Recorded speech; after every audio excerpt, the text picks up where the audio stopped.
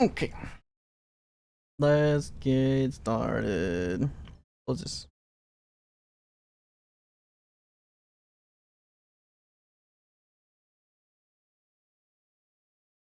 Welcome everyone to Torch Oh, god dang it. There we go.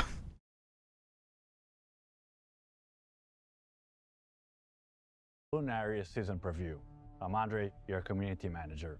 This season we're excited to bring you Torchlight Infinite's 3rd anniversary, and with it comes a ton of content, tons of rewards and events, and so much more. New seasonal gameplay, a new permanent Netherrealm mechanic, a new summoning system, a brand new hero, and a season progression system that overhauls the trade framework. Let's break it all down. Let's start with a new seasonal mechanic, Lunaria. The Lunaria gameplay is bringing a very straightforward and high-output farming loop. In the Netherrealm, you'll enter regions scattered with lunar stone statues. Walk up to them, use your lunar ring to cover as many statues as possible, and hit the strum button to wake them up. The awakened Lunaria creatures drop loot immediately on death, along with energy for your next strum. Very simple gameplay loop, just strum, kill, rise and repeat. Here's a quick tip, you can actually bind the strum button to a hotkey for a much smoother mapping experience. The more statues you awaken in a single strum, the higher your combo count, and combo count directly multiplies your drop rewards. More statues circle means more monsters, a bigger drop bonus, and a larger haul. While farming, you may actually randomly trigger lunar omens, special surprise events that shake up the loop. Here's what you can expect from them. When Lunar Radiance triggers, a gleaming golden statue appears on the map. The monster underneath drops substantially better loot than the standard statues. When Dark Moon's Descent triggers, a powerful enemy spawns mid-run. Take it down and it's gonna drop some serious loot. When Moonlit Revival triggers, every Lunaria creature currently on the map reverts back into a single statue. The area instantly fills back up with statues, giving you another full strum opportunity. But if lunar omens weren't enough, there's actually another layer, Rhapsodies. During a run, you may trigger a Rhapsody theme that fundamentally changes the rules of the encounter. These are high variance events that can massively swing your rewards. In the Lunar Reverberation, each statue activates spawns a replacement, so the density keeps rising, but your lunar rings area keeps shrinking. Find the most packed area and work it efficiently. In the Moonrise Rhapsody, the lunar harp no longer consumes energy, so that means unlimited strums. If your current strum activates more statues than the previous one, a Moonlight Casket full of loot spawns randomly on the map. It requires one more strum to open, but the payoff is worth it. This season there are nearly 10 Rhapsody variants, each with very distinct mechanics. Lunar Omens can also appear during Rhapsodies, layering additional effects on top. You can think of Lunar Harp tuning as your mod, and you can use it to customize your setup. Collect lunar strings during gameplay, and slot them onto the Lunar Harp for different effects. These aren't just passive stat bumps, but they actually meaningfully change how the mechanic plays. For strum optimization, equip Mirror's Ripples. It shows you the statue count inside your lunar ring in real time. If you hate leaving statues on the map, Chaos String instantly activates everything with a single button. And if you just want to go hands-free and zoom across the map, Celestial Reaver. Once you hit a statue threshold, the Lunar Harp triggers itself automatically. There's a lot of different lunar string options to suit different approaches, so whether you're optimizing for maximum combo count or prefer maximum setup, there's something for you. Next up, let's discuss a new growth mechanic, the Creation Engine. You'll find creation engines scattered throughout the maps. Activate one and various creation crystals begin floating while creation sentries spawn to guard the machine. Defeat each wave of sentries and a random crystal lights up. Once all sentries are down, those illuminated crystals convert into rewards. And these machines can actually produce some serious loot, such as the Path of the Brave exclusive fluorescent memory, the legendary chest armor Silent Avowal, and a fluorescent memory used to unlock a mystery skill. More on that skill shortly, but let me tell you now, it involves potions. You can also configure the creation engine for various NetherRealm talents. Heavier investment unlocks more aggressive options. Matching two identical crystals creates a bonus, whimsical creation crystal to inflate your loot pool, and you can even make the engine occasionally produce gold creation crystals, which chain activate every crystal in the machine. Lighter investment flips the engine into a buff dispenser. When crystals resolve, you gain a drop quantity bonus based on crystal type. Carry those bonuses into your next encounter for compounding returns. The creation mechanic also comes with its own compasses. Worth highlighting, the record creation compass spawns additional creation engines throughout a stage and generates a special record creation engine at the end. This engine logs all creation crystals collected during the stage and pays out their rewards again on completion. Of course, there's a trade-off. The more crystals are recorded, the stronger the guards protecting the final engine. Whether you're going for burst loot explosions or stacking global bonuses, the creation mechanic has room for both approaches. At the same time, the new season is actually updating a lot of the existing mechanics. Let's start off with Vorax. What was your highest and lowest activity on record? Wide variance there could actually feel pretty bad. So after watching how the mechanic played out over a full season, we've rebalanced several potions and buffed most ultimate potions. More importantly, we've optimized the timing of ultimate potions. They'll no longer show up when they can't be used to full effect.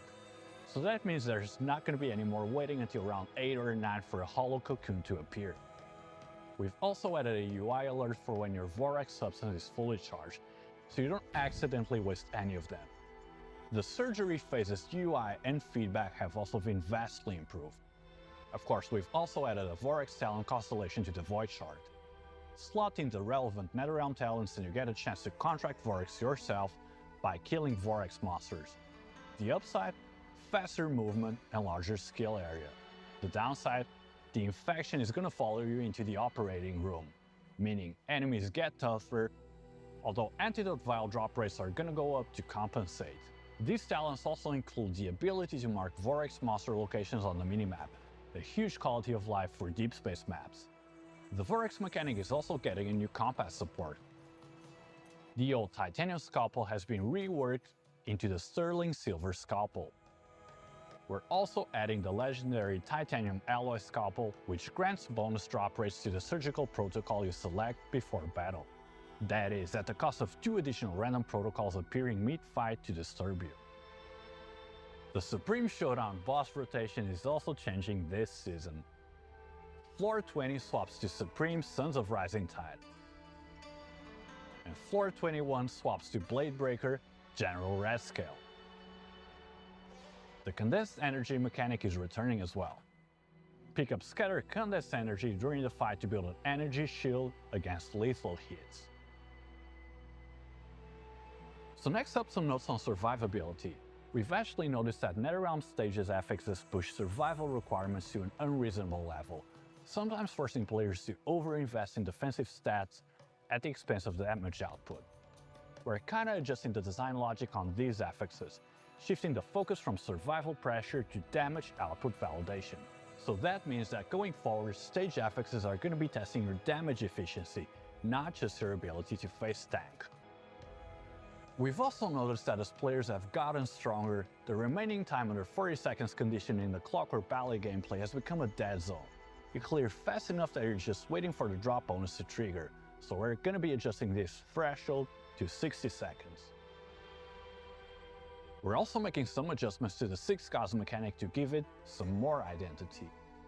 The Gods Treasure Chest effect, previously in the Profound Talent constellation, is now provided by the Mystery Treasure Gods Compass. We've also swapped out 6 God emblems from the Treasure Chest drop table in favor of Astrolabs. We've also updated the God of Machines mechanic. You can now earn 1 stack of buff on completing the 2nd round rather than the 3rd. We've also fixed the Confusion card interaction in God of Might. Now, no matter how you're farming your embers, everything triggers exactly as it should. The fluorescent memory strategy was lacking compass options in the late game. To address this, we're adding the Brilliant Fluorescent Compass. which gives dropped fluorescent memories a 50% chance to duplicate. We've also updated the focus fluorescent compass, so its effects apply to all exclusive fluorescent memory drops.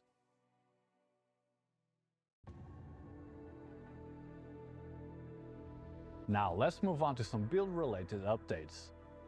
This season includes some hero trait reworks, new summoning mechanics, new dot mechanics, a brand new hero, and a progression system that overhauls the trait framework. First up, Lethal Flash. Since the mobility tag was removed from Path of Flames, Lethal Flash, which depended on mobility to replenish ammo, has been stuck in an awkward spot. And being hardlocked to shotgun effect left almost no viable skill options. Post-rework, Lethal Flash drops the mobility dependence entirely. It's now all about altering projectile behavior. At level 45, Evil Ouroboros has an auto-return. The projectile continues flying up to 10 meters behind you, picking off enemies at your back. Alternatively, Parallel Approaching trades 90% of your range for a raw damage boost. Short range sounds like a problem, but that's where the level 75 trait Silent Impact comes in. On hit, it consumes ammo to bounce the projectile off the ground, patching the range gap and significantly boosting clear efficiency. Freed from the ammo and shotgun constraints, Lethal Flash is now a flexible projectile skill that works with a much broader range of builds.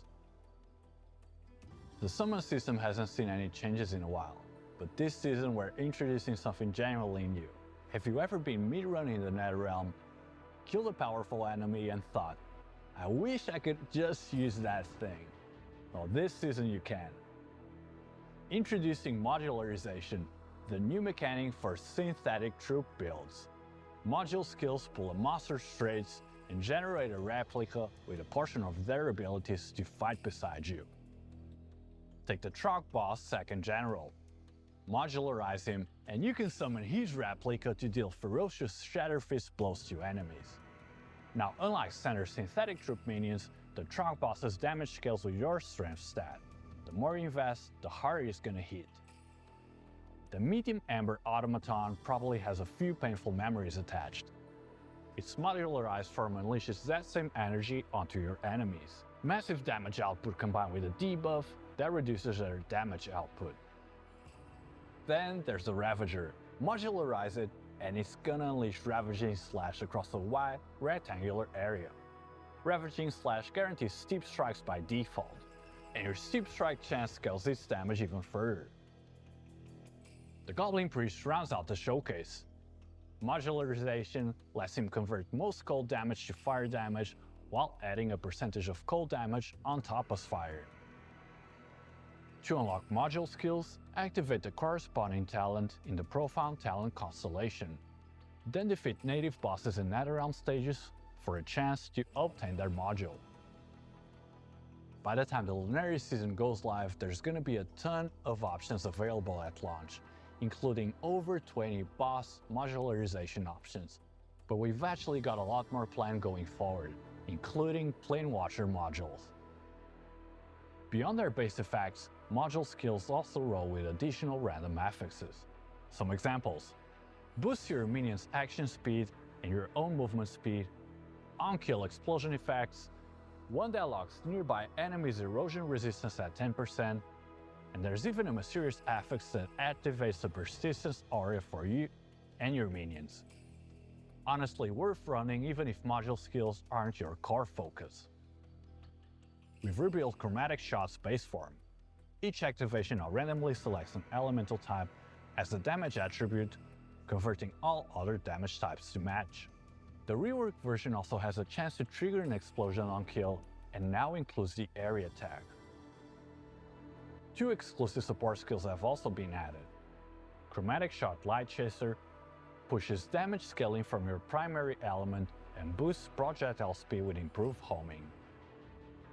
Chromatic Shot Splendor cycles through damage elements in sequence.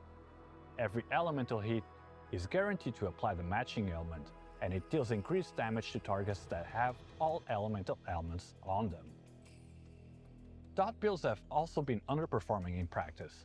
They ramp up quite well and feel smooth early on, but as content scales up, the steady output nature of Dot actually becomes a liability, slower time to kill on tough targets, and slightly behind on clear speed. So we're adding a new mechanic to address this, introducing Ill Omen, a new debuff mechanic for Dot builds. Stack Ill Omen to 10 layers on a target and it takes a massive damage hit.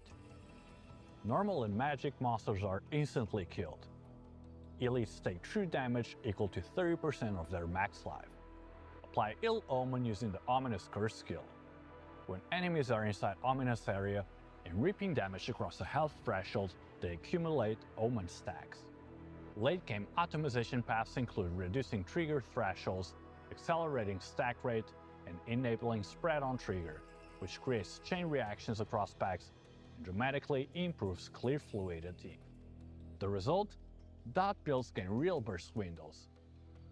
Trash mobs die to the mechanic itself in late game, and bosses can be chunked down immediately, cutting down fight duration significantly. Of course, some new legendaries are also coming this season. Let's take the time to highlight two of them. First, the Strength Helmet Magma Skull. The lore goes that when the Great Flood receded, the skulls of fallen giants became the world's furnaces. Equip it, and your main skill is automatically supported by a level 30 Cataclysm. Plus, you can extra fire hit damage based on how many affliction stacks the target is carrying. Second, Wrath's Dread Crest, another Strength Helmet. The lore, an undefeated champion hardened by endless conflict until his shattered skull was tempered crimson by sheer fighting will. Mechanically, it stripes out elemental and erosion damage entirely, pure physical only. The cost is real. Every trauma layer you carry deals true damage per second to you. But the payoff scales with it. More trauma means higher additional physical damage and armor penetration. High risk, high ceiling. The corruption spilling from the Emperor's cask. Her traits revolve around the scent bottle. If it can go in the bottle, it can be refined. Every hero can use elixir skills, but Sage uniquely adjusts the recipe inside the scent bottle dynamically based on combat needs, producing different effects from the same tools. A few examples. Playing Dot, add a twin spine flower to the bottle for a chance to reap twice on reap effect. Is your defense lacking? Sage can brew in rare defensive stats like injury buffer or convert physical damage to random elemental damage. Affixes that don't usually appear on gear. In practice, one well-constructed bottle covers a meaningful chunk of your offensive and defensive needs simultaneously. As Sage levels up, her options open up a lot. Now, worried elixir charges from kills are too slow, her brew can be set up so that critical strikes, reaping, or even just moving can automatically generate charges. The Stimulant Salt variant goes even further. It auto-triggers your Empower skill on top of faster charging. Concerned about healing overflow? The Elixir of Immortality converts success life and mana restoration into temporary health and mana beyond your normal caps. And the more that converts, the higher your damage bonus. The more you're healed, the harder you're gonna hit. Late game, you can even specialize Sage's direction. Go the Scholar route, max out life and mana, letting those base stats convert directly into amplified elixir effects. You can also go the Mad Scientist route, carry a second special flask and use it offensively on enemies. Source rare ingredients, and Sage can brew legendary forbidden options from this flask. Some cause fallen enemies to explode for true damage, while others sacrifice energy shield recharge so that excess life restoration also fortifies your shield, converting it into additional damage output. Now, Sage's introduction is actually a perfect segue into the broader elixir skill overhaul. Potions have always been kind of an afterthought, something you slam on when you're low on health. This season we're changing that. Potions are being separated from the restoration skill category and becoming their own type skill, elixir skills.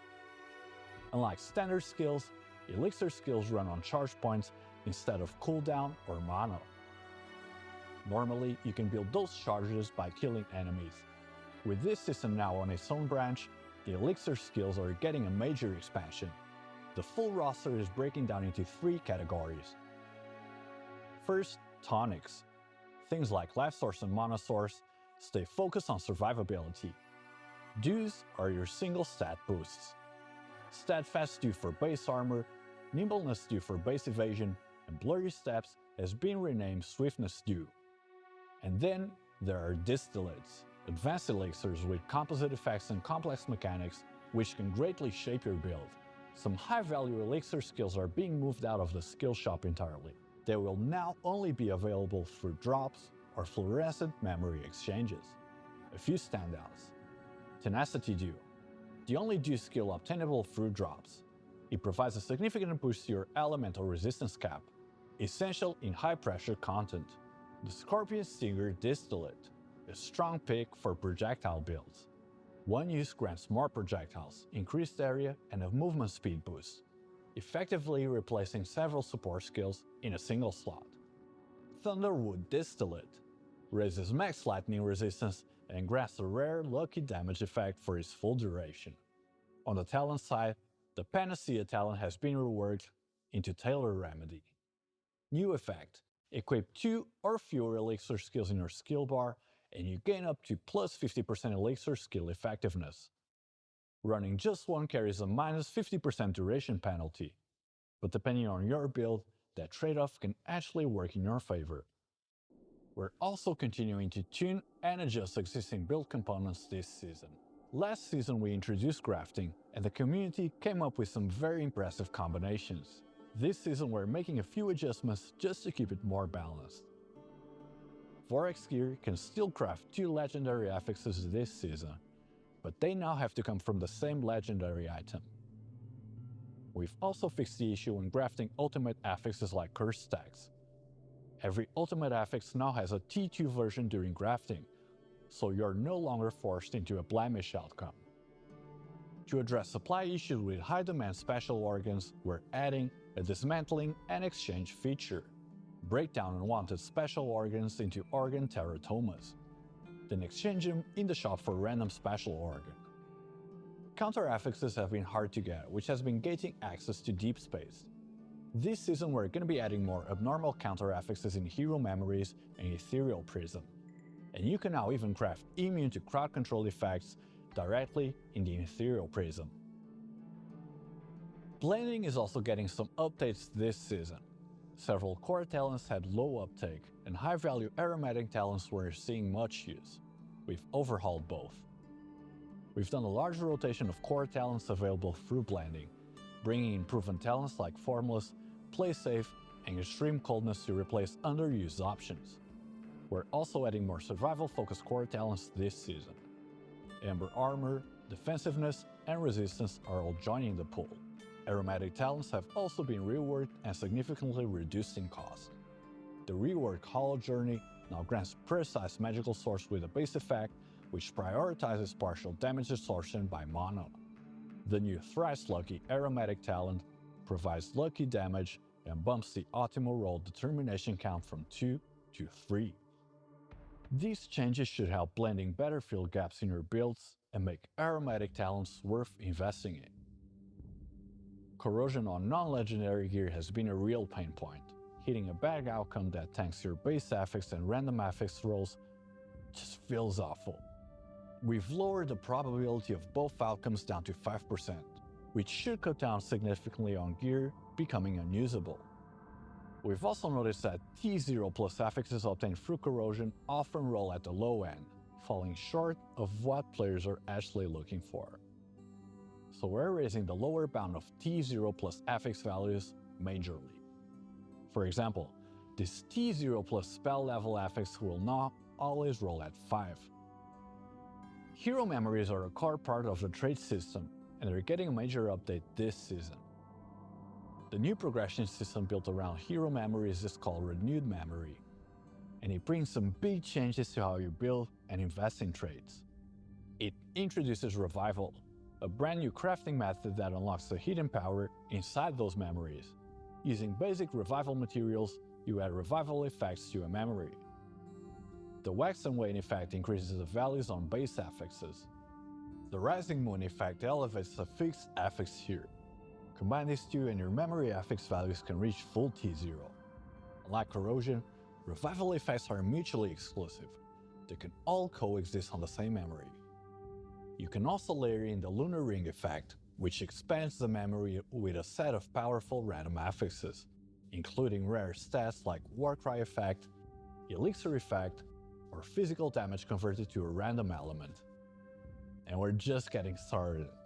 The core of Revival is the Young Moon effect. It has an extra powerful trait affix to a memory. On rare and epic tier memories, it gives you cost-effective affixes for early and mid-game progression. On top-tier ultimate memories, the affix pool expands massively, including hero-specific trait affixes tailored to each hero's design. To help you land something that's actually usable, each hero-specific trait affix has a dedicated directional crafting item. Now let's dive into a few hero-specific trait affixes. The first one is for Berserker players. Hero's Resourcefulness transforms the main skill burst into a spell skill that can trigger spell burst, bringing full screen coverage to Berserker builds. Summon-type heroes aren't stuck behind their minions anymore. Commander Motto's Order Calling trait, paired with neural synchronization training, lets you gain overload whenever you deploy minions, with additional overload effects when synthetic troops are nearby. For something more aggressive, the Zealot of War exclusive trait, Self-Imposed Shackles. Stand still and you get high attacks and spell block chance, continuous heat-up effects, and expanded skill area. The moment you move, you take a minus 60% penalty to all resistances. If you've been running Yoga 2 and you're frustrated by monsters locking out of your twisted spacetime, Tune Myself in Another Spacetime should help significantly. Added to Spacetime Elapse, it increases the max twisted spacetime count by +1 and drops the interval to 1 second. Private Universe goes further. Twisted spacetime now follows your movement entirely. You become a walking detonation zone. The Revival system offers 36 hero-specific trait affixes in total. Whatever hero and trait you're running, there's something here relevant for your build. Beyond the hero-specific affixes, there's also a ton of powerful universal affixes available to all heroes. For example, find this season's Artificial Moon for your memory, and you gain an extra memory slot, letting you socket an additional memory to support your base hero trait. This means your base hero trait can now reach level 5, like any other trait. Push it to level 5, and it also gains an additional base trait effect. Using Frostfire's Icefire Fusion as an example, it gains an extra plus 100% Frostfire Rampage cooldown recovery speed. That said, top-tier revive memories require both serious luck and engagement with high difficulty seasonal content.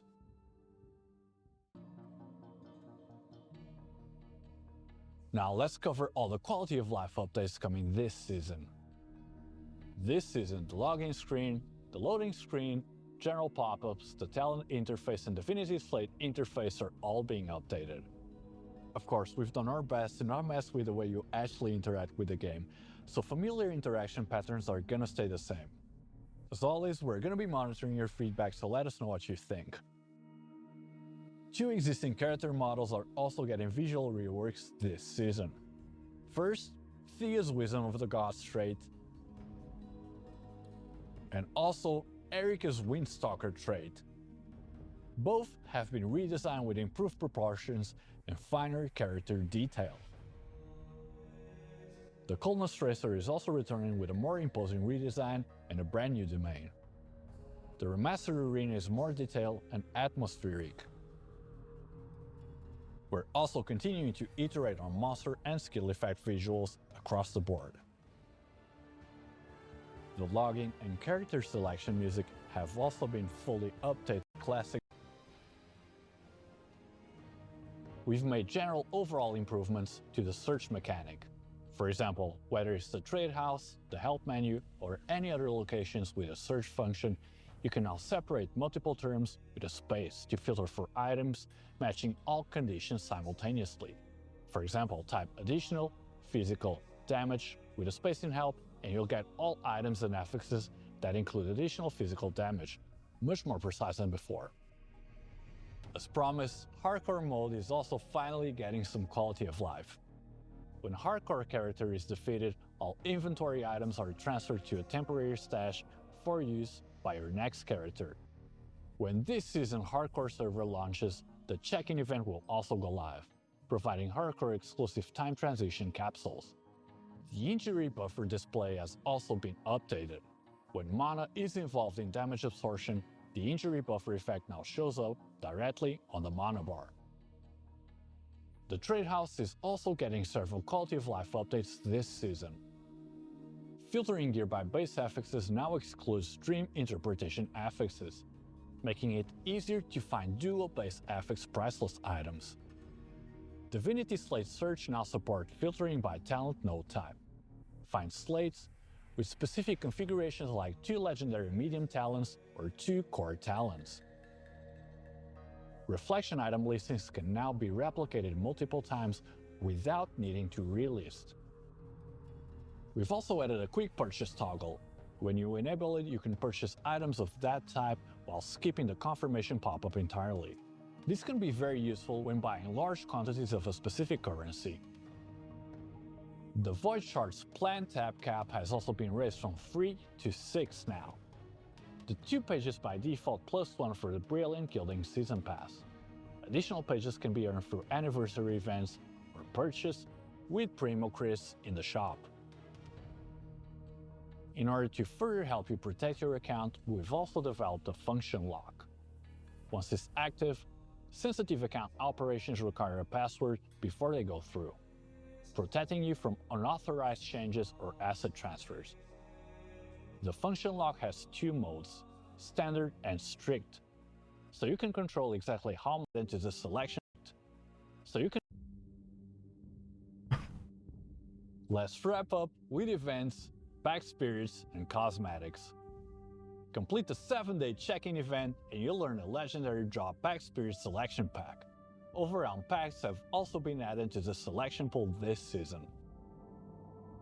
More exciting news, we're also running a limited anniversary event this season, the Midas Touch. Complete objectives to earn draws, then spin for rewards, including pack spirit crystals, jagged primos, and best of all, a chance to win this year's commemorative Torchlight Infinite Gold Note. This one especially co-designed by the TLI team and the China Academy of Arts. Also good news, this year we're actually making a lot more of them available, so your odds of winning one are even higher. We've also prepared a full event suite. First up, the 3rd anniversary celebration. Complete objectives for an activation medium selection pack and Void Shard plan tabs. For the login event Lunar Gifts, you can get a legendary drop pack spirit selection pack. And for a huge haul, remember to complete Traces to the Moon, where you can get rare drop pack spirits, upgrade insignias, exclusive weapon upgrade appearances, and most of all, up to 30 legendary battle pack spirit draws. New pack spirits are joining us this season. The seasonal drop pack spirit, Avatar of Moon. She has a chance to appear whenever you strum, applying a lunar magic effect that doubles or triples drops from that strum. She can also cast magic on random statues when you enter a gameplay area, granting a drop quantity bonus to statues within range. The new Hero Sage is also coming with her new companion pack spirit, the Elixir Fairies. These little helpers generate exclusive tonics for you, enhancing Elixir skill effects.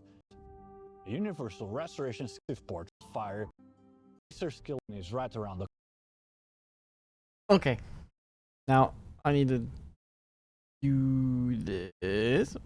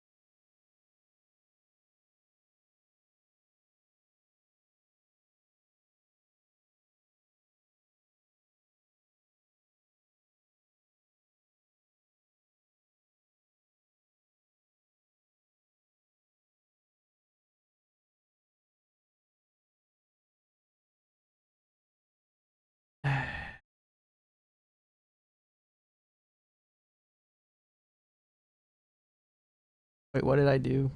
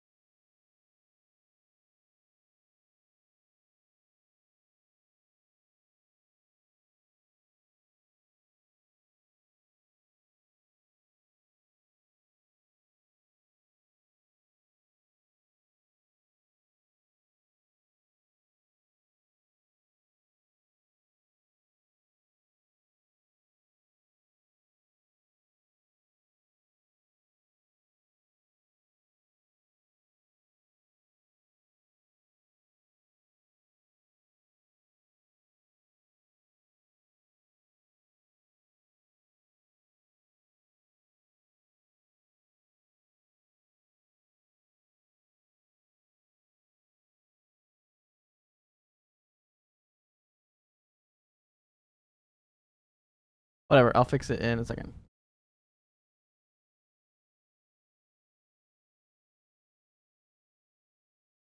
There we go.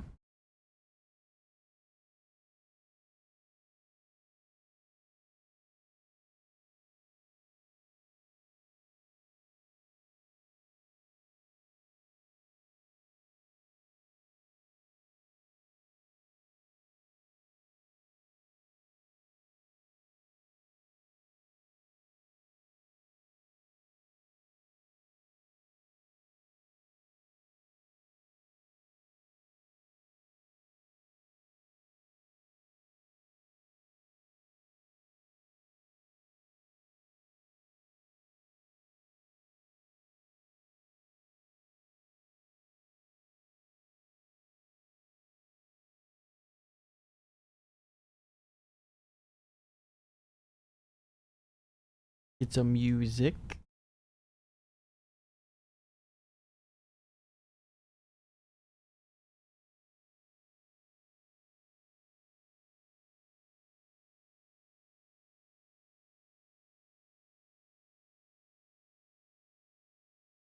Okay.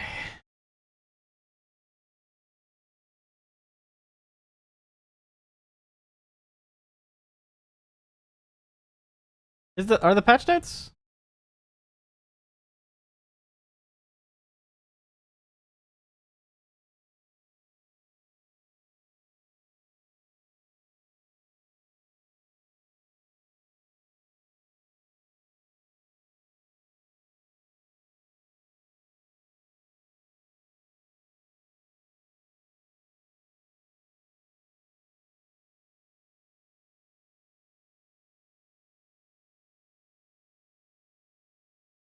Yeah.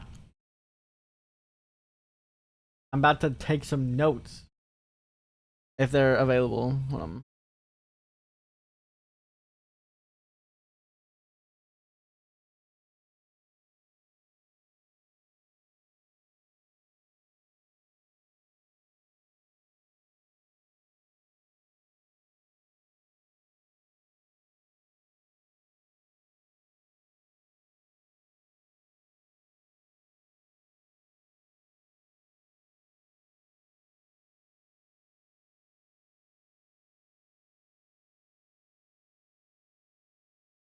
Here we go.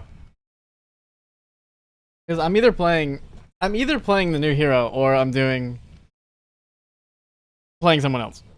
That's usually always the debate, right?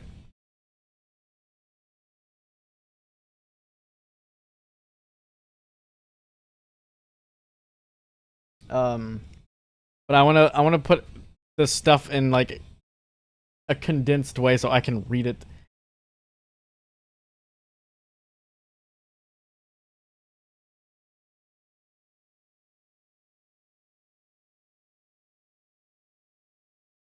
I'm not acting like I'm not gonna play it. I usually always play it. And then I re-roll and I play Erica. Every time.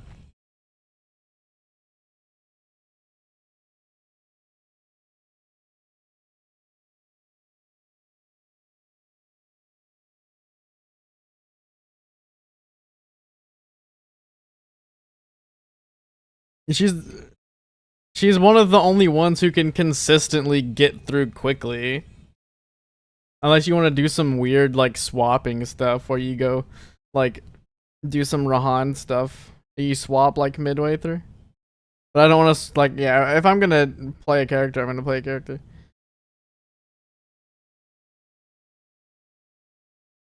She's one of the more fun ones anyway. So, like I don't have a problem with her.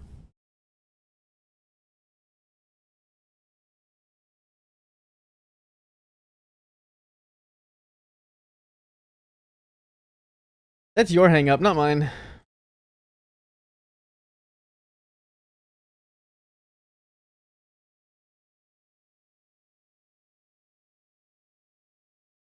I want to split this.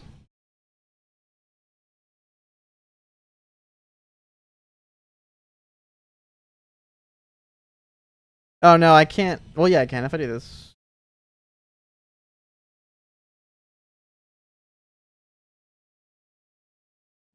I've played all of them.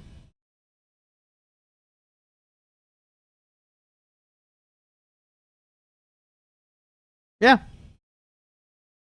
Maybe not on stream, but I have played all of them.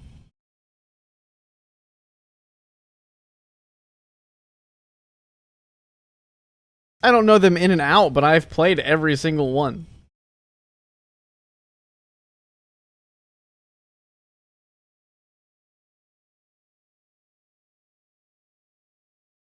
Nah.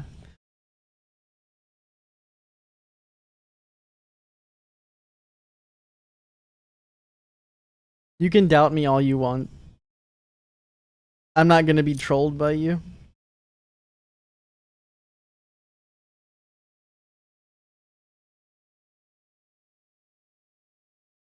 Yeah, I've played Moto. He sucks.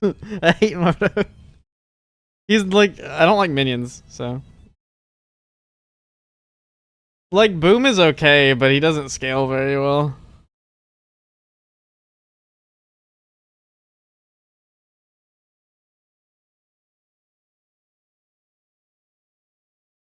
They do look like they're gonna be good. I'm not really a minion enjoyer, though. I'm gonna add a second window capture.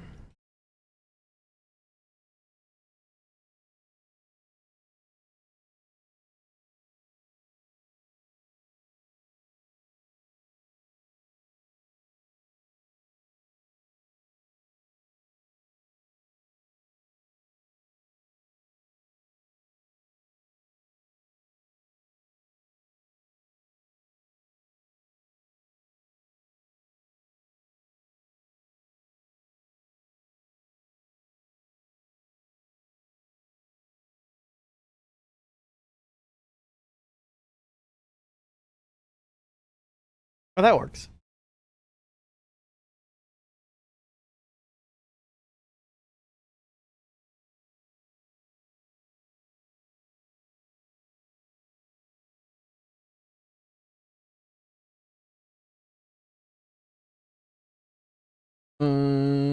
Shrink it down. Also move this.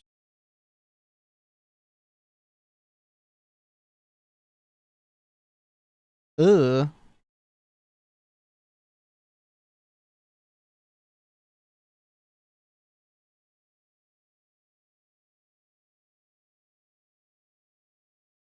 Better yet, put this back. Transform. Fit to screen. Stretch to screen.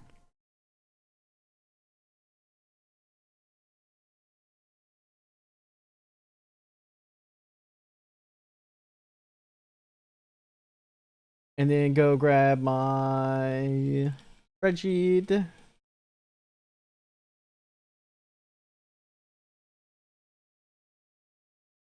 Capture that one. Make it small. I did that wrong. Make it this one small.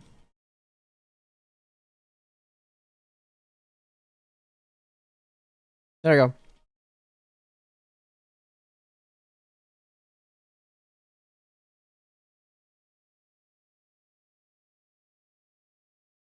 If I resize this, does it resize the window? Sort of. Not in a bad way.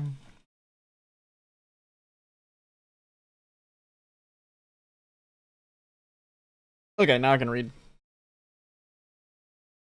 Let's see, what does she do?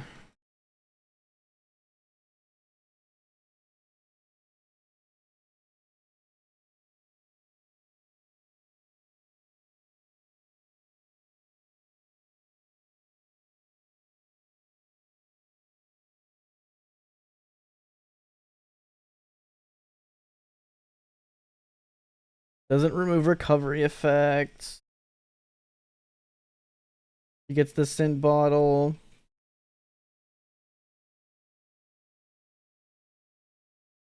You can put elixir skills in it.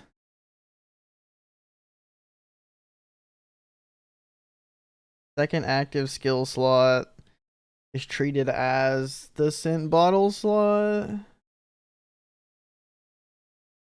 So you can add additional base effects to it. Hold on.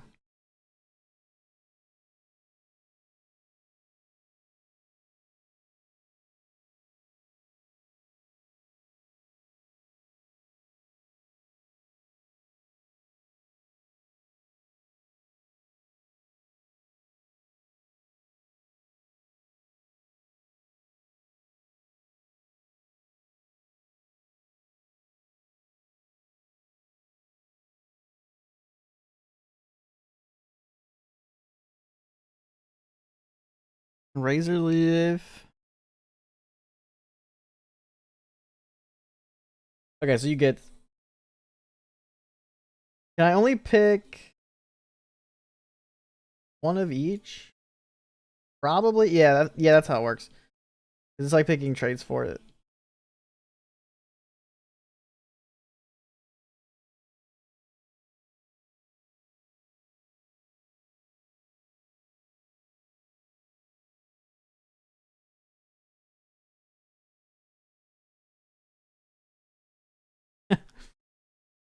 I don't want to.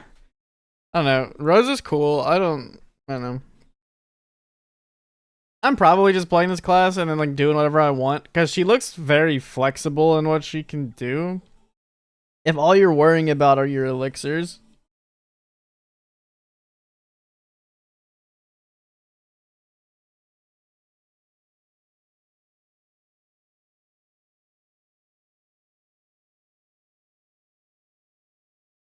What? Ah, I know everyone.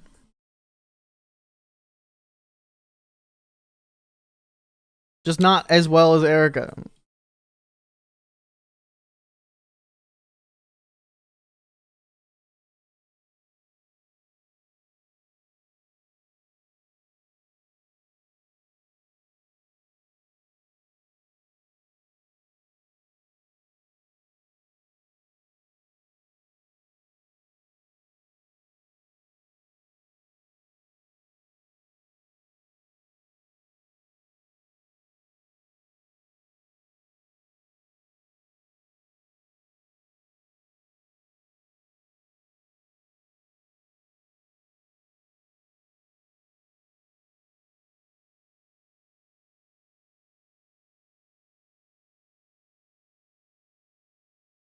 Copy pasting.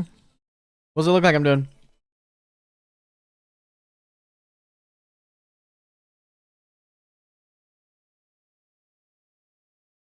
So I can read. It's much more digestible this way.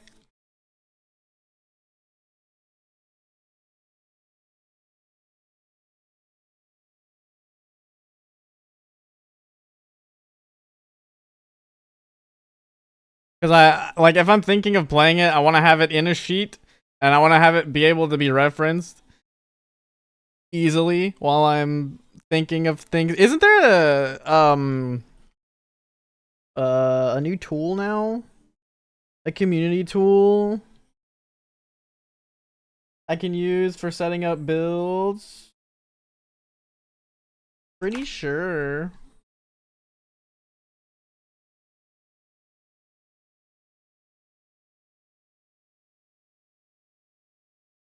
Not this one. This one?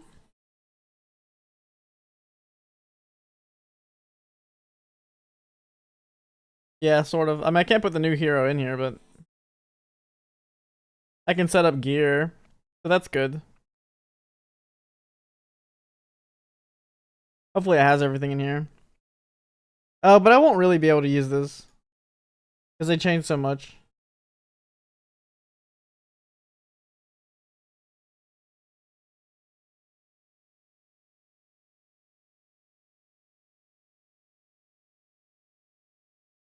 I'll mess with it later.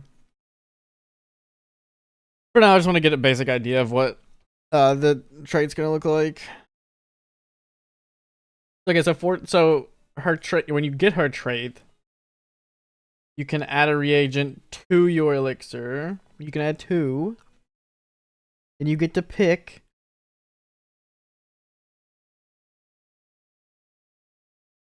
additional crit damage. No, it's just additional damage on crit. You can get reap, and you can get another additional. Yeah, it is the bonus there. You want it? You want the first top up 2 times bonus? I get it. I usually get that one.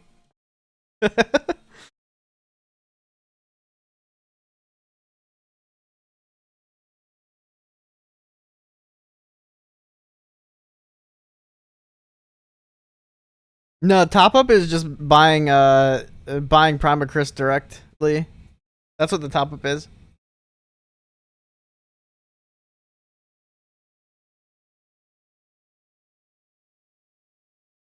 And then at level 2 or 45, you get an additional ingredient. So you go from 2 ingredients to 3. And these affect charge restoration.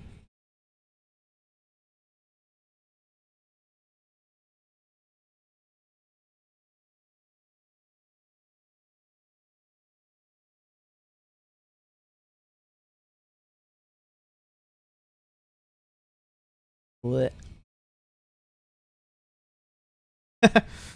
Probably can't read that.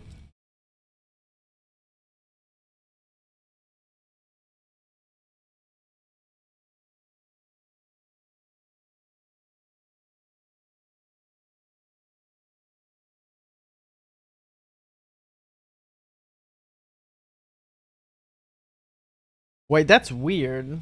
Okay, so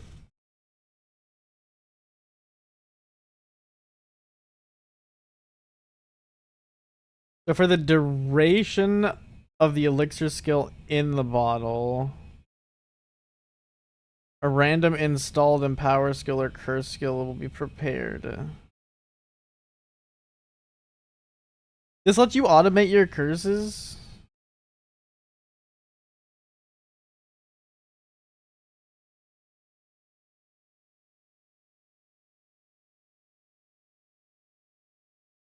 Skill effect bonus applies to any empower skill it prepares.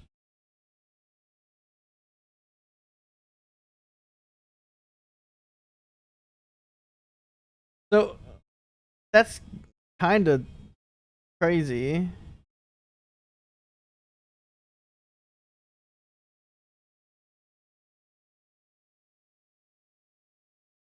So you can choose an empower or a curse.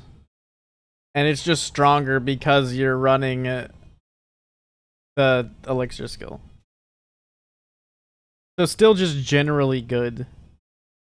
Nothing has really leapt out and been like, this is what she does. Aside from needing an elixir.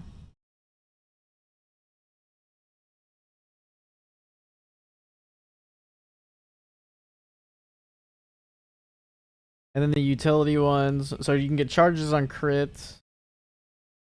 Charges on reap. And charges on movement. You pick one. Okay.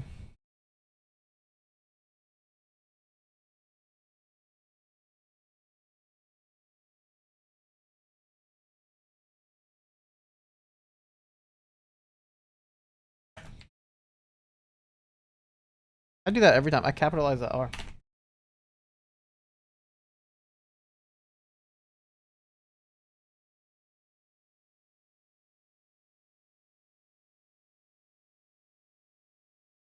Oh, I would do that.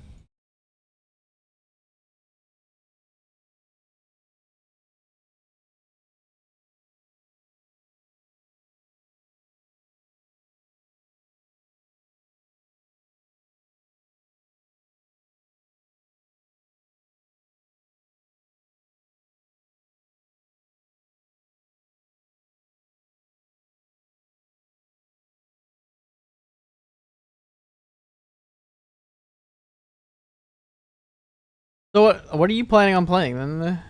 If not the new one, which one?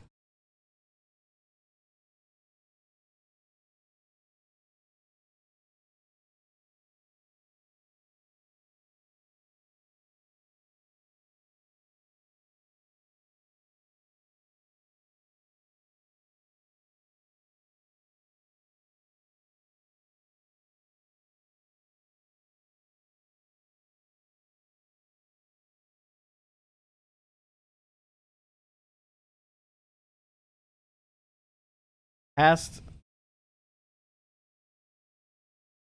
6 times elixir skill.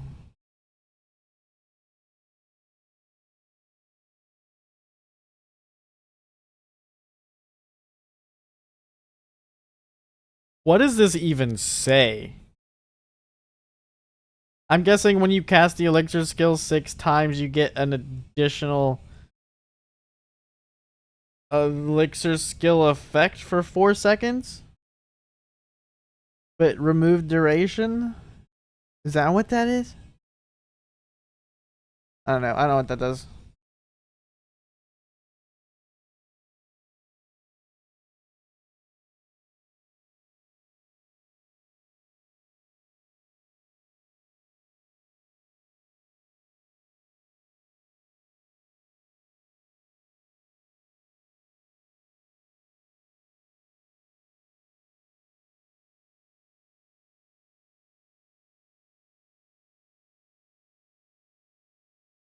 Oops.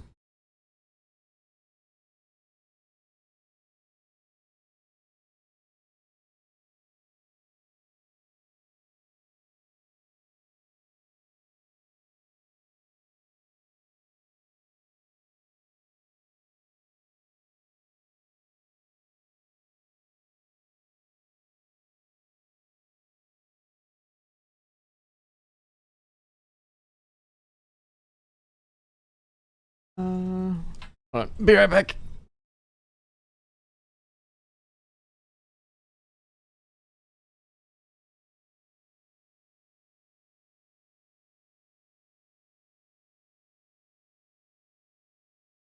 Did I shrink this? Oops. It doesn't matter. I want to make it smaller anyway.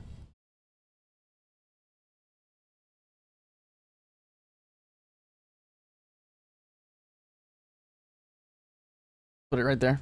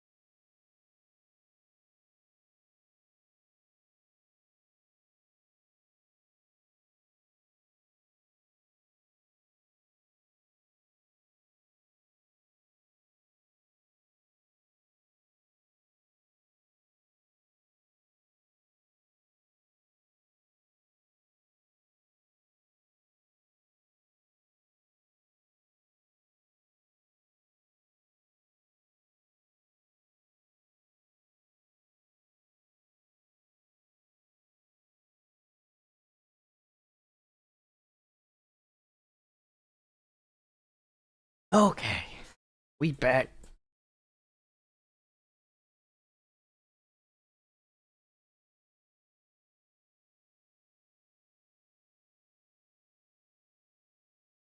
Okay, so I didn't even look at the 75 bonuses to max life and mana apply to elixir skill effects. Oh, so she could life stack.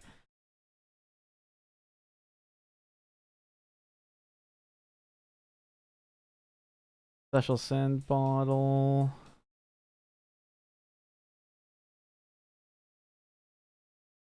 So this would let you use 2.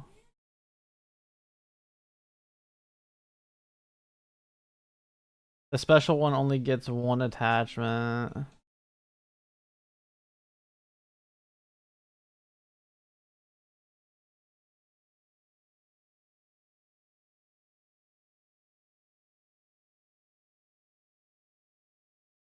Additional damage there for max energy shield. Get explosions from attacks and spells.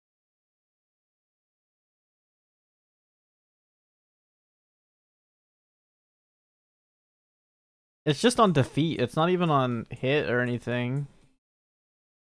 So you could do that with damage over time.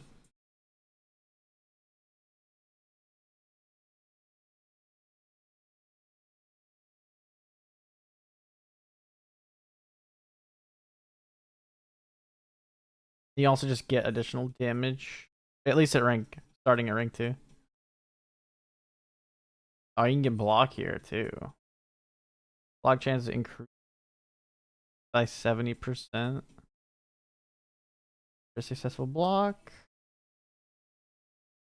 Uh,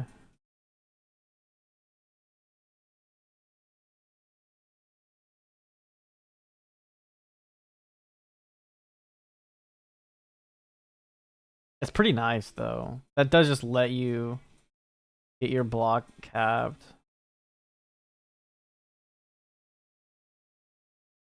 I think early it's a good source of clear. You'd probably want to lean into life mana stacking though.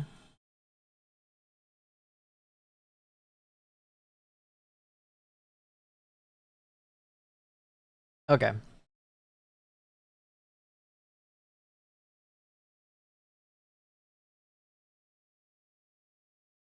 So basically, is going to have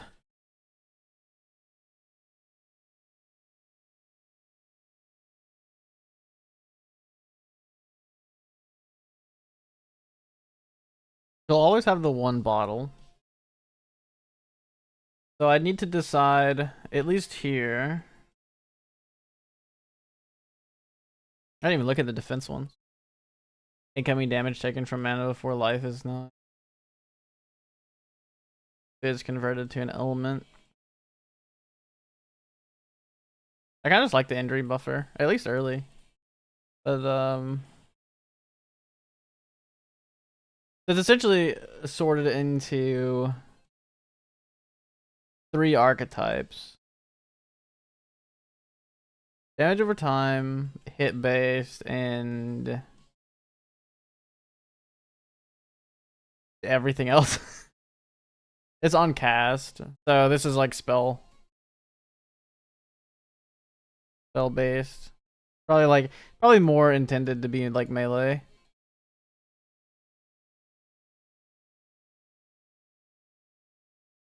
But this is a stronger multiplier than Razor Leaf.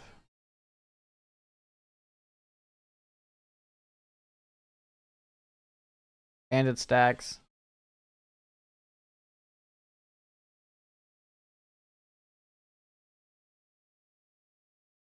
Any of these could be good.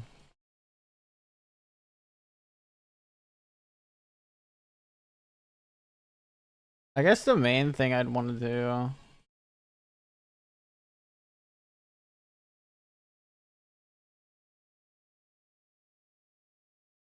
I need to go look at the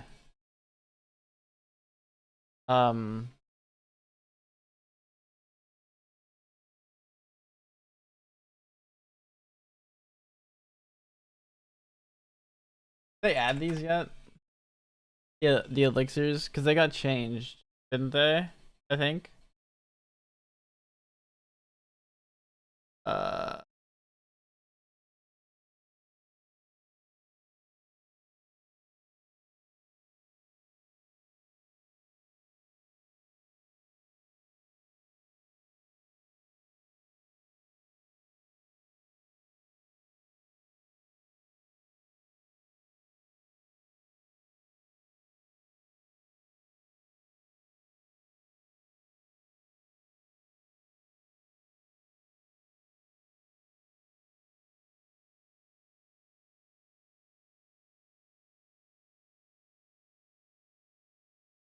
no, that's just the Vorax.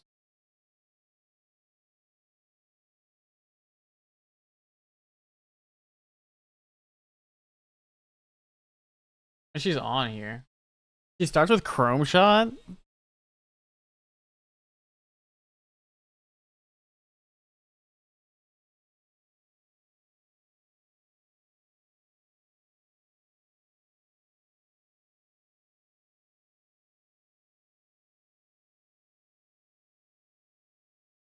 I don't know if I want to play that.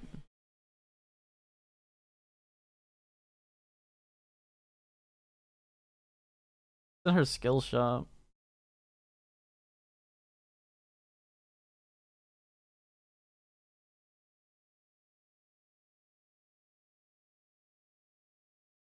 Because they added. What did they add to Chrome?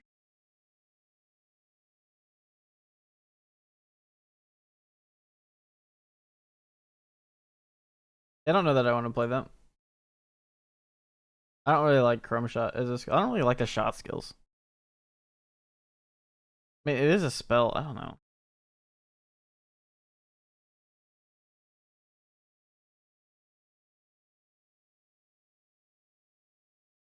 I mean, this one will always do a fixed order. Is kind of does work. Or lets you apply all the ailments. Guaranteed. With enough attack speed and you rotate fast enough. You could also convert. If you convert, I think you miss out on the ailment. Yeah, when it deals the hit damage, so. If you converted all of it but like 1%, you could still get the ailment.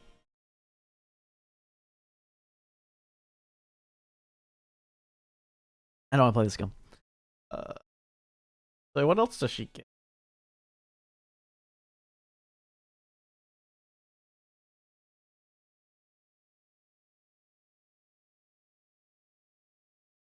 They give her ice lances.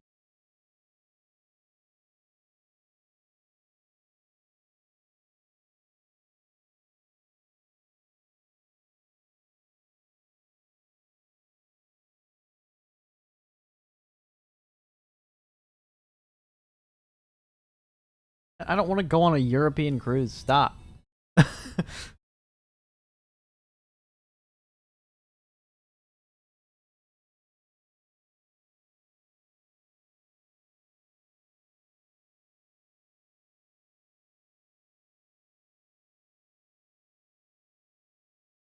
Hold on, let me block this real quick.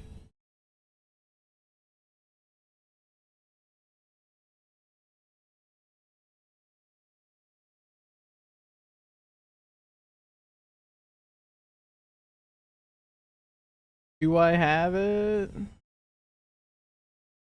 course not. Let me see if I can get one.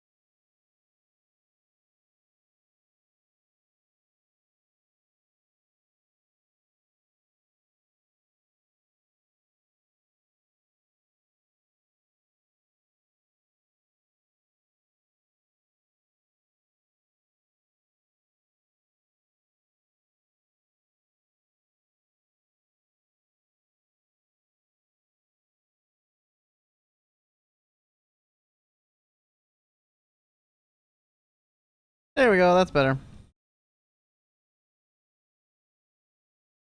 So now what do I want?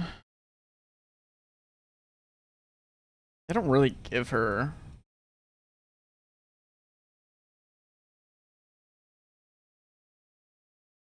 Ooh, movement speed?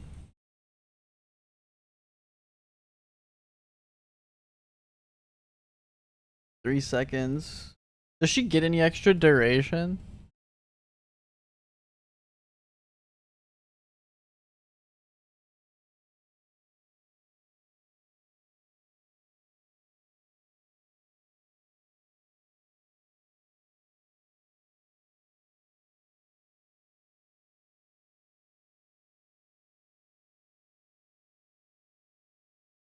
Doesn't look like it. You may not need it though. Might be able to stay up.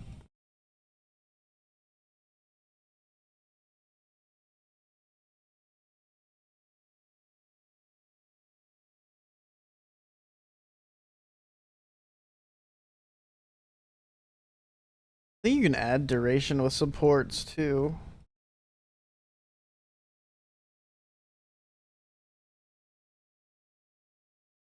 Compound tonic would be quite strong on her with the overflow mechanic. I think swiftness 2 is probably what I would do. Though. It kind of just depends on how I can get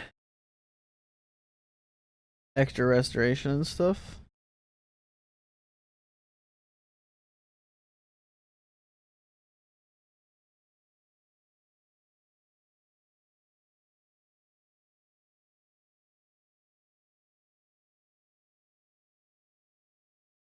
The active skill wise.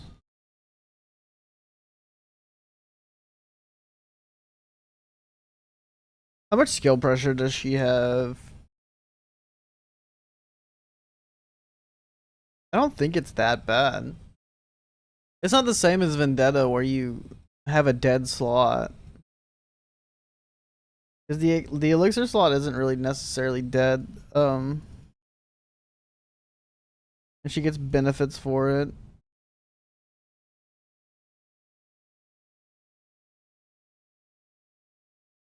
It is a forced, like, no, because, you know what? Dude, are the elixir slots in here right now? Yeah.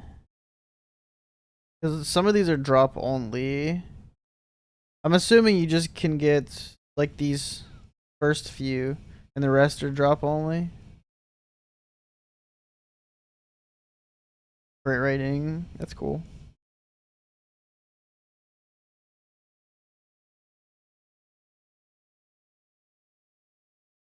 Armor. Yeah. Armor evasion, max res.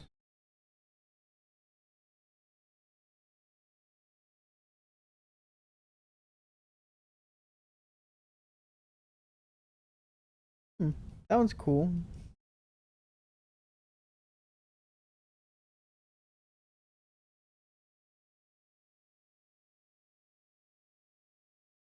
Projectile quant skill area.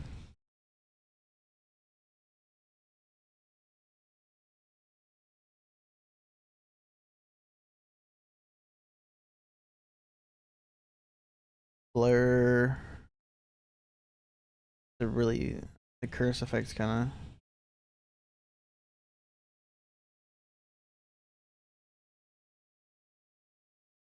I love that I can read that. The damage is taken. Okay, transfers damage to a minion.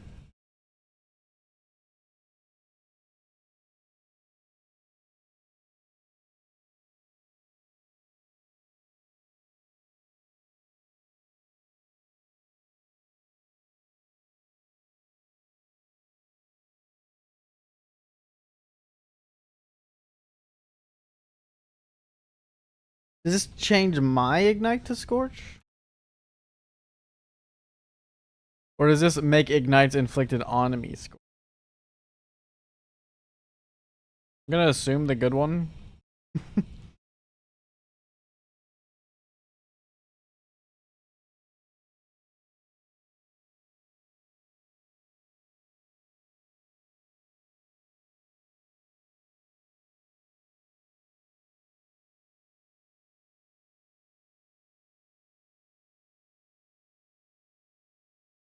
Having access to lucky damage is nice.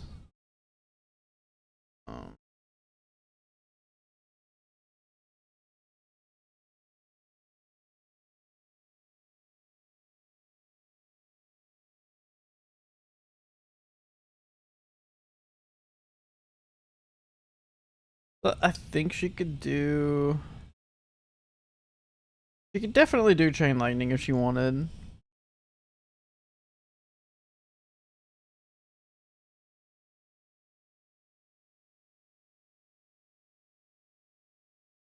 I think the normal meta stuff would work.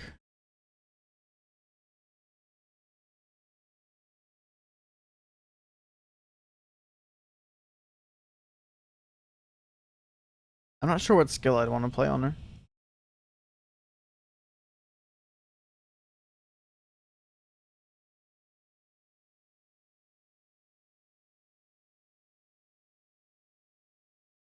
What about on talents? In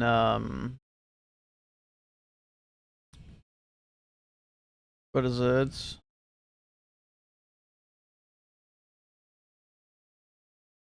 The Alchemist? No.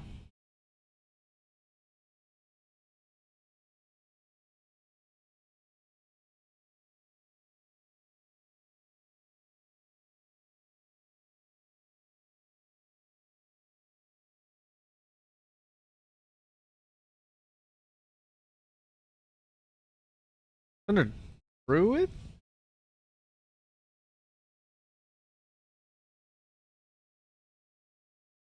No, not Druid.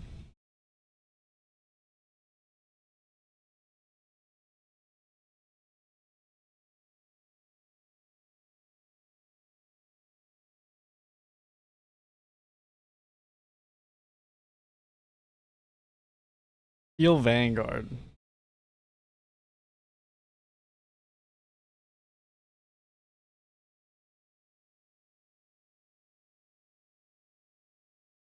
I mean, I don't need this line though, because that already happens.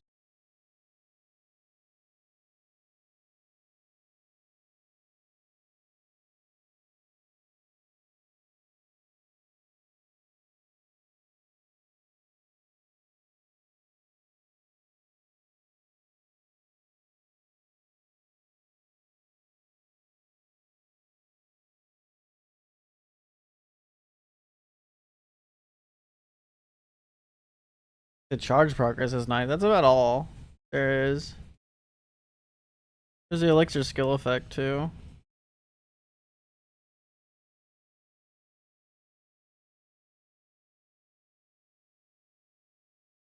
Yeah, I've said a lot of words.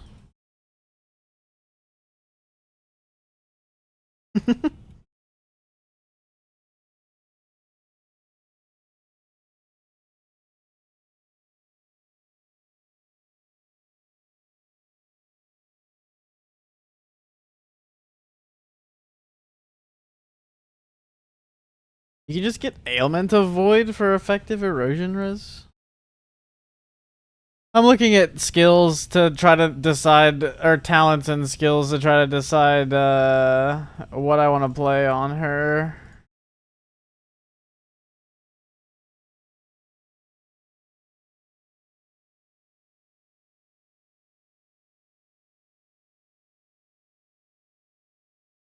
Because, like, they started with Chrome Shot, which I could try with the new, because they do have the new supports and they look kind of decent.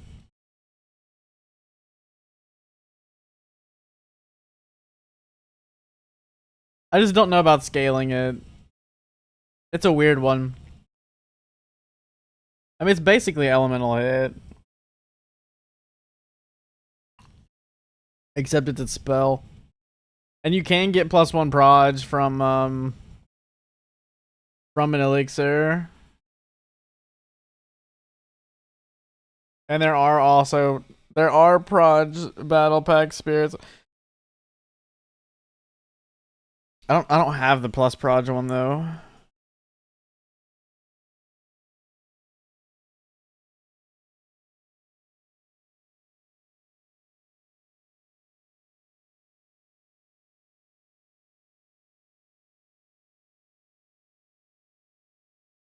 Man, that's decently okay damage, isn't it? 592 to 1100. How's that compare to other skills?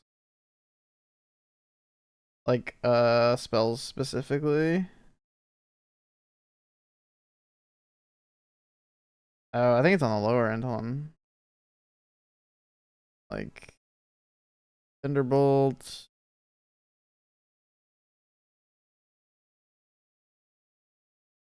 Yeah, no, that's not really on.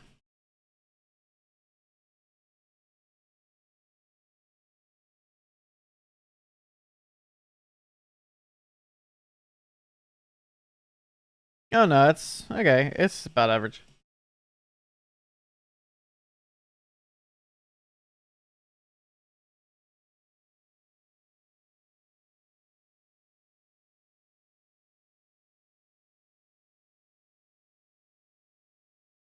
I don't want to play a combo skill.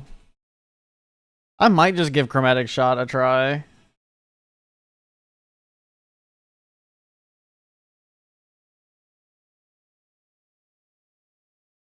It's a force convert.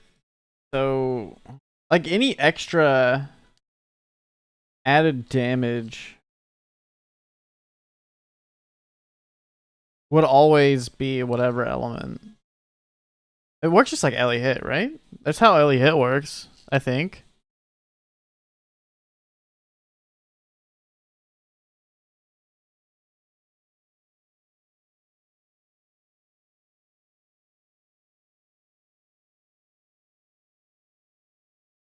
It gives you Explode. Or like an Explode. It might be okay. But if I play this, I'm not playing damage over time. I kind of want to play damage over time.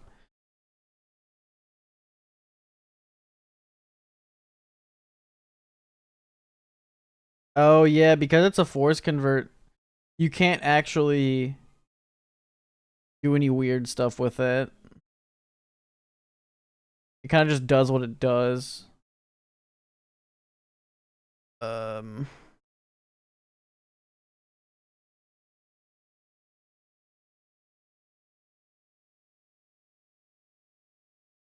I don't know. What do you have for fire? I mean, it doesn't have to be a spell either.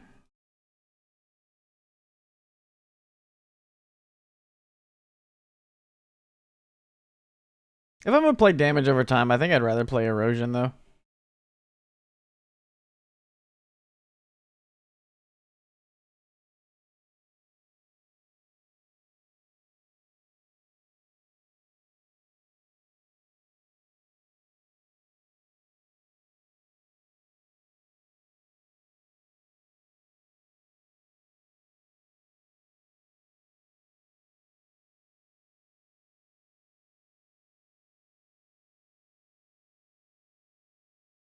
The erosion skills are kind of.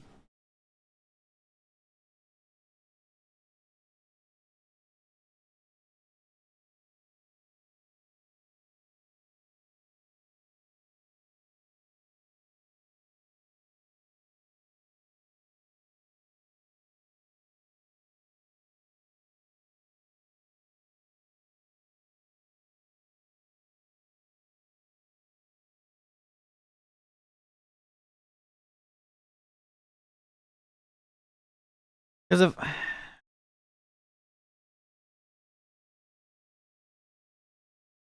projectiles. Like, is there an always pick on the talents? Um,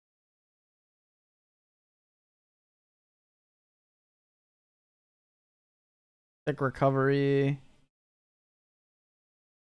life. I mean, she synergizes more life and recovery than like mana. You kind of do a mix, but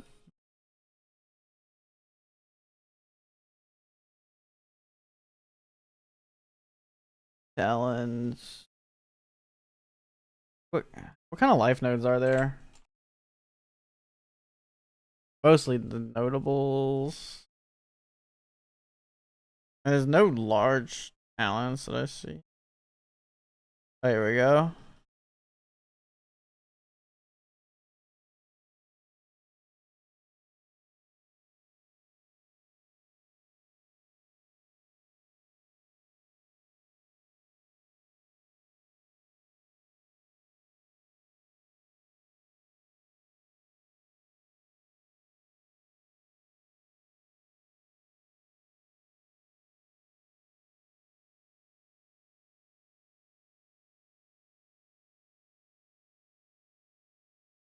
There's not a ton.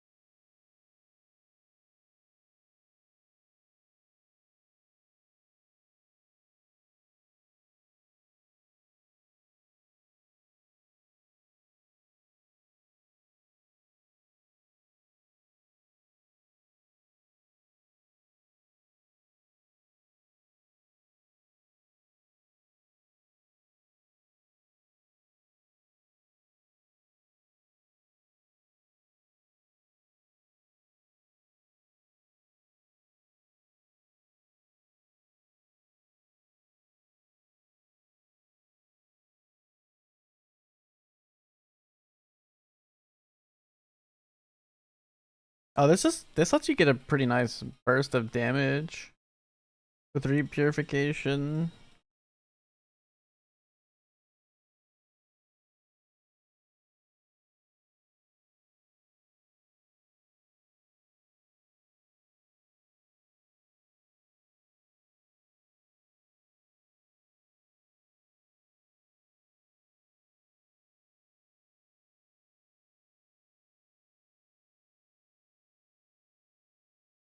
They probably don't need regain that bad.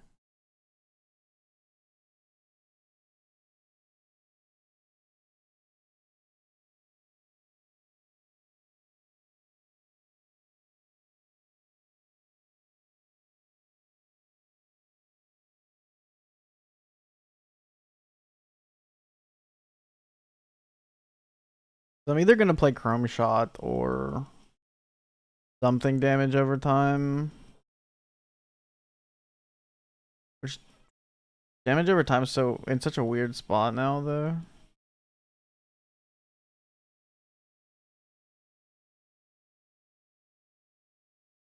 Uh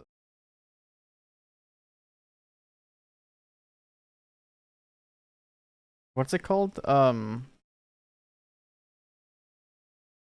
forgot the status effect was a wilt.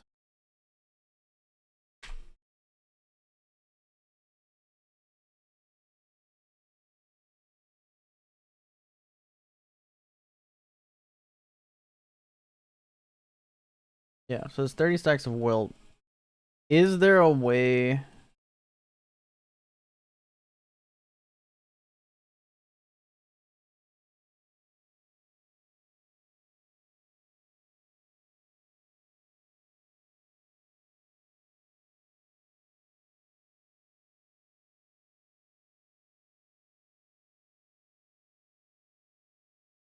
to like cause things to wilt?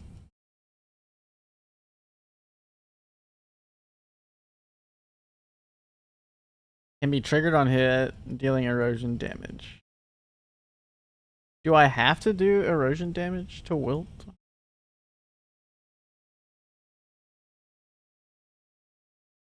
Or is it just based off wilt chance?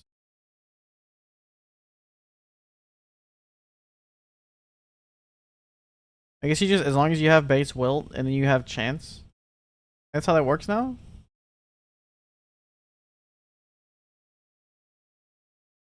I could make any skill wilt, right? And since the damage of the status effect is based on their base damage now.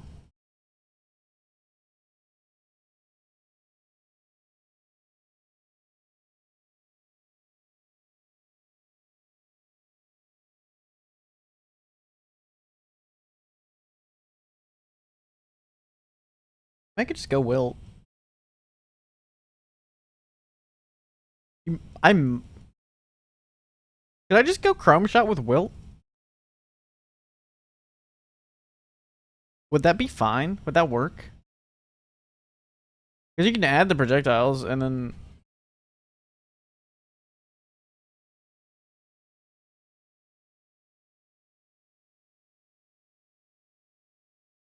You only need to maintain 30 stacks in a 1.5-second interval. Maybe? And then you're not worried about scaling base damage.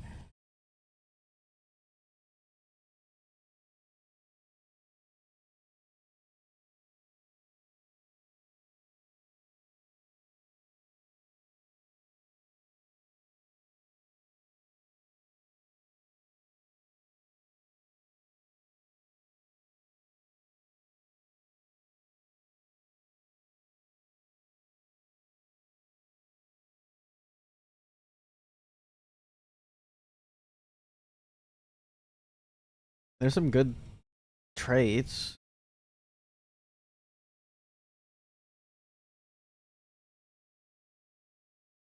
Some decent multipliers too.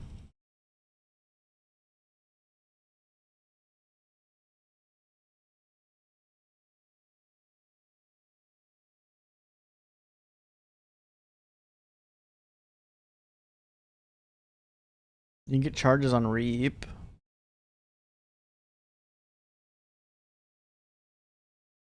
Which it's only gonna be every 0.5. So it's like you get 6 charges a second.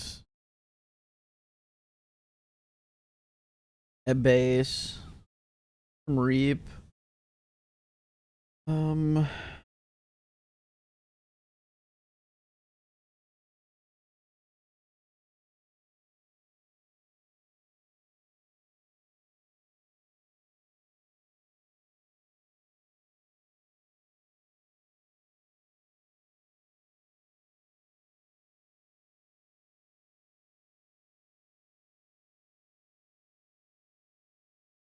What's our pack spirit do?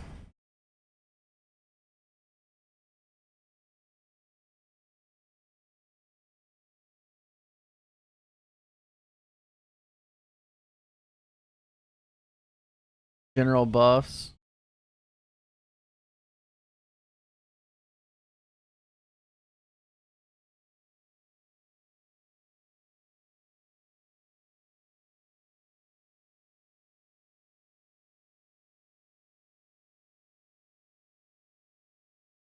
Oh, those gloves are cool. You can trigger the elixir with the new gloves. You don't really have to hit it manually. I'm assuming that's going to be in the treasure thing. Oh, I need to log in on Torchlight.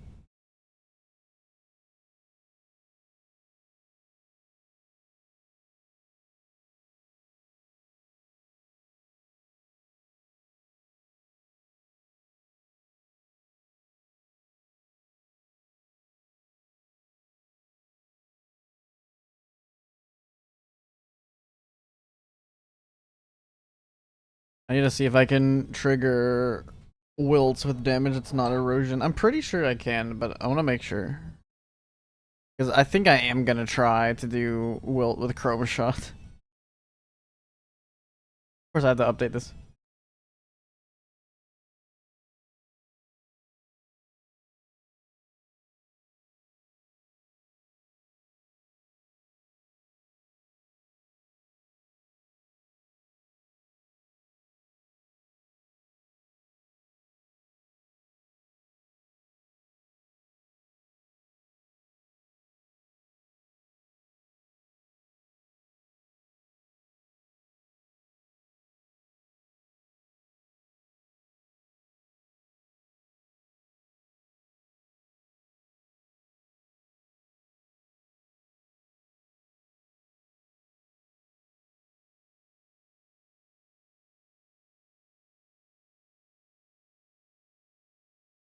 Why is it so laggy?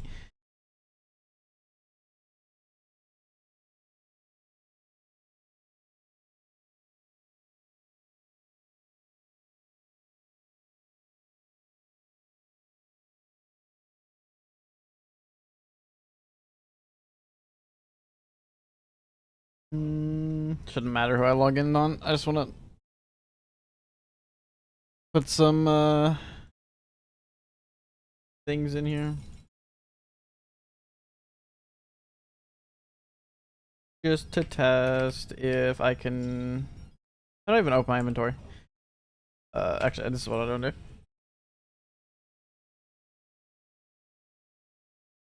Take all these out.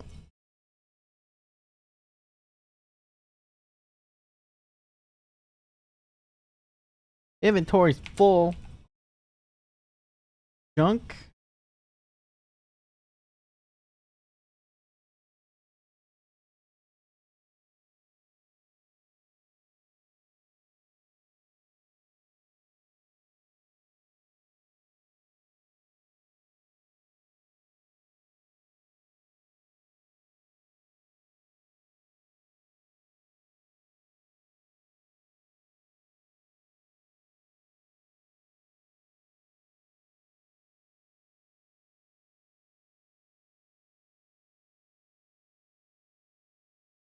You can joke all you want, but it's not gonna make me feel bad.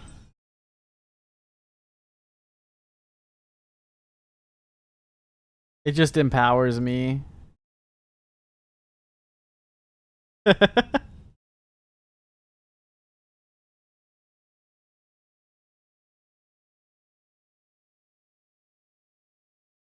Search functions. Worthless.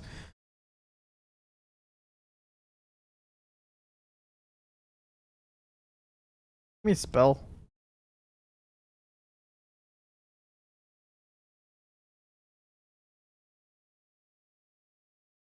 I'm pretty sure it has all the tags. There we go.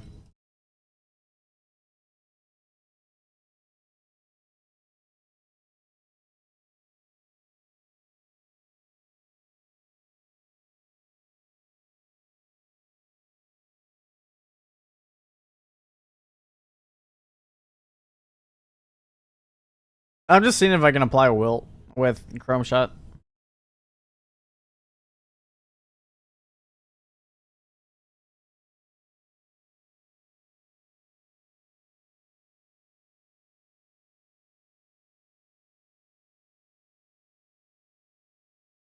Is there not a support for...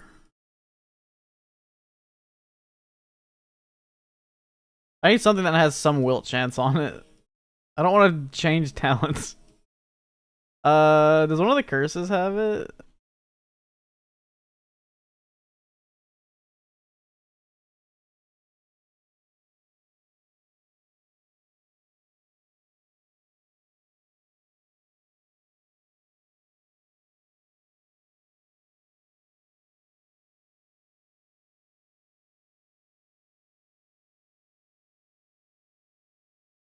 Yeah, corruption does.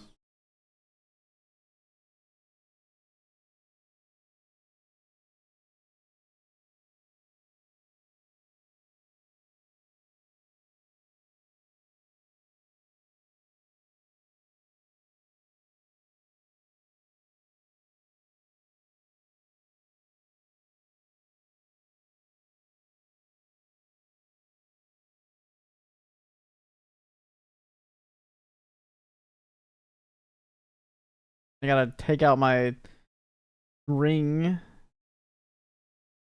That's fine. I just need to take one out so I can apply this.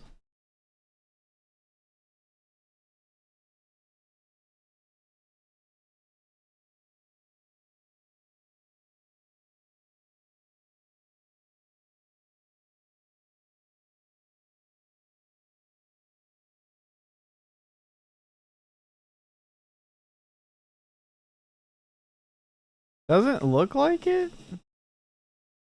It's 10%, so it should work.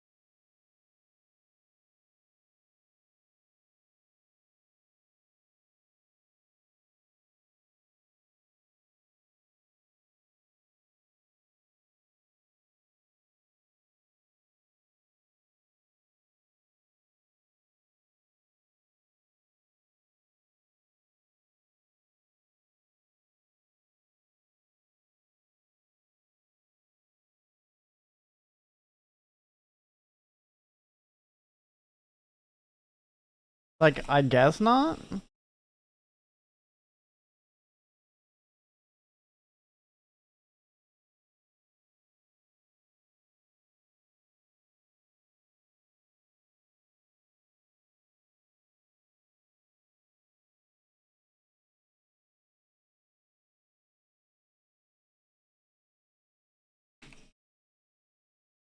Oh, let me try it on a different character so I can respec. I don't want to respec that character.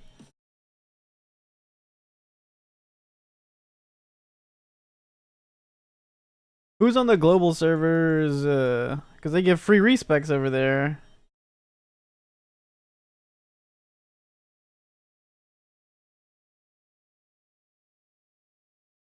Get on my level 100.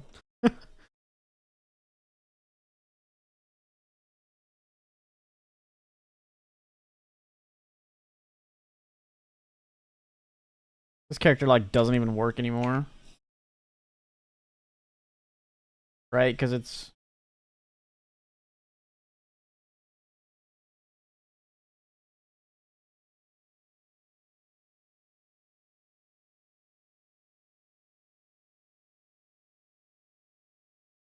didn't this have maybe I didn't get the box yet. I have like this old gear.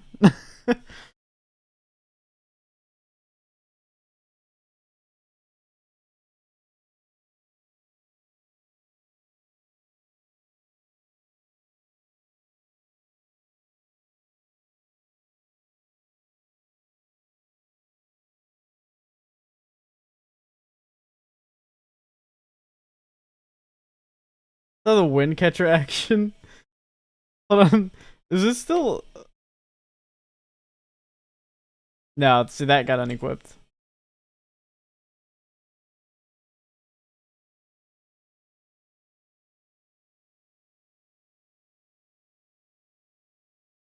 My old soul candles. Anyways.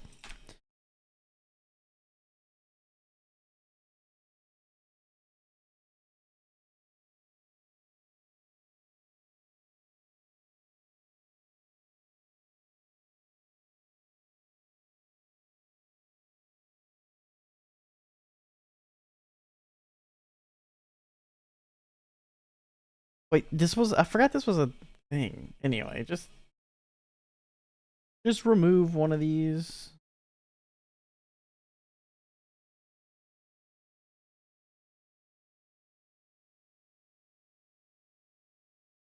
Go grab Chrome Shot.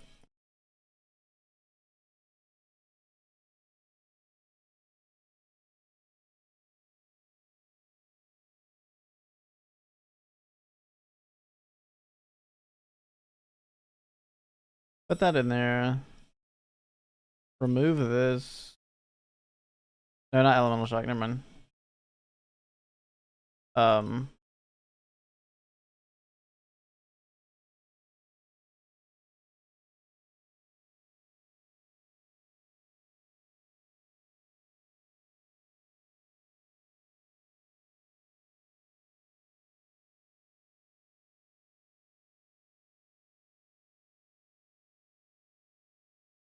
deactivate the Magus. Change this to the curse.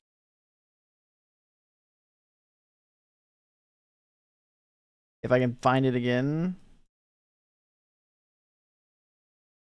Corruption gives 10% chance to suffer wilt. Of course, my inventory's full.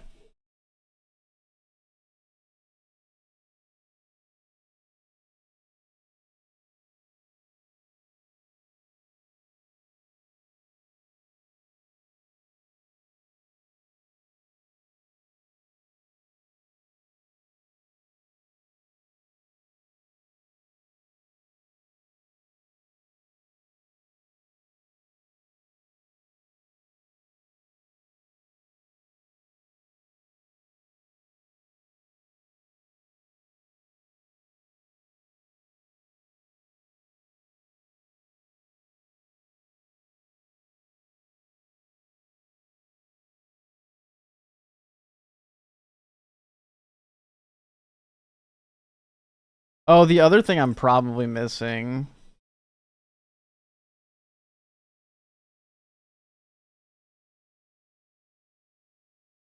is I can probably just spec it. Deception.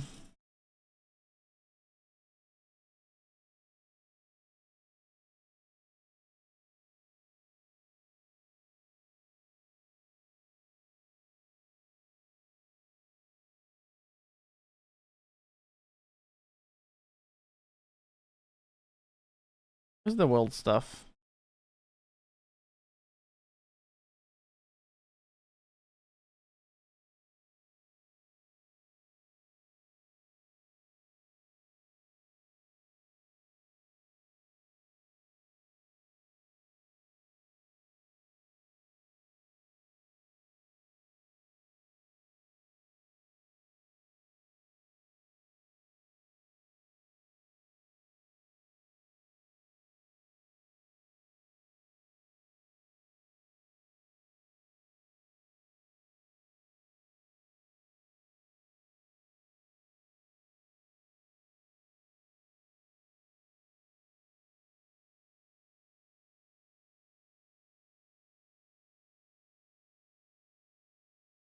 That's fine too.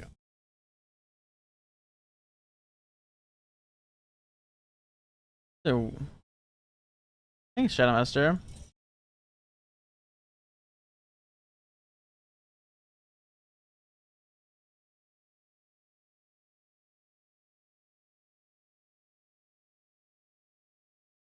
There's some wild chance.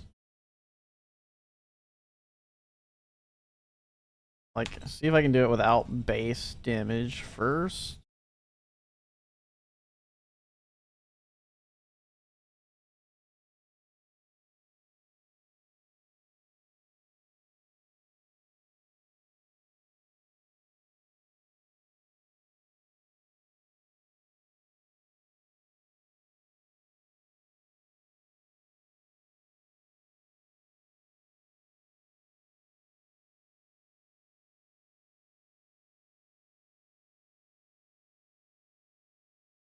Doesn't look like it.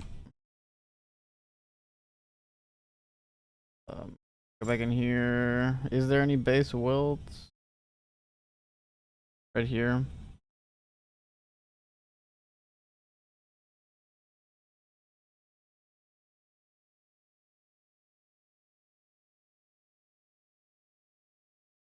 Okay, now that I have a base wilt damage, I can do it.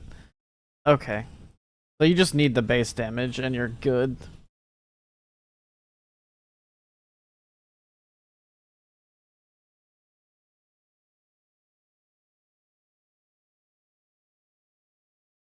So that's doable.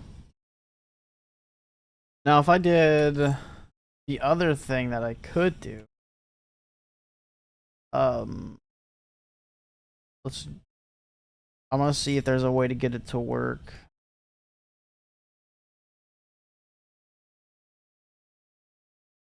If I take that out and I run a different skill instead, that is erosion based.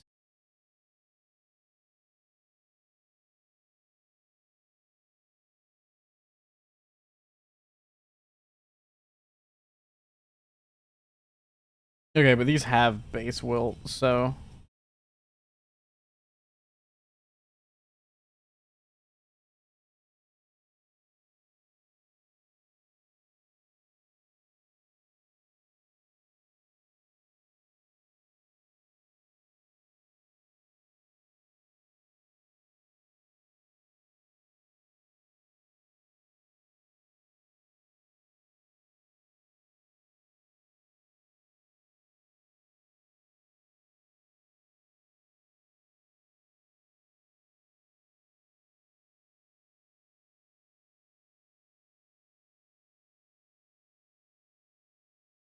I mean something that already has wilt damage baked in though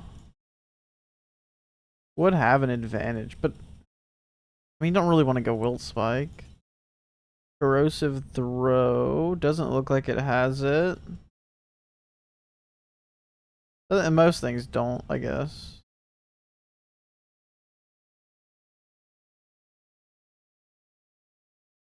Okay.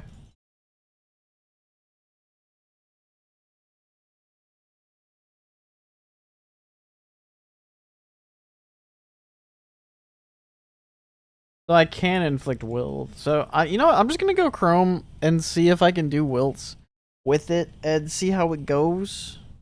It's probably gonna be bad, but I don't feel like changing the starting skill. And I can look at what other people are doing.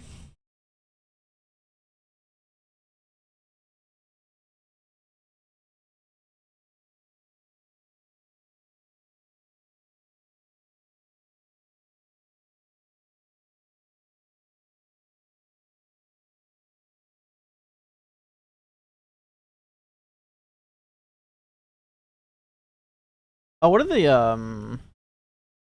let's see if I got his skills. Like, cause chromatic shot is getting reworked.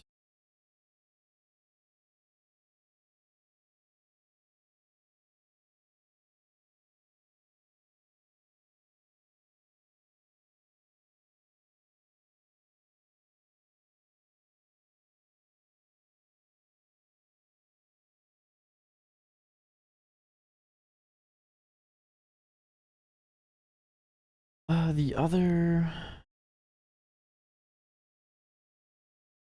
Then you get Light Chaser.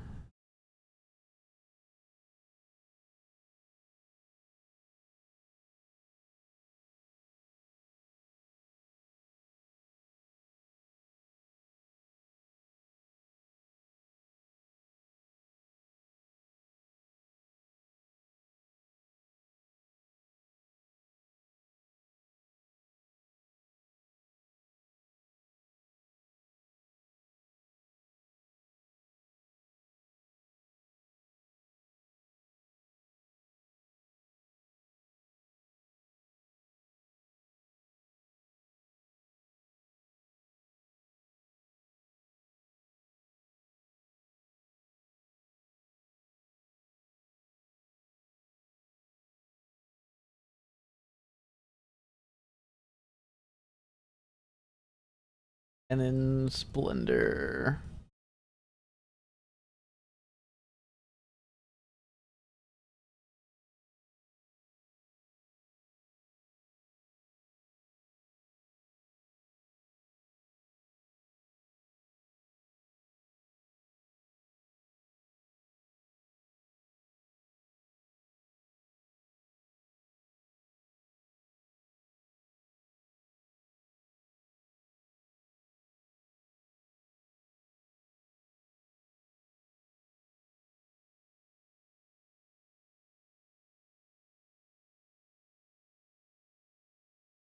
It does.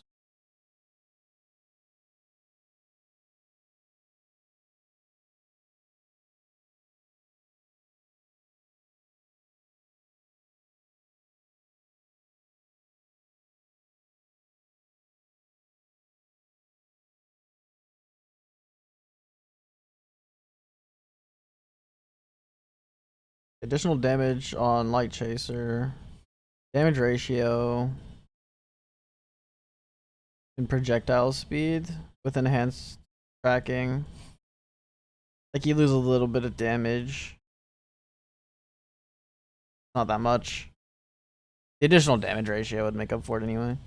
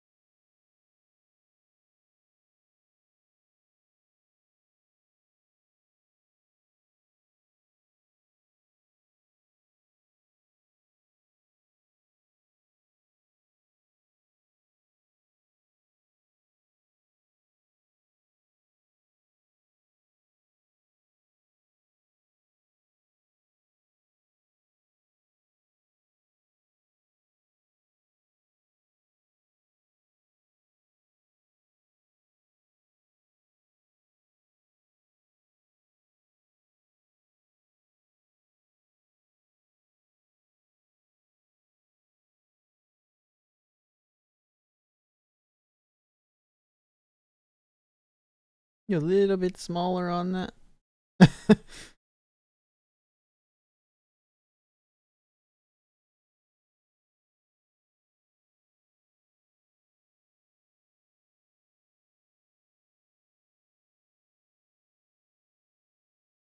That works.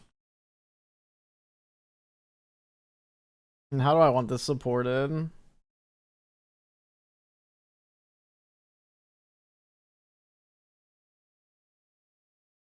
If the goal... Well, I do know third and fifth. I'm probably going to use these. But I'll wait on those. So normally...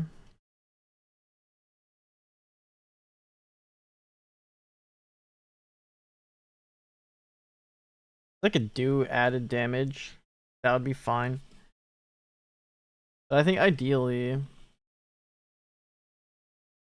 because all the projectiles can hit.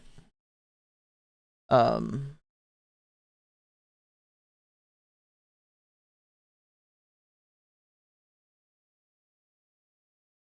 Actually, let me see what they try to nudge you towards. Because you get chromatic, and then they're gonna feed me multi-proj, the extra 2 projectiles, jump for some clear, the additional attacking cast.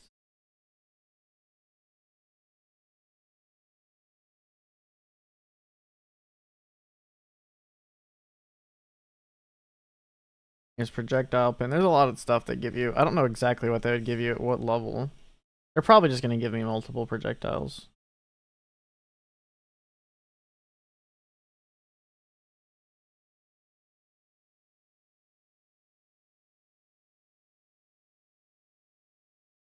I kind of wanted to split.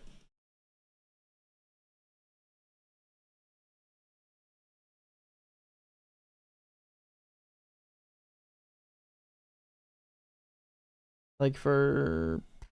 Do they have projectile attack? Yeah. Oh, but that's only on parabolic. Never mind.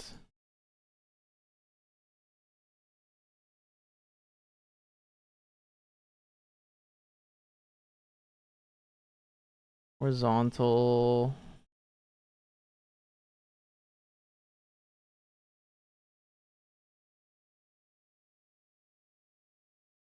Yeah, chromatic's horizontal.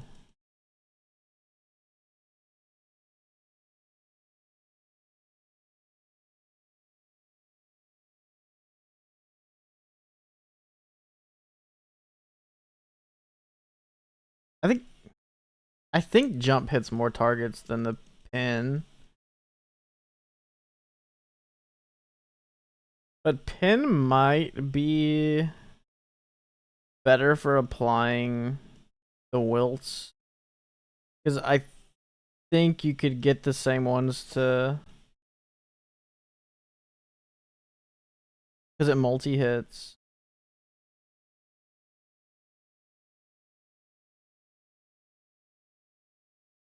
So it would continue to hit the penetration limit. That'd probably be fine. Because I don't care about the damage of the projectile that much. And then we have a source of explosion, so I can use that for clear.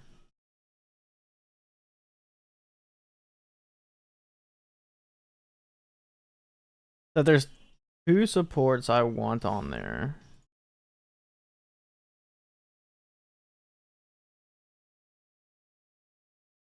Oh, but do the... Because doesn't it lead me into wanting hit damage instead? With the way these work. Because it gives me the damage ratio and stuff. I don't know if I want to scale the hit.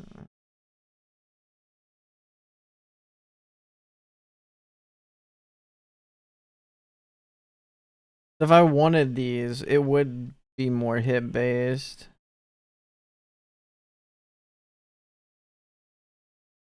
So if I went... Yeah. Those just don't support damage over time.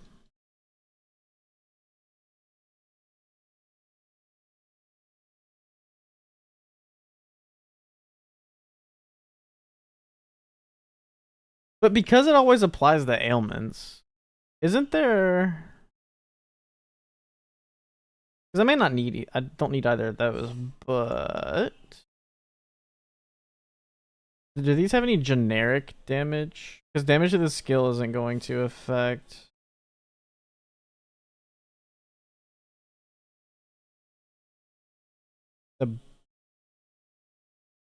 The damage over time.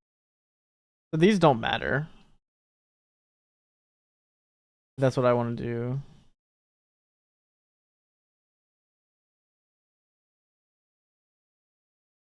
Um,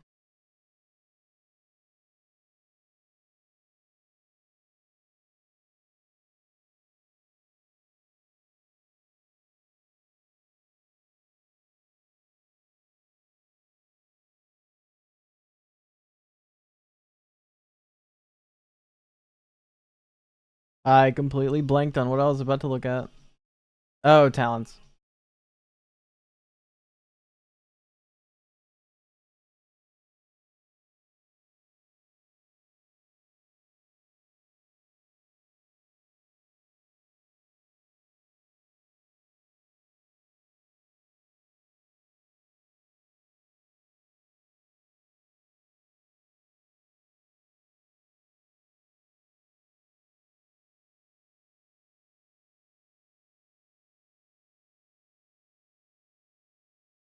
Get additional reap duration for each type of damaging ailment the enemy has.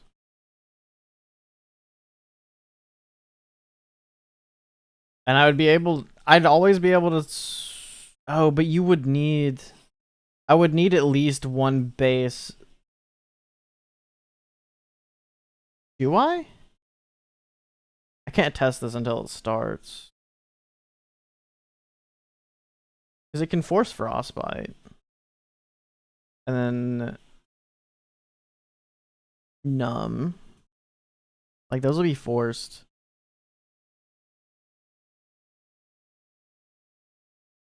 But damaging ailments being Wilt Trauma. I can't get Trauma. But I could get Ignite. Yeah, Wilt Trauma, Ignite. So I could get those two. So I could get 20% reap duration. I would just need one. I would need one base Ignite damage. Is all I would need. Because you can force the Ignites.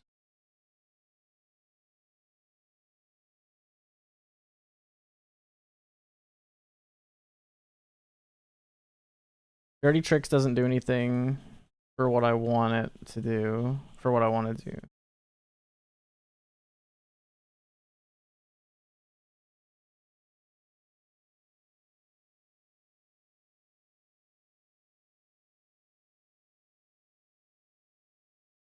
Is there generic base ailment damage? Just for minions. Oh, but that is interesting. That could give me a source of trauma.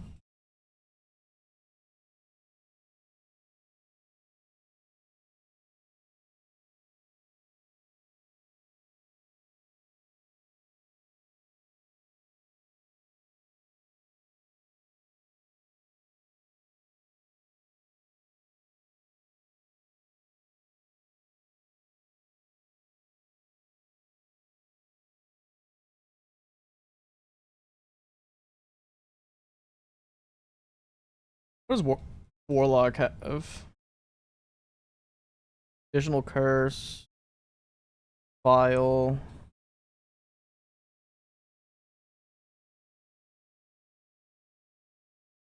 Additional ailment damage. Well, blur is active.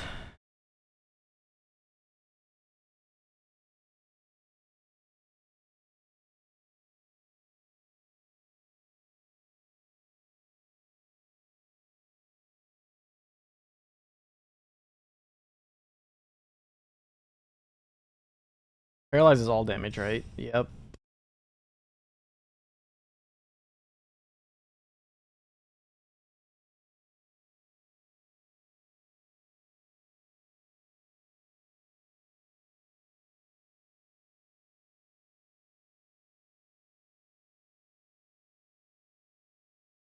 Oh, be right back again.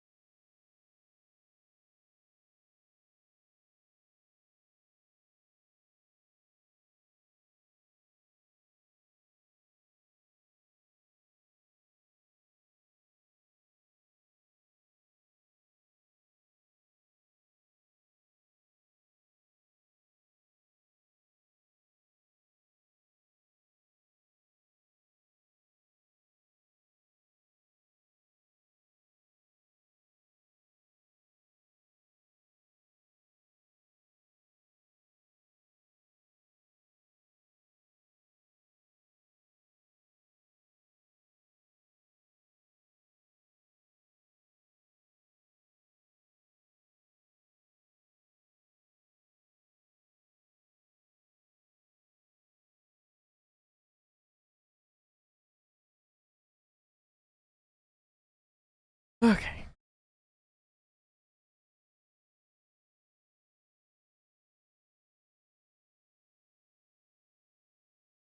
The generic sources of damage are fine. As long as it doesn't say hit damage, we're good. But I need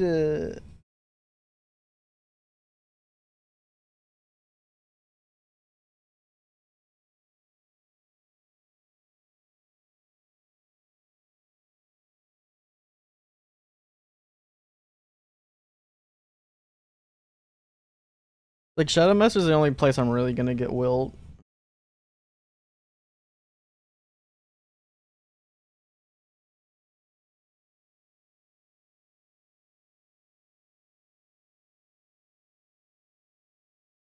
Like I might just make a hit tree and a non-hit tree and see what I like better. I think either is fine.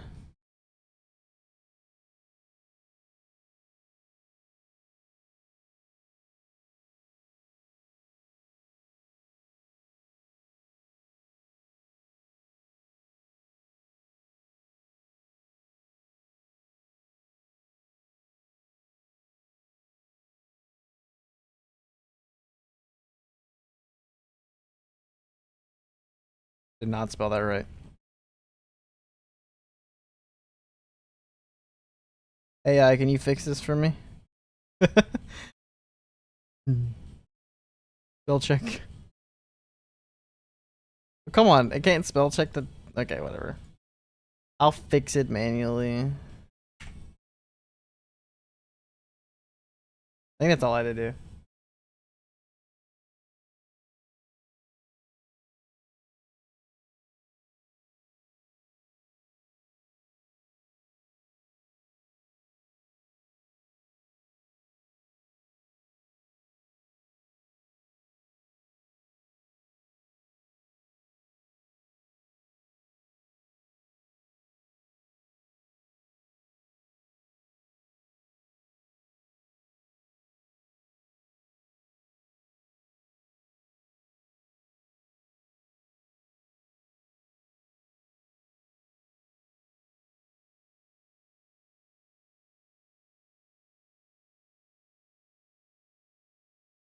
Anyways, for Wilt.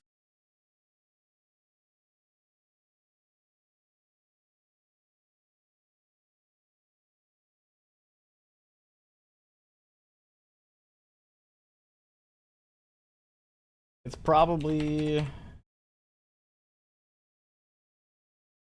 Deception,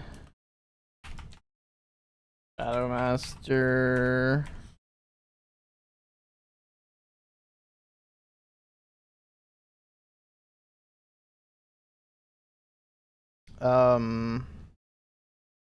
Warlock?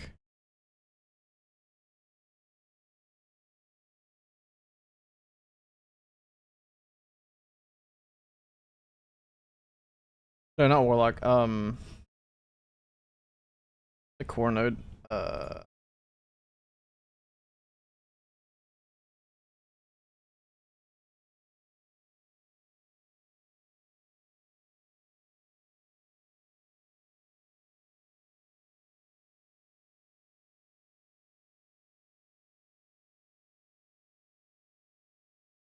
I can't find it. What does Psychic have in it? Oh, Psychic does have the Ill Omen thing. Like, so Psychic is probably something I'll put on the tree.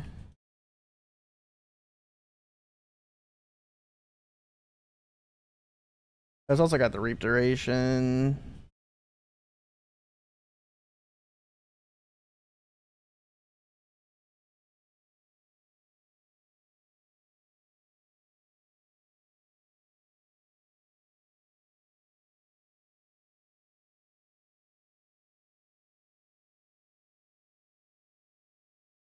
I think Lich.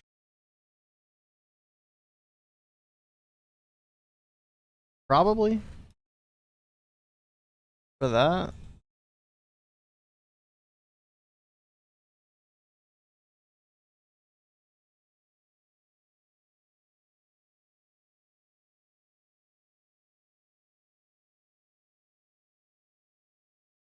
Like, I don't need regain. Is there anything? I know I looked at this like 50 times.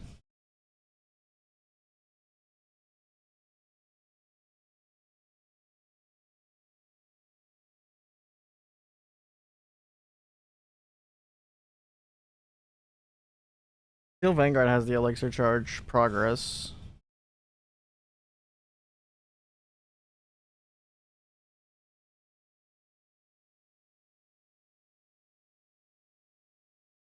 Additional damage for each type of aura. Void ailments. Focus skill damage.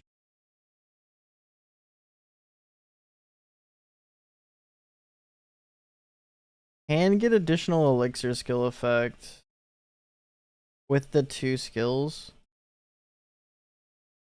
And then 4 elixir skill effect. Are these affected?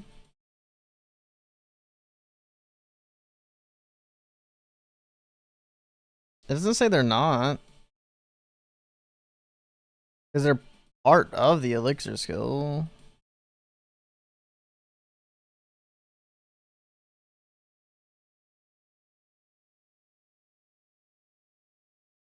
And then for small nodes, we can get elixir skill effect there. 20% there. That's 60%. Like, you can get like 100% elixir effect.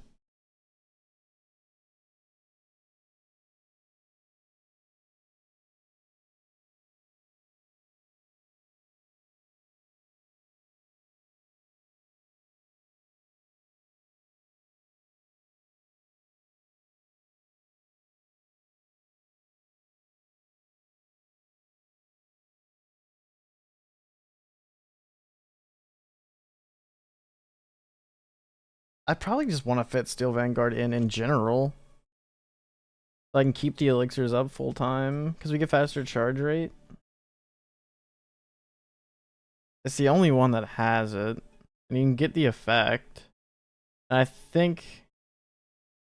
Because with the extra skill effect, if I'm using a projectile based skill,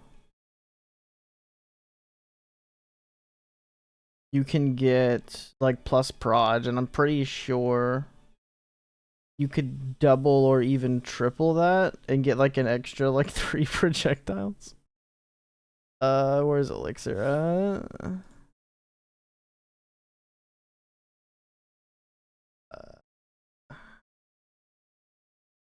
I don't know how rare these are or where they'll come from though. Or is it compound? Which one is it? I think it's Scorpion Stinger. And it's a lot of move speed. The skill area is not, you know, a ton, but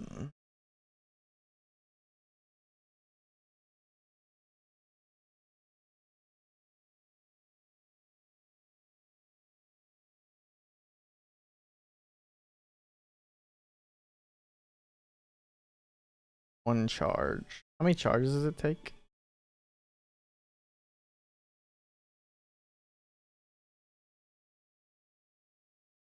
Okay, yeah. 15 charge progress, gains 1 charge.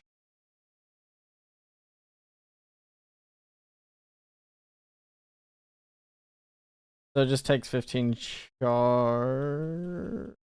Yeah, 15 charging progress. That shouldn't be hard to do for 3 seconds. So you would need to get 15 charge progress every 3 seconds. So you need to hit 5 progress a second to maintain uptime. I mean, with reap, if you're reaping, I mean, even on crit or whatever, like, where's the, here it is. So you can get, by default, every 0.5 seconds. Oh, yeah. You can easily, she just gives you basically 6 charges a second. So by, yeah. She can maintain uptime on these elixirs easy. even on 3 seconds. And that's not even counting what else you could get. And you can trigger the elixirs. Assuming you do something like this with the proj quant +1, every 100% you can get extra quant. And then I'm thinking that she gets, with the elixirs in the bottle, they get an effect bonus. So she should be able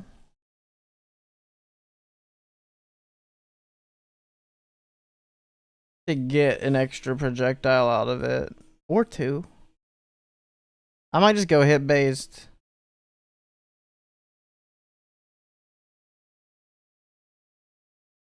You should be able to scale the projectiles fairly easily.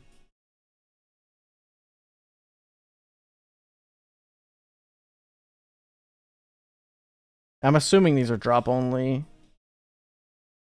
think that's what they said.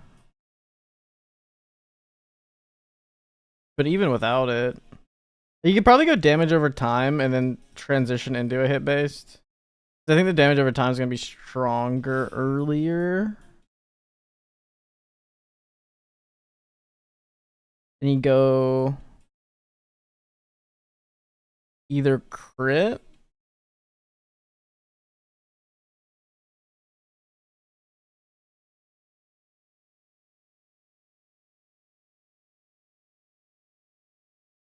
because as long as you're critting every 0.5 seconds, which is mostly relying on attack speed. I mean, all the projectiles hit anyway, so every projectile has the ability to crit. That should be easy.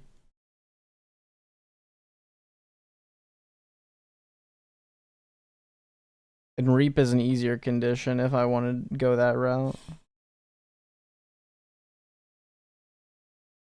I think both could work. So I think I think Steel Vanguard isn't always take for either or.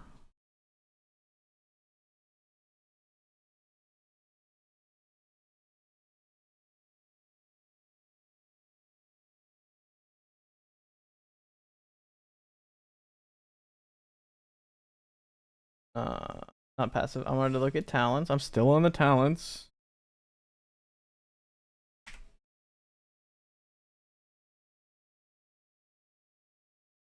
Is Steel Vanguard machine?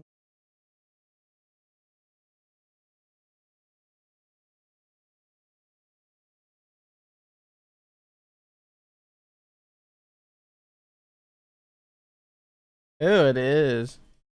So yeah, that's gonna be a 3rd or 4th pick. I don't think there's anything in machines that I care about. Yeah, nothing. That's gonna be a 3rd or 4th.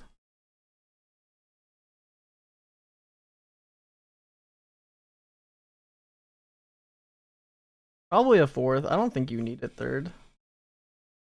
3rd's an option.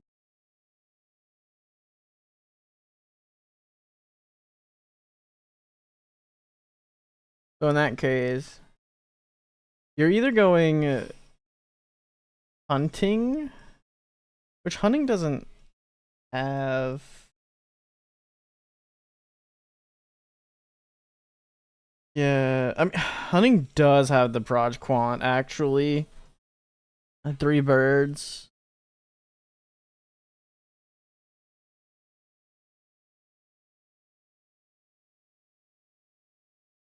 I think it does have a damage over time. I think psychic is in hunting.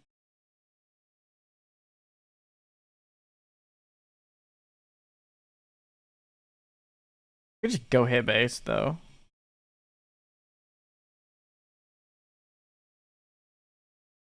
And it shouldn't matter.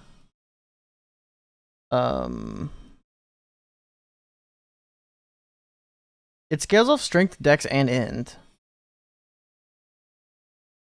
So like the stats aren't gonna matter.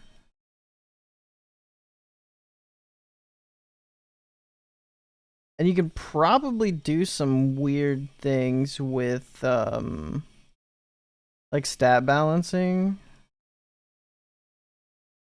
with items. Um,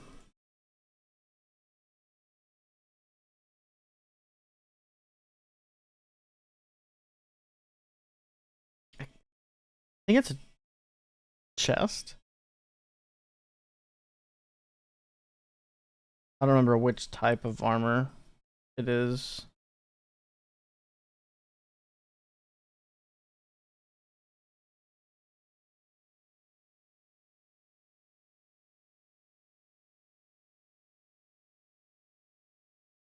Like Void and Bangman just gives you res per stats. It's a decent early one.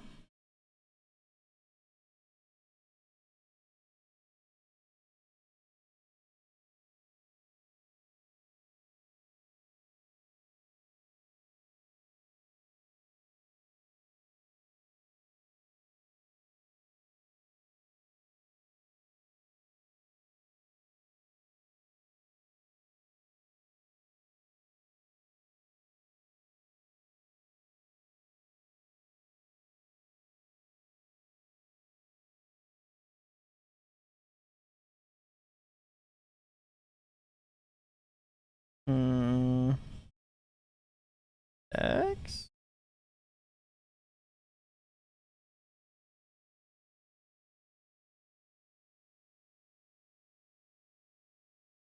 Whatever highest I went would be fine.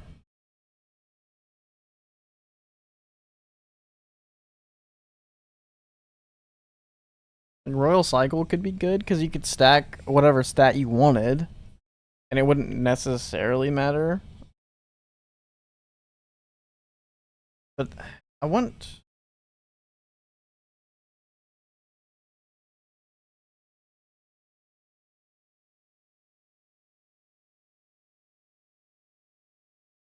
something that would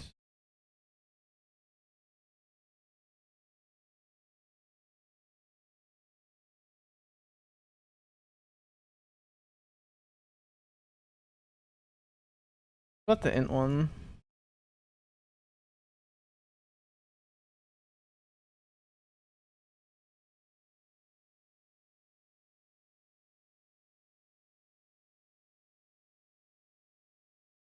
Anything that does this could be good too.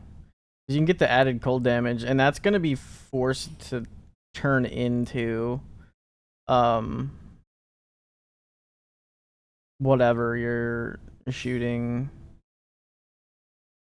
So Israfel's could be good.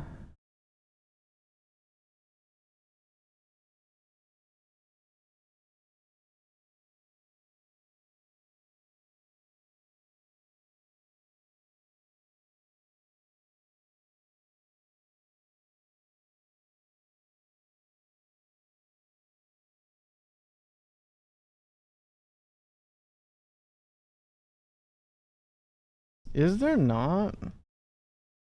Maybe it's on a different piece.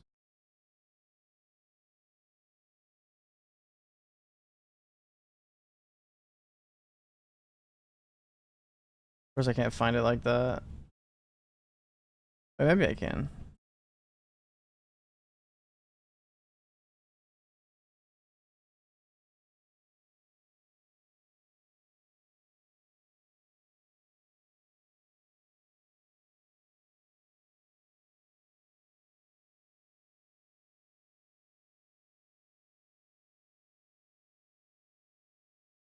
Actually, I might just be able to find it through the affix list.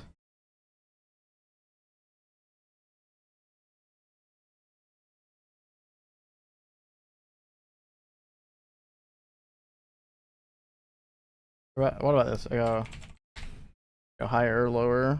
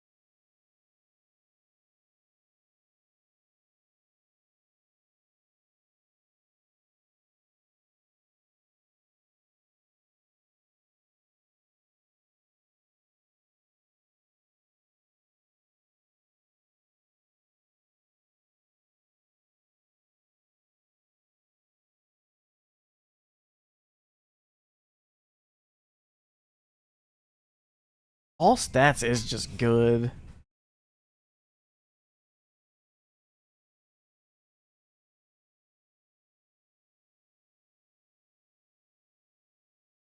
Because 75 all stats would effectively be like what 225 stat single stat for chromatic because all of them would be would affect it.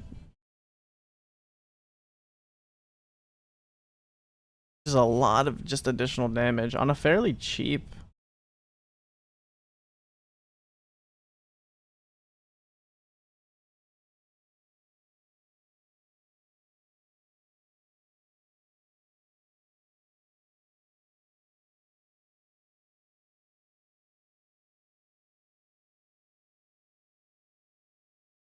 What are the random stat affixes on feudal trade-off?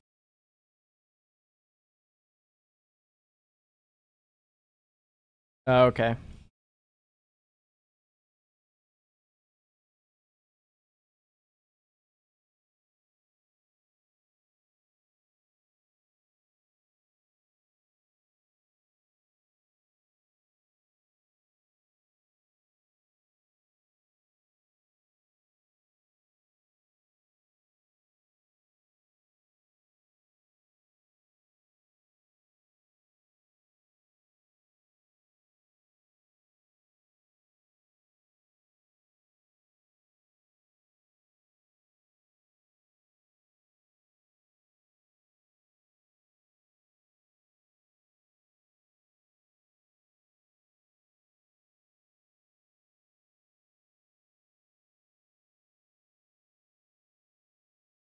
Oh, here we go. I with confusion I could apply every single one. And then as long as int is always greater than strength. If int is greater than strength and strength is greater than dex. No, well, it doesn't matter which one's higher, I guess.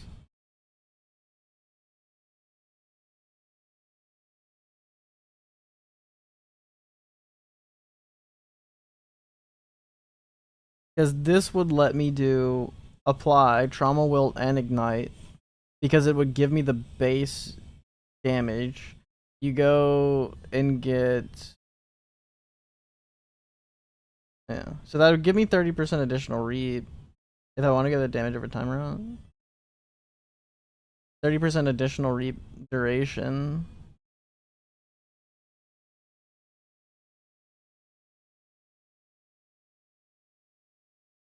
The wilt damage if you've cast an elixir skill is really nice too. And it gives all stats. Trade healers isn't bad. Oh, and you can guarantee wilt, so you don't even need wilt chance.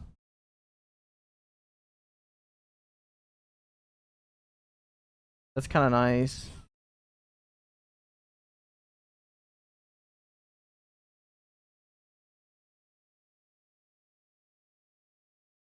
Because the condition is just activating an elixir skill recently, which is every 4 seconds, right? What's recently in Torchlight? Let's see. I either go confusion or straight. I'm honestly leaning towards straight. But if I do, you could just. You don't even really need to int stack, but if int is your highest, you can get extra base will. Oh, but you can. No, you can. You could use the confusion stats in order to roll for the int and the strength roll to get the 30%. Because the basic knight isn't. You could get that somewhere else. You get 1 point of basic knight.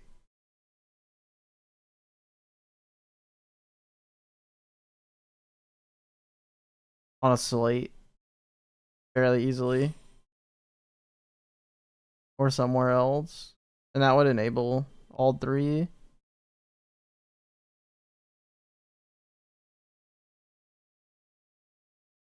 Because you can Vorax Confusion. Shouldn't be that expensive either. And keep straight healer.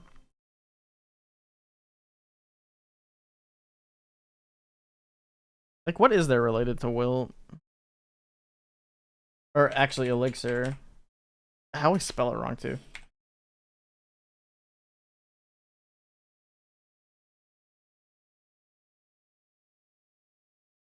Like Golden Touch lets you trigger stuff.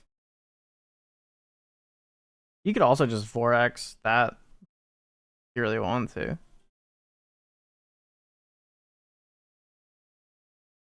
I think Golden Touch is gonna be in like near the end. And like one of the last treasure zones though.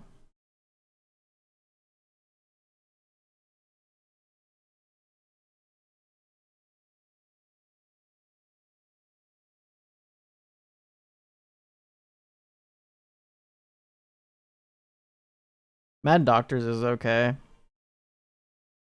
More defensive, but it does give you the elixir effect. And you get a lot of life and mana regen.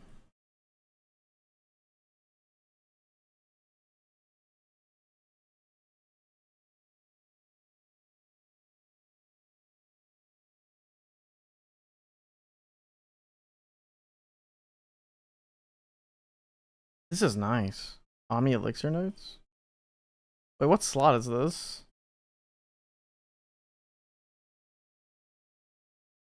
It's gonna be rare. It's from the Lunaria gameplay stuff. This is nice.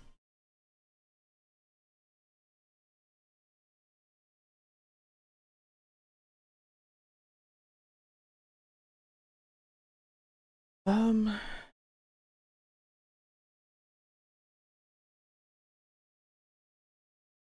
what slot is this?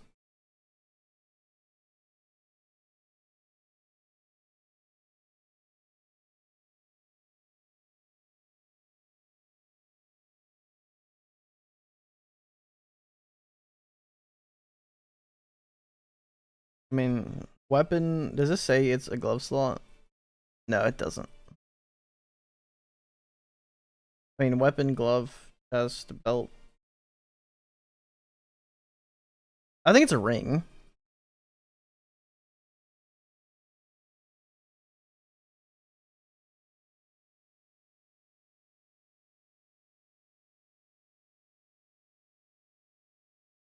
No? Is it just another belt? It probably is a belt.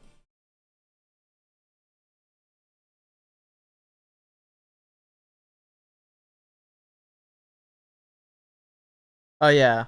Yeah, it's a belt. Okay.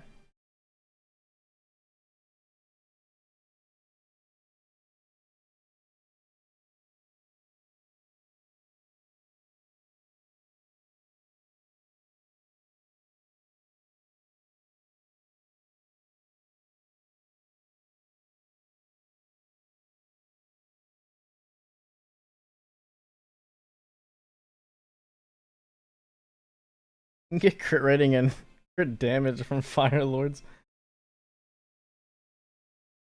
RuneScape make you mad?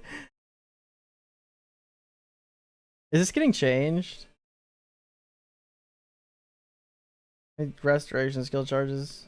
Guess not.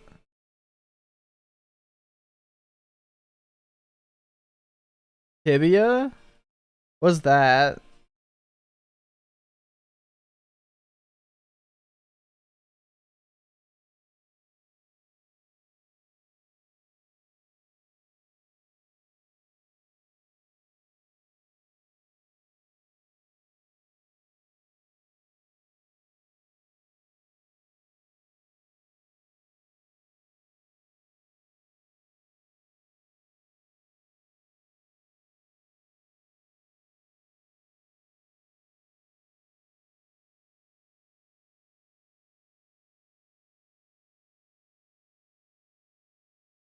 I don't know if I want to go wilt or hit based.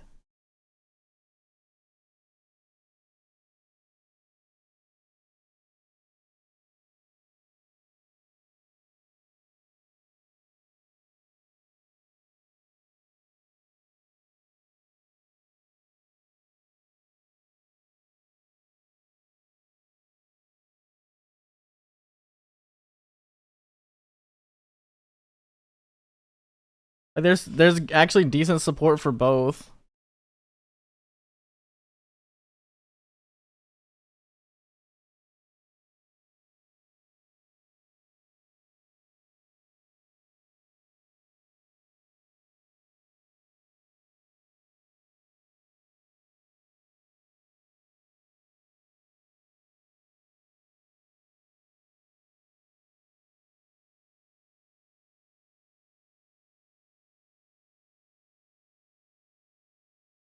But the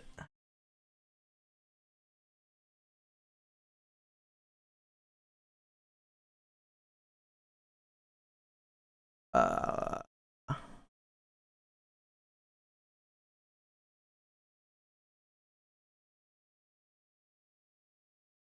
hmm.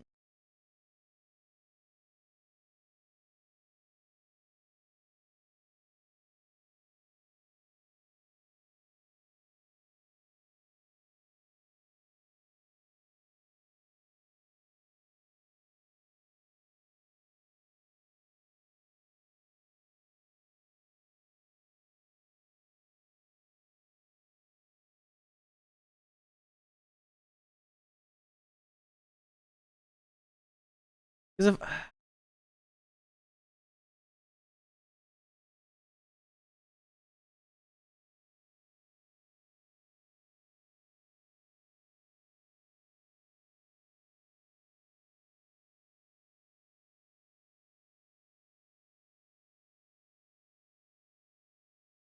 do they not have a damage over time tag? I think it's persistent.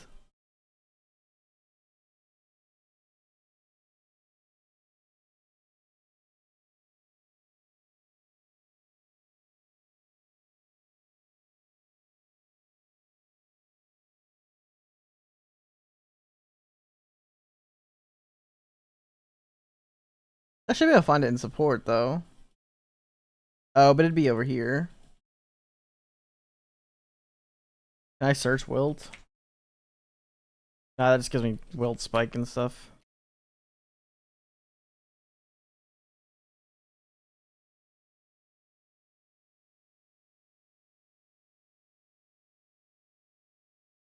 I don't want to do corrosive throw. I don't want to do wilt spike.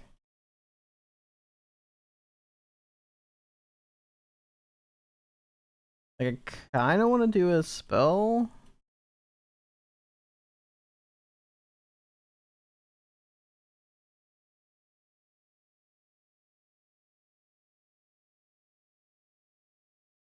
Like, if I do just stick to this.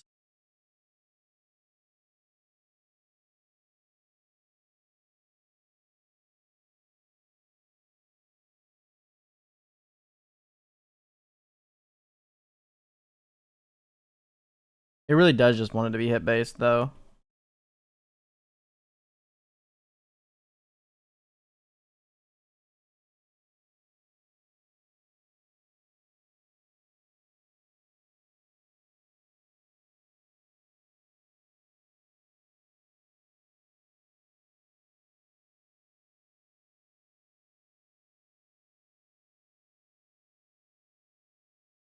But I won't have these right away. I'll just start wilt and then maybe pick these up and go hit based.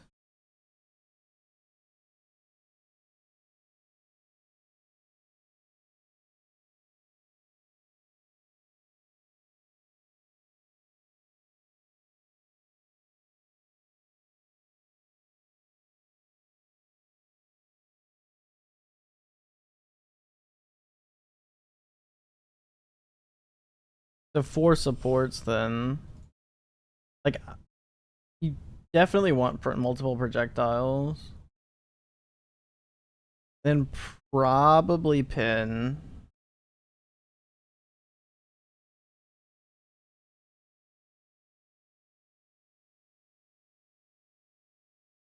So like,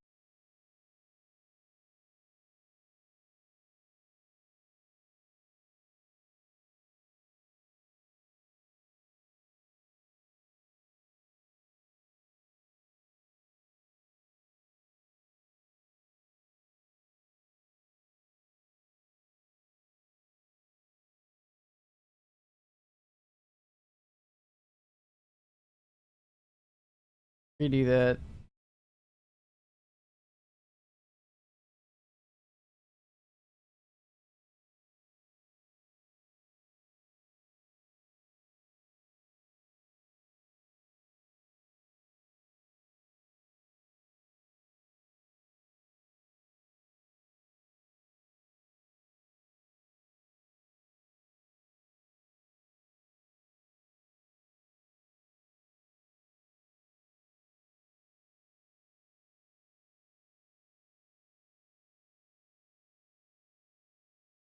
If you want multi-proj,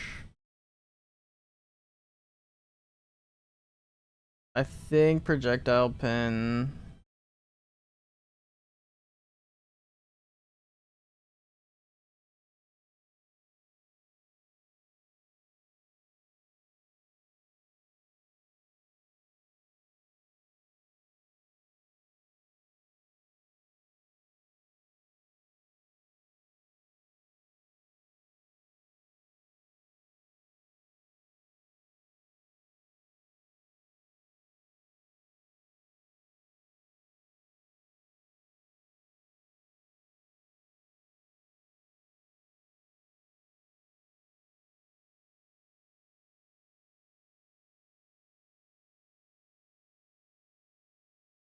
And then what, like?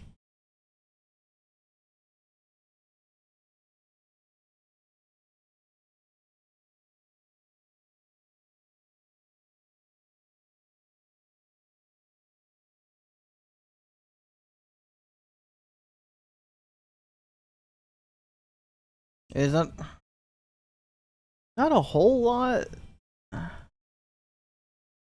Like improve corrosion.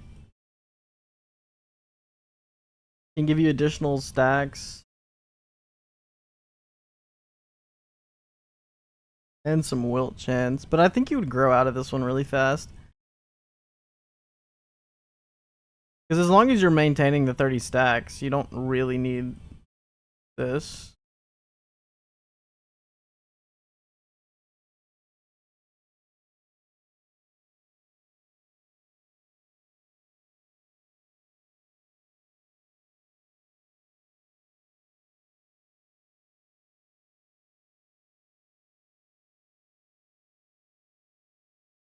Quick decision is decent.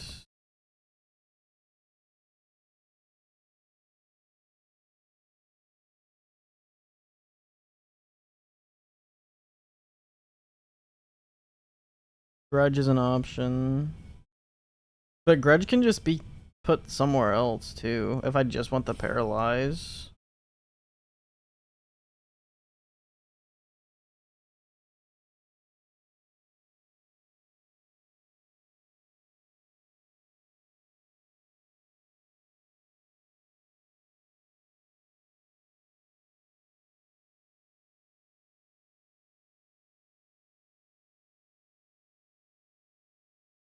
I don't need the skill damage because this is gonna scale wilt.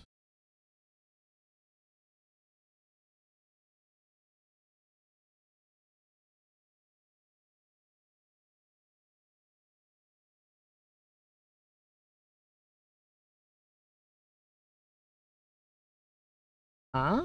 0.3% additional ailment damage. What is this?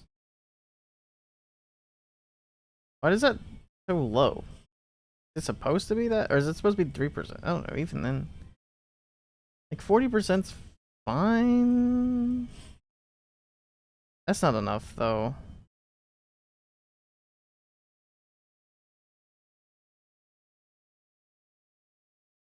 Unless that has an interaction I'm not aware of.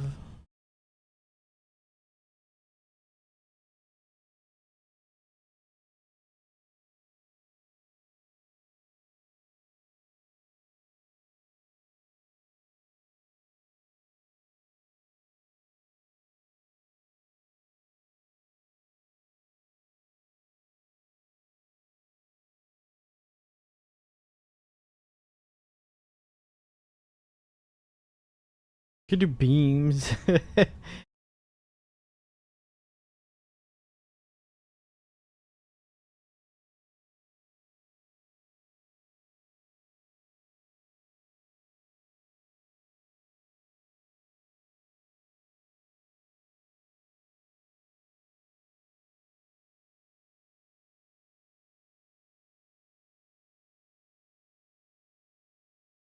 There really isn't much, is there?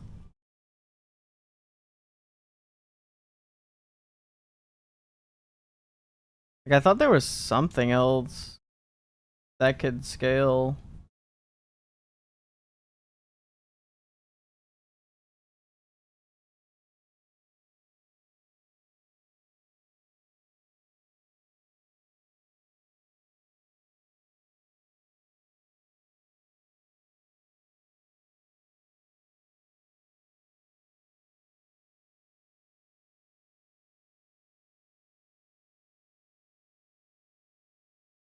Like, there's an enhanced ailment, which, whatever, is fine.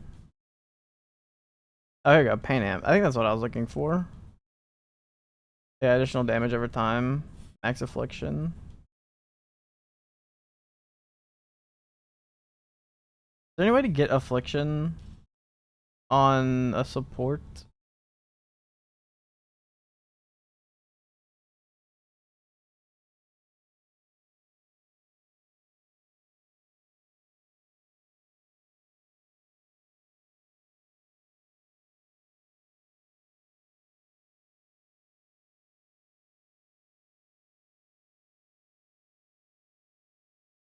Like,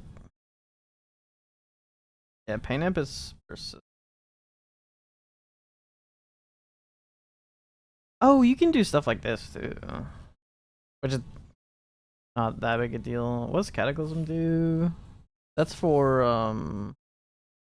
damage over time or inflict ailments.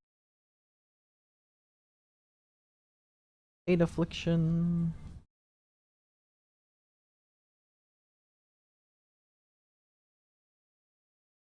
I mean, you just run Pain Amp Cataclysm, I guess.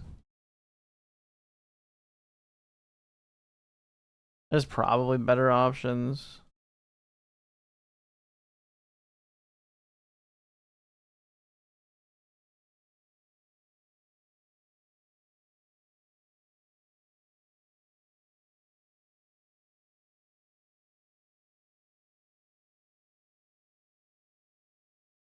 I know. I'm starting to lean more towards hit base now. There's way better hit based options.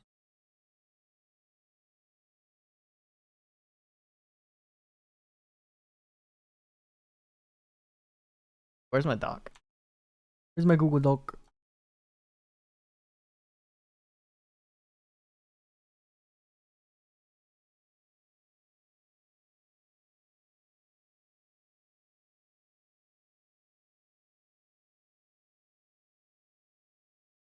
How did I not copy it? Copy. Paste. Why?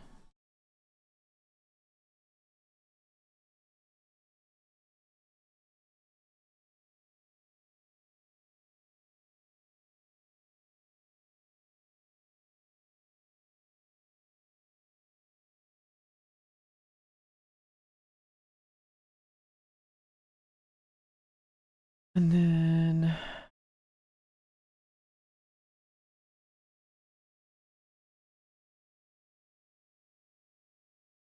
I mean, could just go enhanced ailment.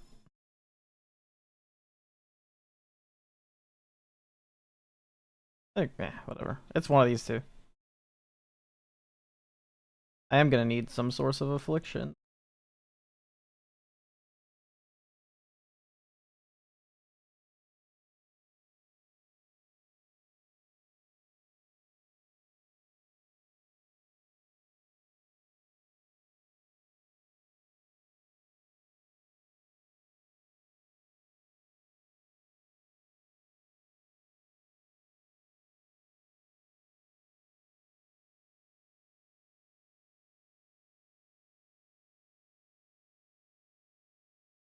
One, two, three, four. Oh, that's still got room for one more.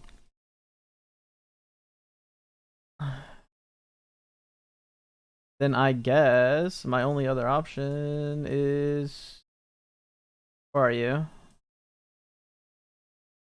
It's somewhere. There you go. Enhanced ailment, I guess. 40% chance.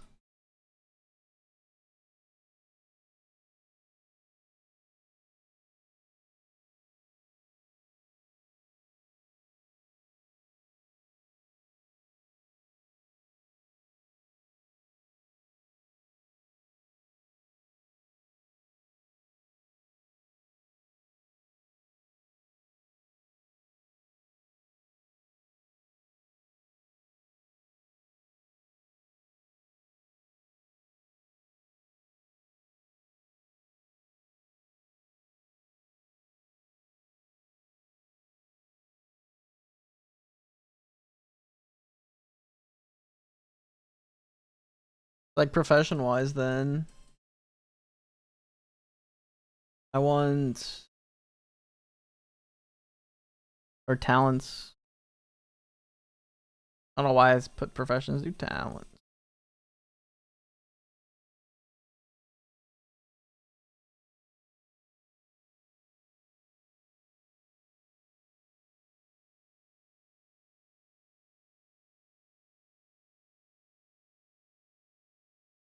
What am I missing now?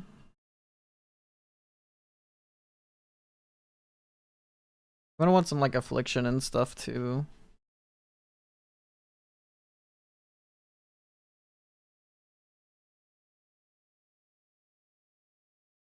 But because deception.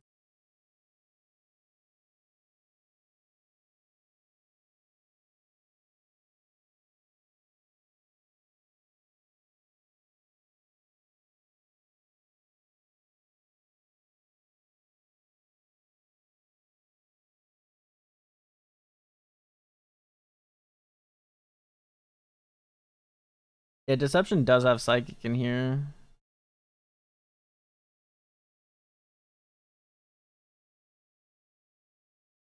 It's 60% additional with max affliction. Oh, but this only happens once. For 4 seconds.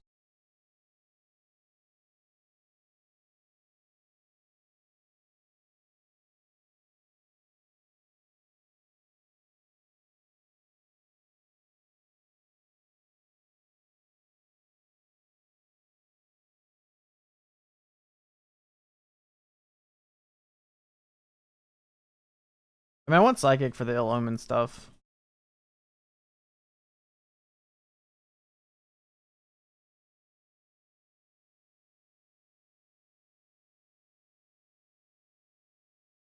I just go repurification.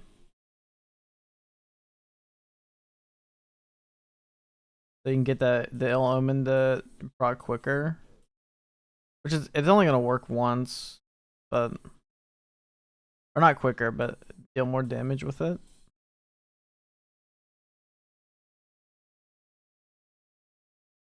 least that'll work early.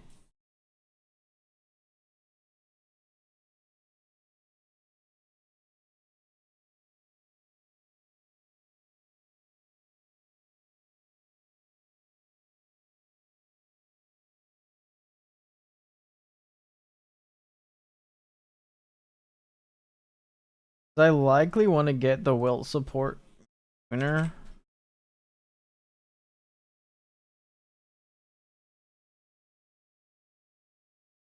I can't really get the added base damage to enable it until here, because I don't think, yeah, I might be able to get it on a weapon or something early, but I don't think there's a pack spirit that does it. Is there?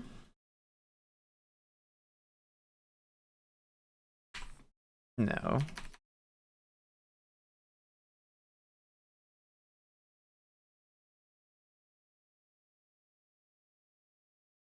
This one in here. It is.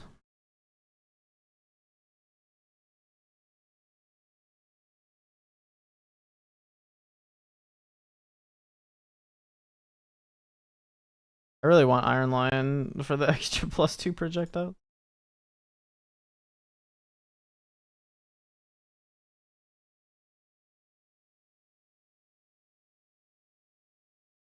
Funny enough, I only really want the +2 quant, so the rest can be changed out very easily with destinies.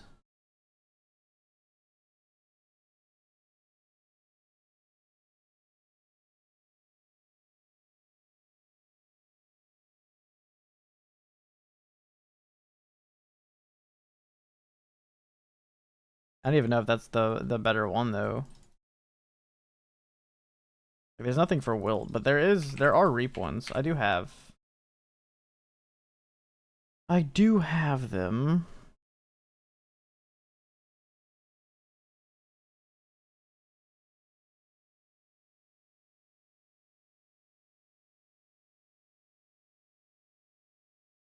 I mean, both of these are very good together.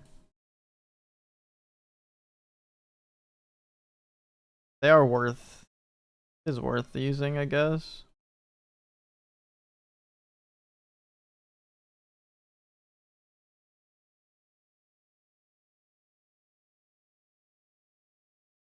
Like, talent wise.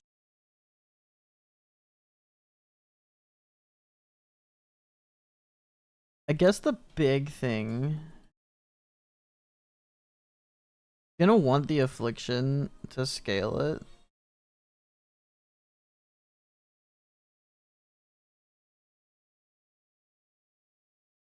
Like, can I double up on affliction and wilt?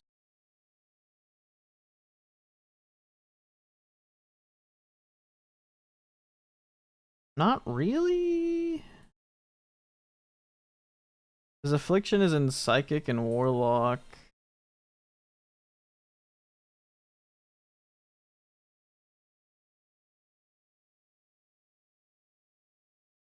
Psychic has the affliction per second.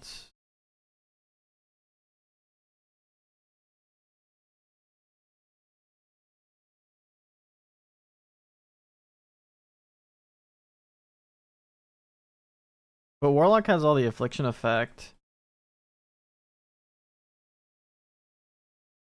Lich has some too. I guess psychic has some.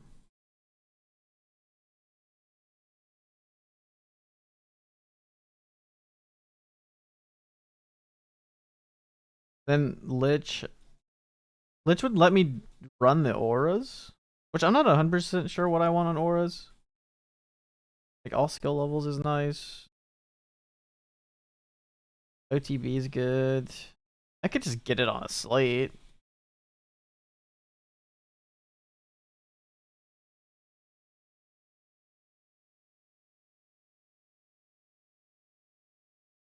I'm probably gonna want to run blur.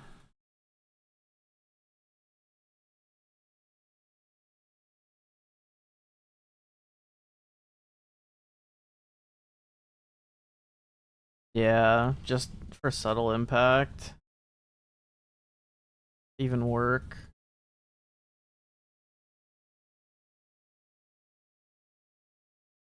I think get blur when you inflict wilts. You can get it off of reaping. Okay, it should be easy to maintain.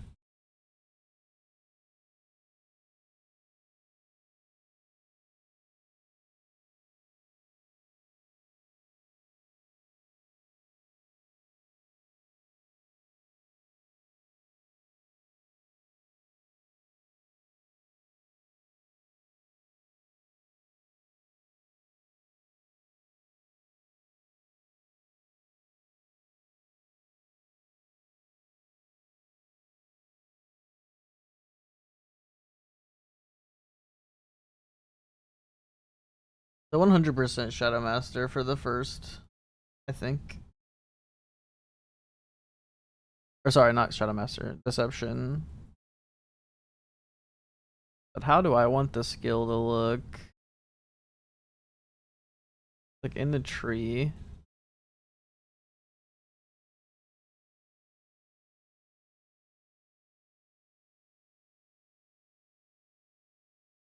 Persistent skill level doesn't matter.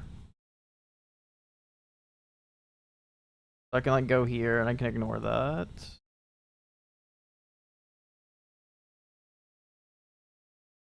Actually,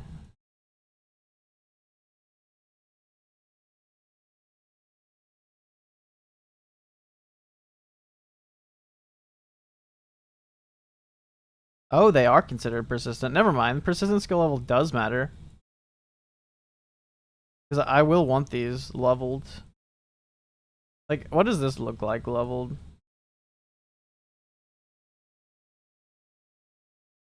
Oh, maybe they don't have.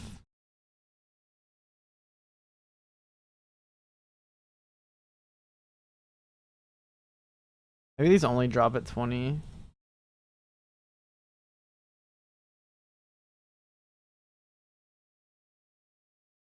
Oh. I mean, get swiftness do though. The life tonic is considered restoration.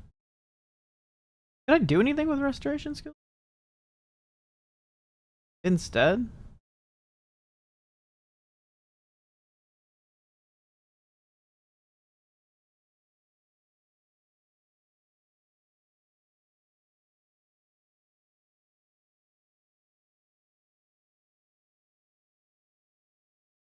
Like she already has. It says recovery effects can no longer be removed. I mean, I'm assuming it's the same. I think that one just gets directly translated because it's not done yet.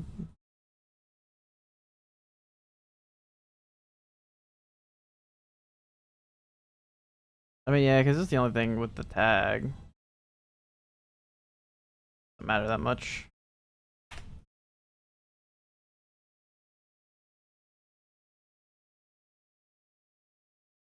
Okay. And yeah, I do want the skill level, I think. Oh, hold on. I didn't check the thing I was gonna check.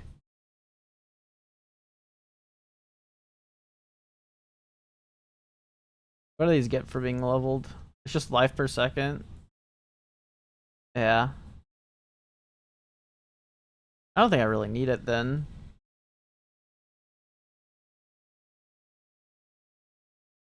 But it really depends if these level or not.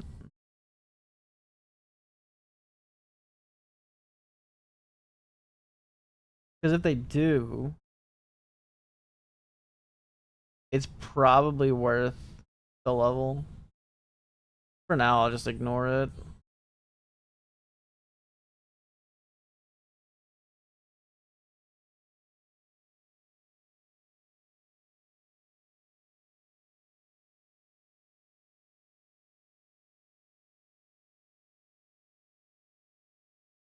Yeah. I guess I'm starting here.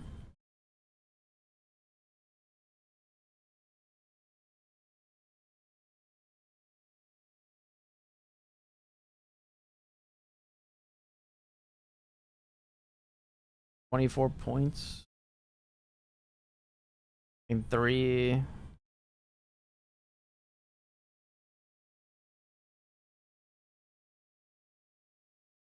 Yeah, 3, 6.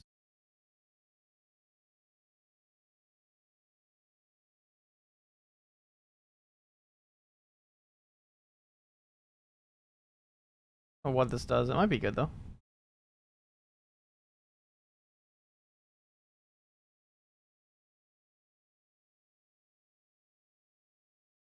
I want these 6 points.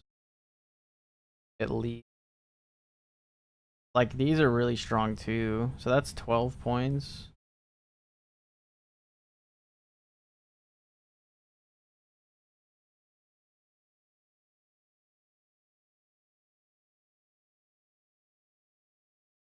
$15.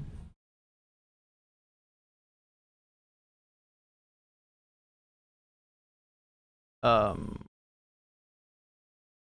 21 there. But I can't, yeah, I can't reach that. So we're over.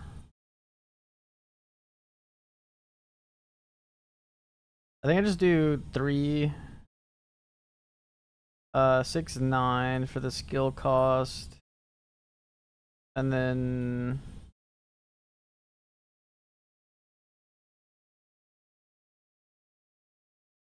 yeah, 12, 15, 21. Also, just do the 6 per second.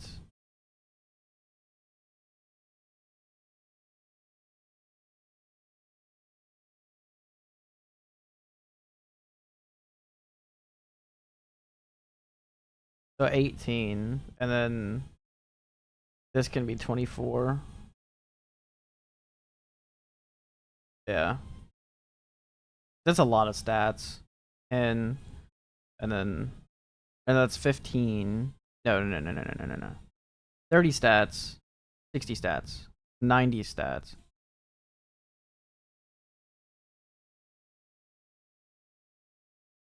But no, I don't care about it though, because I'm not doing hits. I forgot. So never mind. Don't get those. Get these instead. We're still losing with 2 points left. Maybe just grab the ill omen stuff.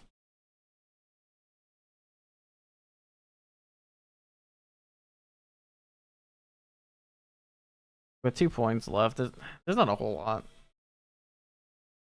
I'll just grab this, see what it does.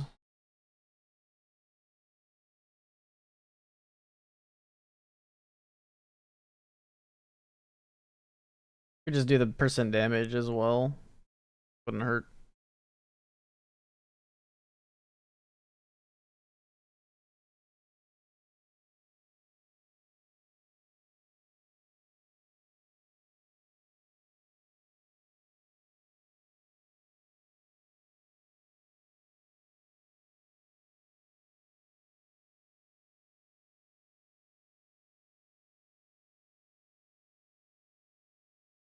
Okay, so as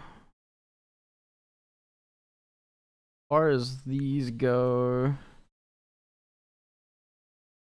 I can get just the affliction per second up here too.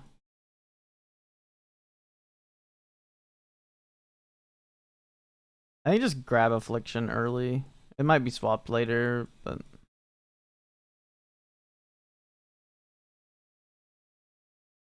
additional damage over time while blur is active.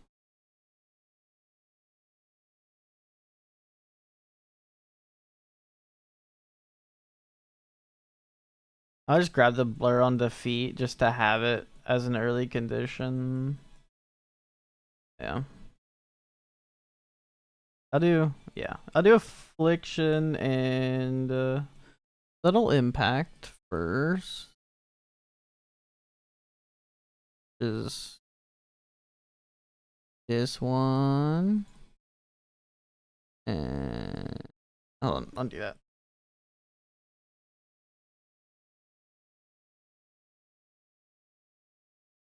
Wish I could insert text, but I can't. Can't change the highlighter color either.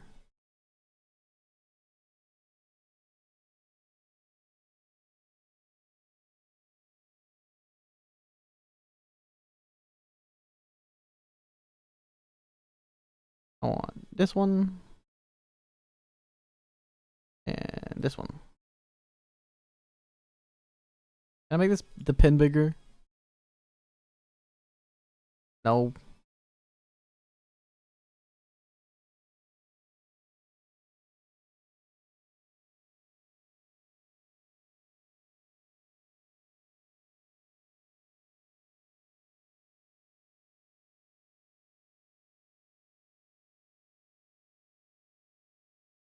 Mm.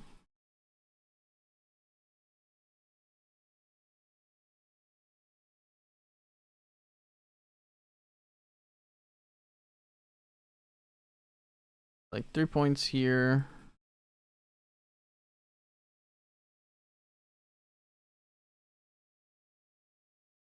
Grab the skill cost stuff. 3, 6, 9.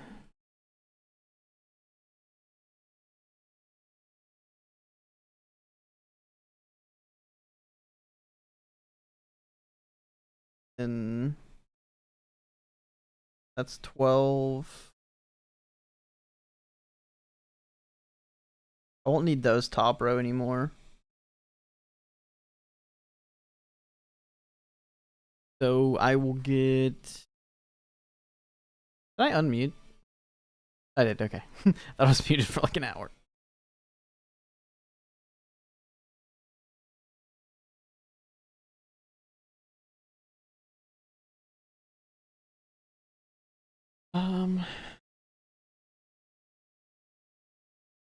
So how many points do I have?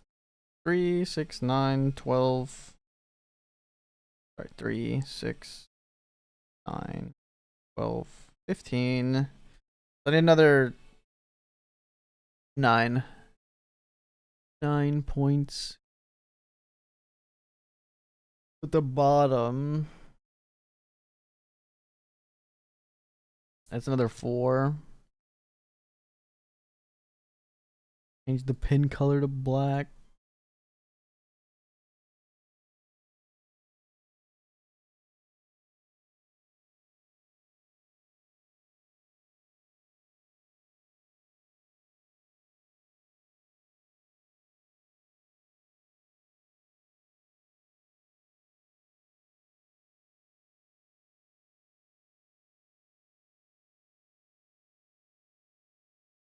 Honestly, just keep it black on all these.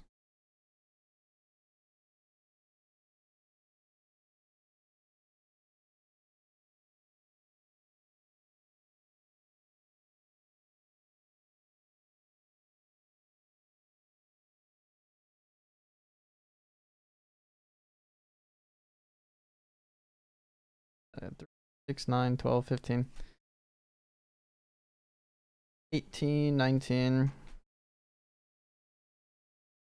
We'll grab the deterioration too, so that's another 4. The 23. Then just like a 1 pointer somewhere. Probably just damage.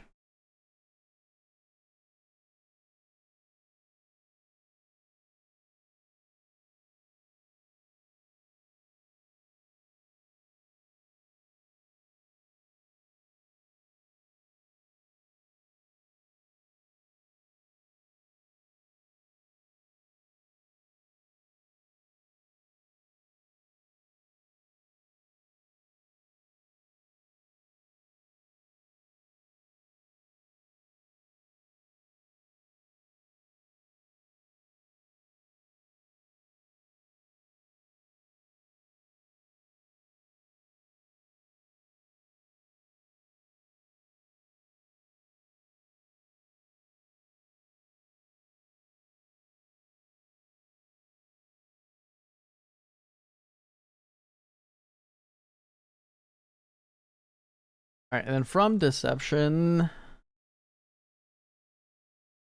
I'm thinking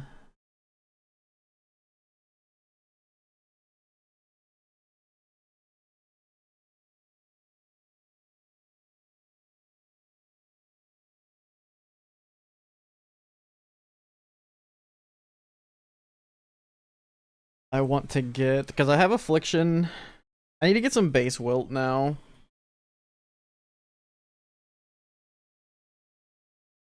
Kind of what I need immediately after. Which, it's gonna be Shadow Master.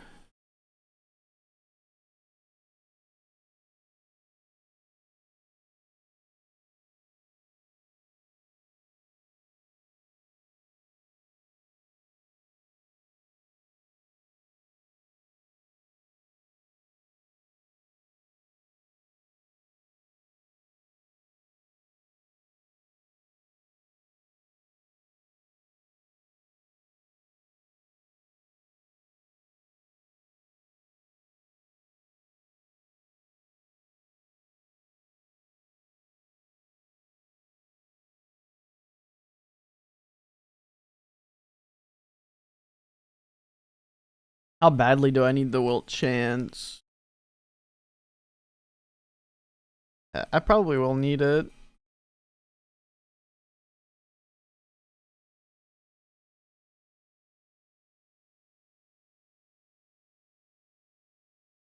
There's the base wilt. Then blur when 5 stacks of wilt are up. So when I get this, I can respec a little bit of the tree.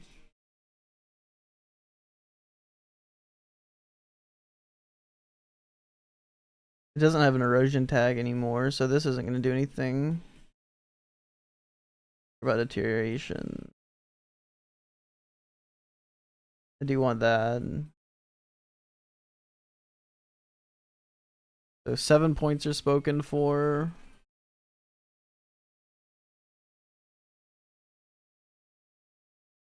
What exactly does Profane do? Additional wilt duration. Then additional erosion damage. The duration would make the reaps better, so we do want that as well.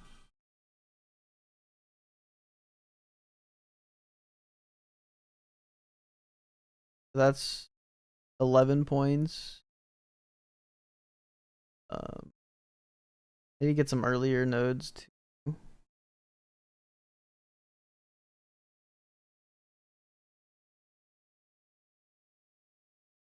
This is 14, 15, so 16 points.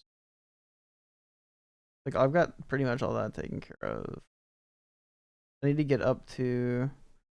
I need to get the first 9 points done. Probably just the erosion damage. Do the will chance. The 3, 6, and then like 9 here. Okay.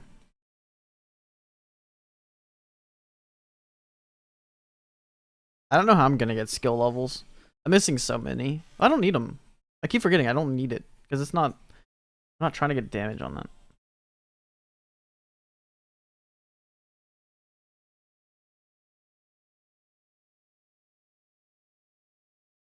Beyond Cure is a decent one.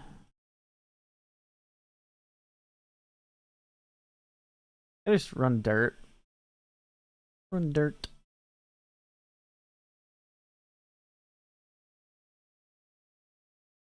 Beyond Cure is okay too. Like they're both fine. Run either or.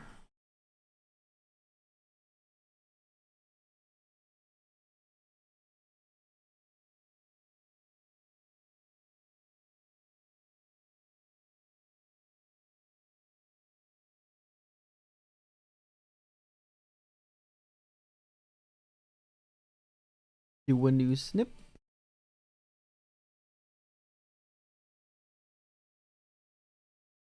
Alright, so we're looking at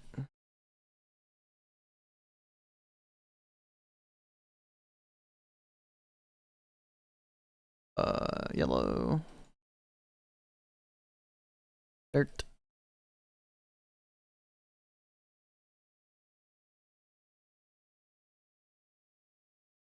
That was 3 points. Then these two for 9.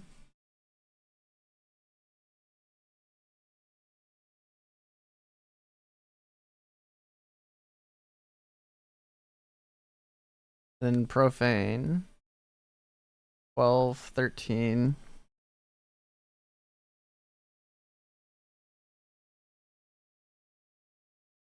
And the base damage makes 15. Or no, 16, 17, 18. Those 3.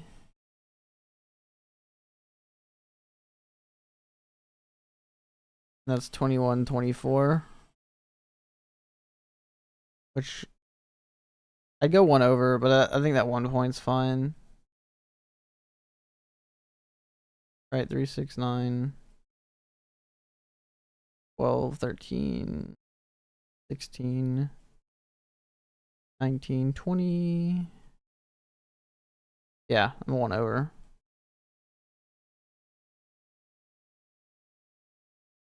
I could just not take this point, and then I don't do a respec. Like, because I've already got blur. I'll probably do that just for leveling.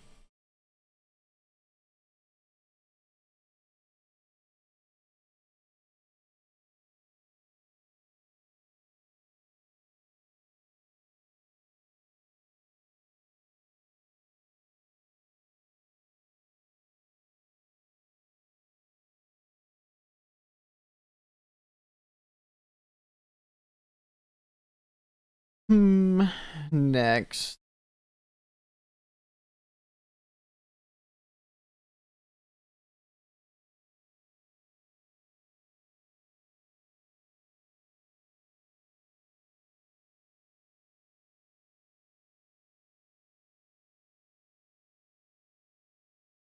Next thing we do.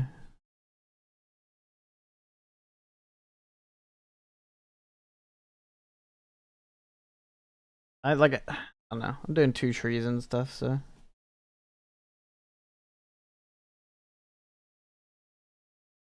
I'll decide which one looks better after I finish looking through all this stuff. Let's see, what am I missing now? Is there anything else?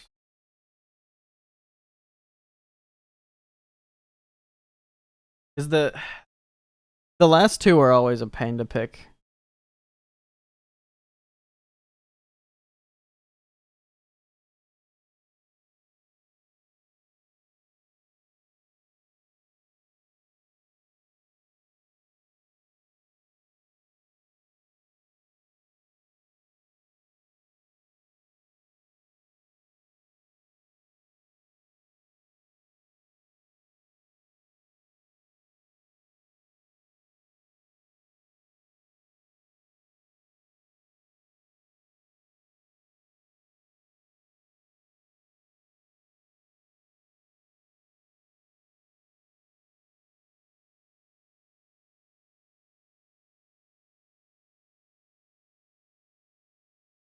Because I kind of want to go psychic.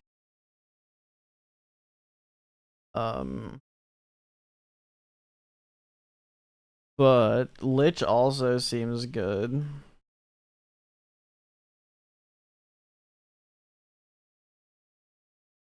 And then the elixir effect stuff in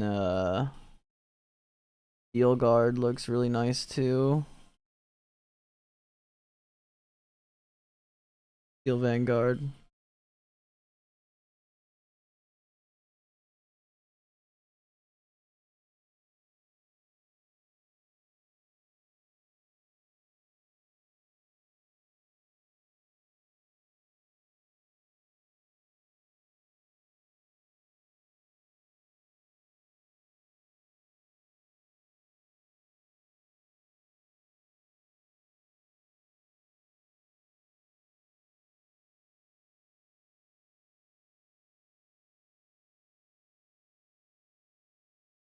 And also, is this 3 I'm trying to decide between?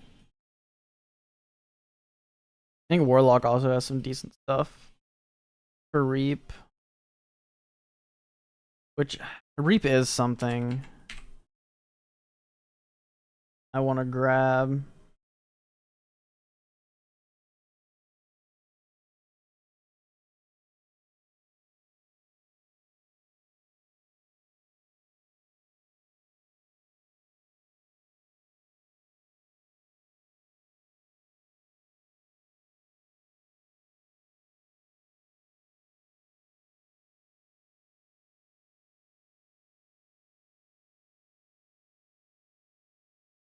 Like Reap Duration and Reap Recovery.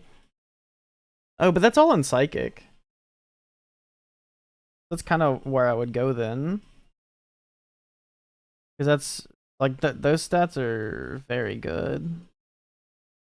And kind of needed. I think you do go Psychic here.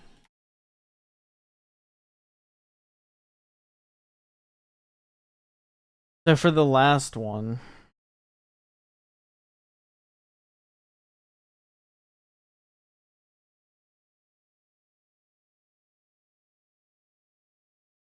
it probably, I think it is just Steel Vanguard for the Elixir talents. Like, how many points worth of Elixir stuff can I get? Get some res here too.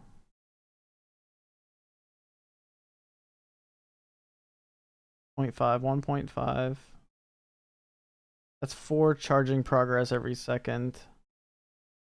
This alone almost keeps them up full time. I may not even need it.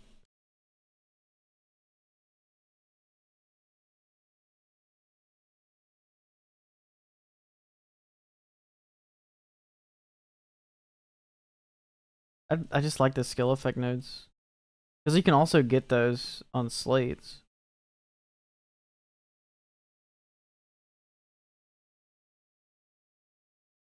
I mean, that's 7 points.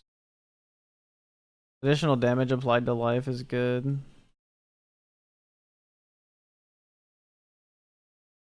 Empower.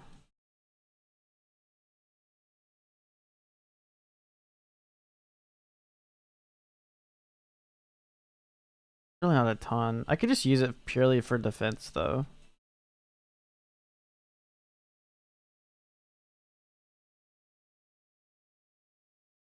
So that's 18% Eliras. And just go for the elixir charge.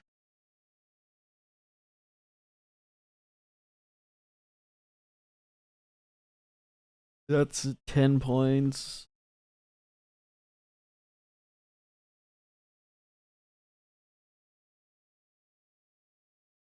Pick up some attack and cast speed.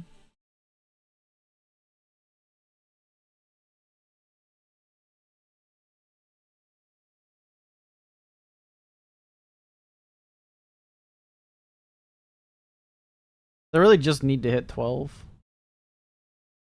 Or like, well, I guess you need 24 total. I don't even know there's 24 that I want.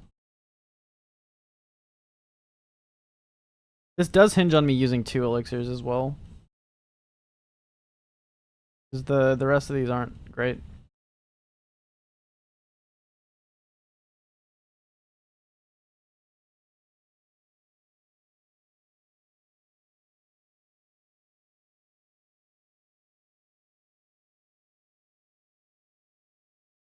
I don't know. We'll just do damage. We'll keep it simple. It can be fixed later. So yeah, I'll just do Steel Vanguard. It's fine.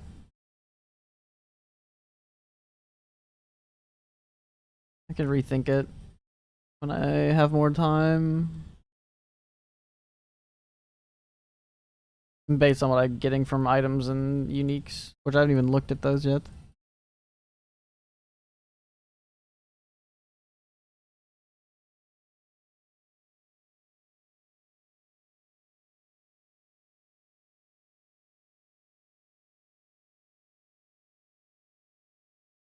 Oh, not copy yet.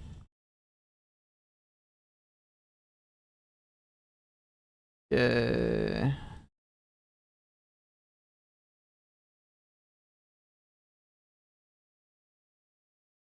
Let's just do damage. 3 points. Get the attack and cast speed because I'm missing some. Like, I kind of do need some, so pop it in there. That's 9 points. Was there anything on the 9? Oh yeah, these. That gets me to 12, and then 13. I don't know how bad I need this. Probably don't need it. Was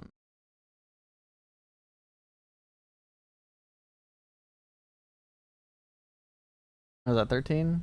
3, 6, 9, 12. Yeah, 13. So 16, 19, 20 for these.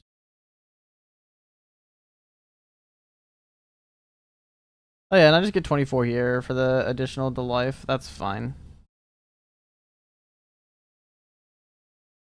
I haven't even thought about like the other stuff either.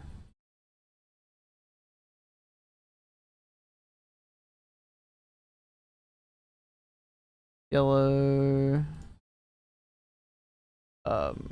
Tailored remedy. Oh no, do black.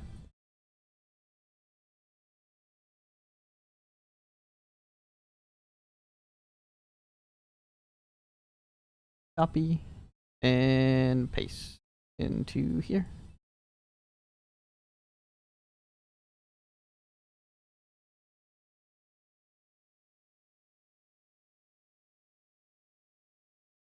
And get the psychic tree done as well.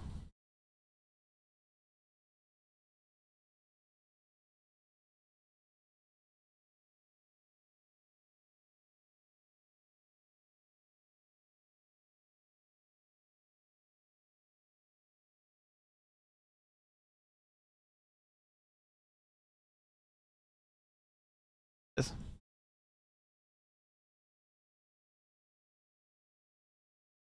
Which for this I mostly want the reap stuff.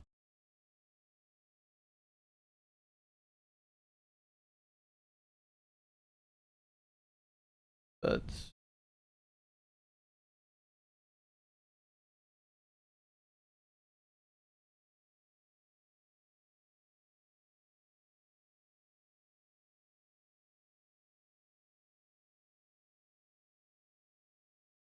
an actual Doom could be fine.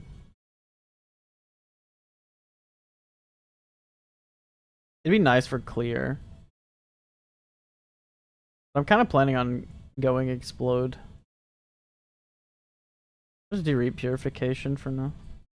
Fine. So we want reap purification.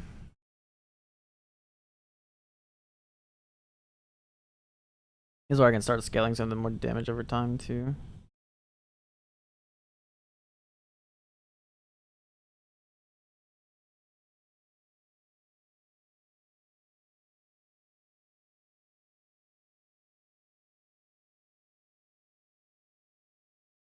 Torment. A torment's nice too, isn't it? I don't even think I have it at the moment. Yeah.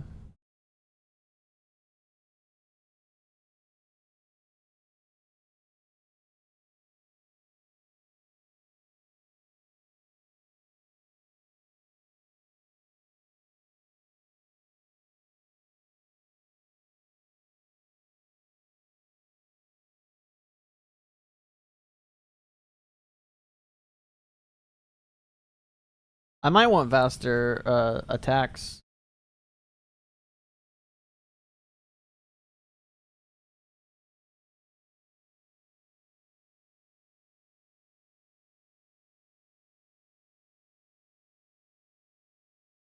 Instead of one of the damage over time thing.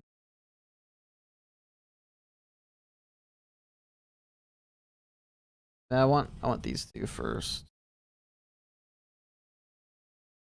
Like 4 points.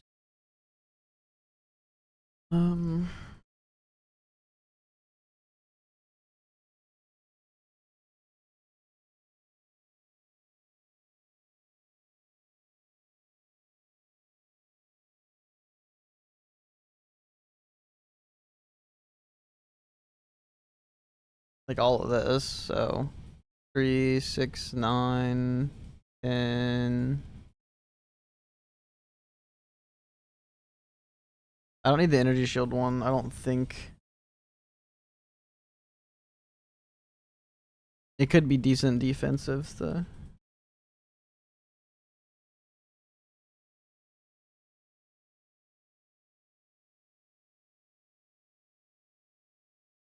That's another 10 points, or that's 7 points.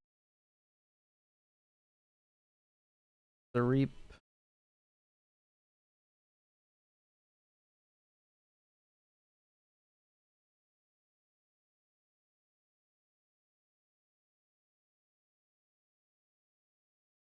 I need still need the 6 points.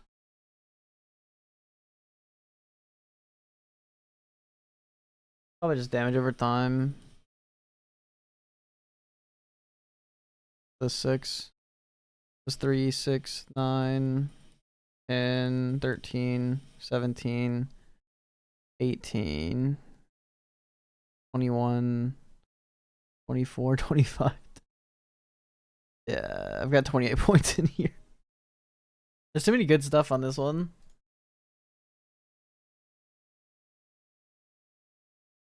But we can come back and fill this in. Fine. So what we'll do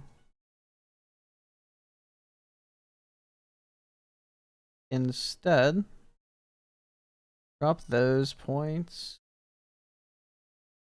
3, 6, 9, 12, 15, 18. Go across the top. That's 19 points. I need 5 more. Do the reap duration, so I need 2 more. I guess just 2 points here.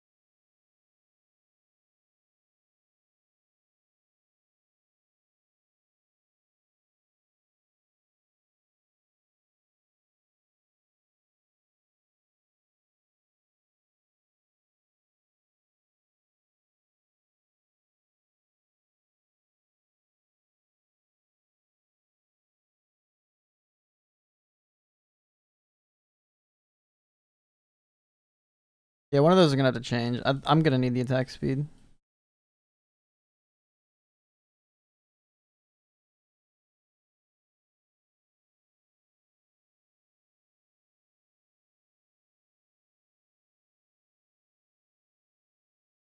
I just drop a Cataclysm. I don't think I need it.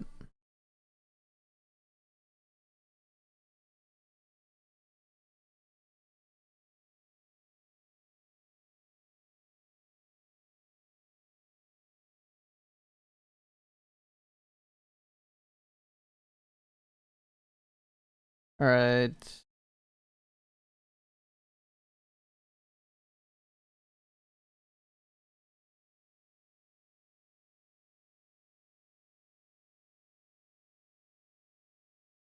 What legendaries are we looking at? Like what looks okay?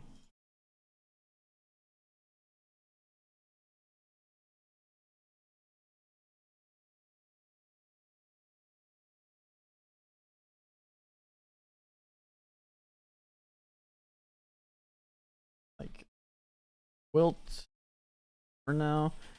Like straight healers for sure is a decent. I'm just gonna grab all of them and put them in here.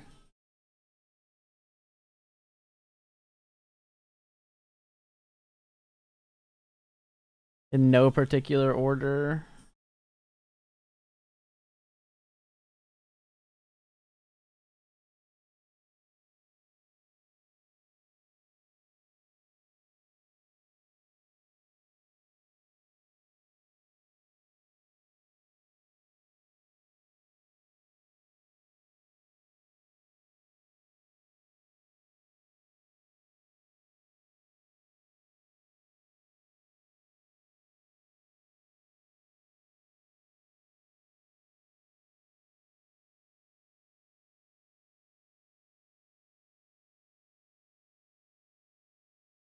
I don't even have Chaos Abyss is worth it.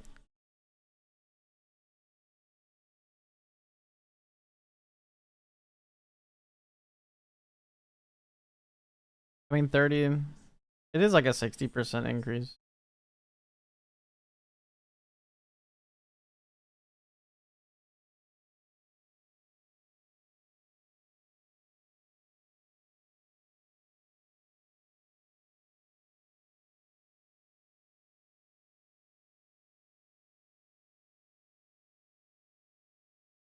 I don't care about memory. Imploration daggers would be usable.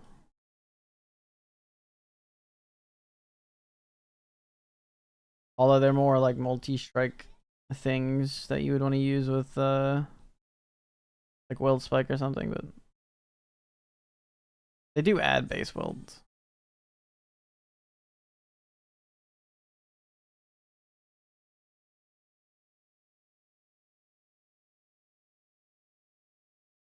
Yeah, we'll think about that one.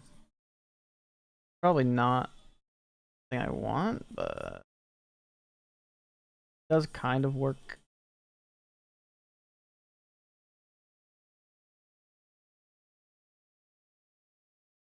The elixir stuff is all pretty good.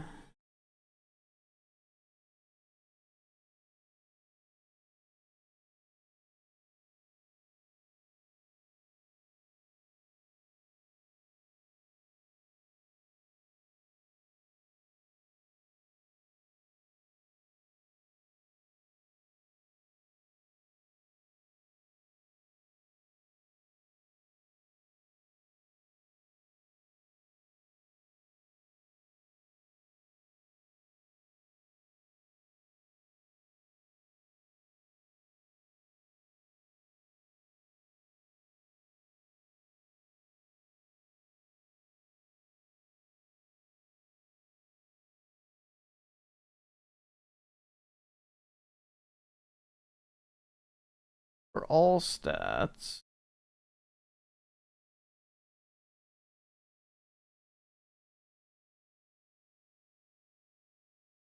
Corrupted Bulwark's not too bad.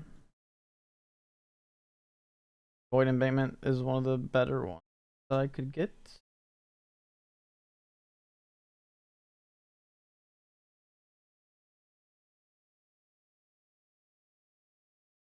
Uh, False Gods could be usable for hit based, just to get like a bunch of stats early.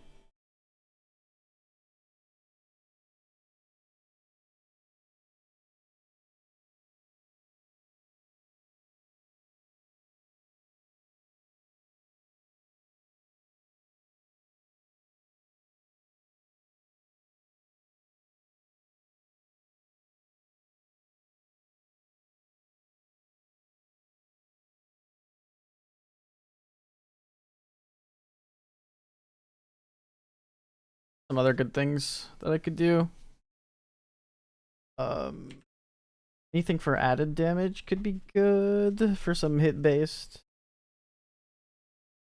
stuff.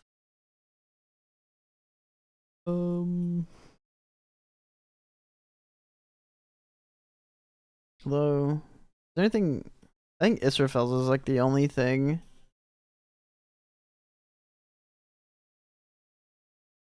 If I want to go in like a hit based direction.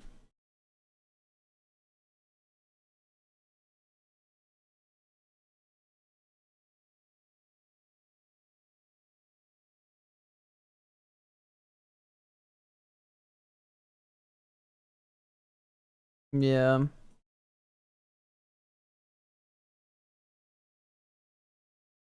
Because of the way it works,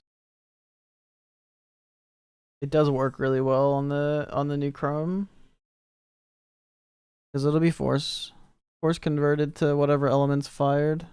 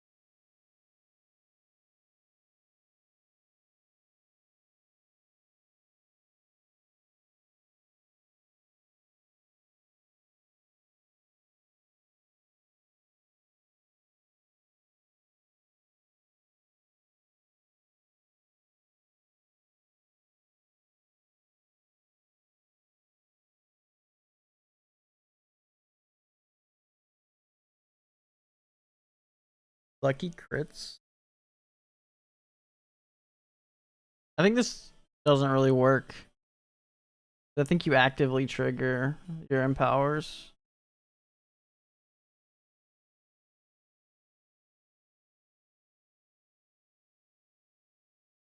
Not a bad early grab.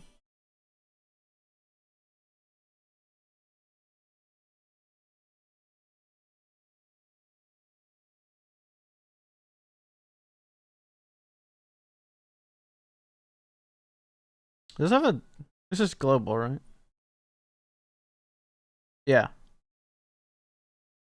They'd be using that anyway.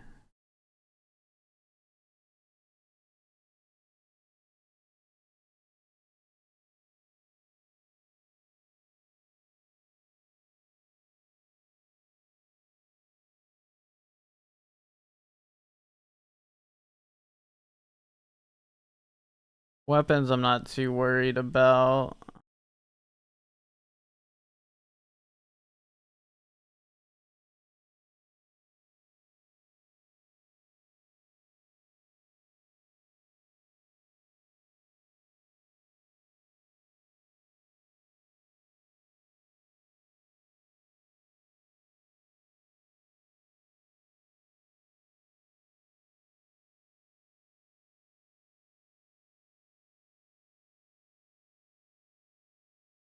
I think evil hard armor.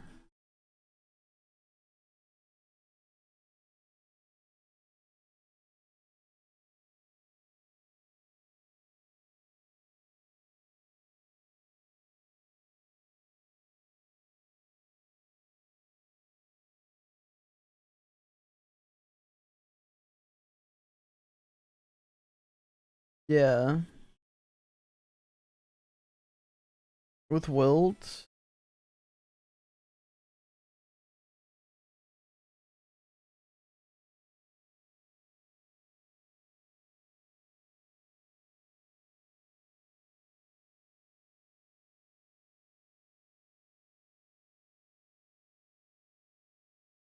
Like it's a random curse affix.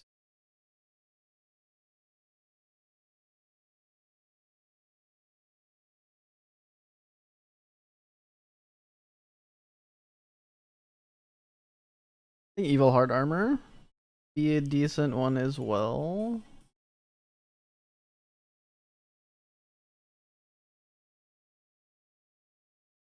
Cancel.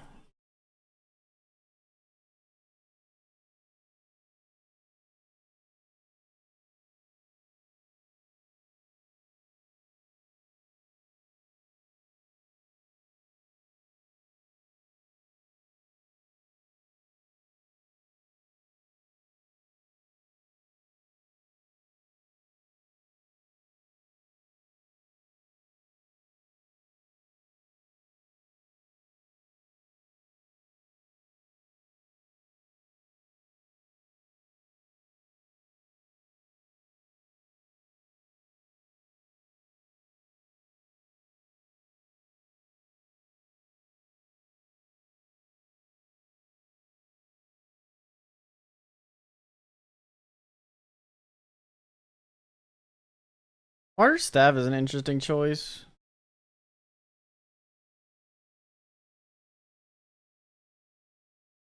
Y'all stats is kind of good for Chrome. It's not as good as like a void embankment, but I don't even know if I want to put that in there.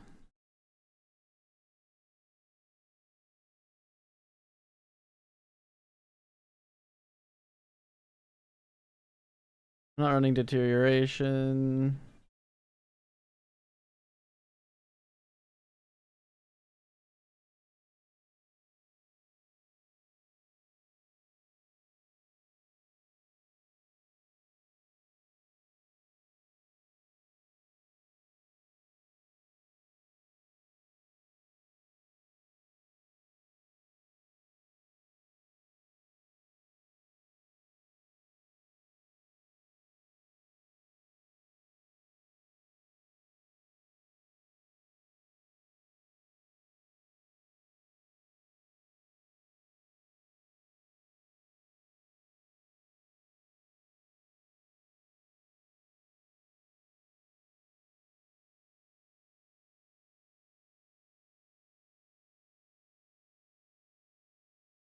Here's one of the new ones.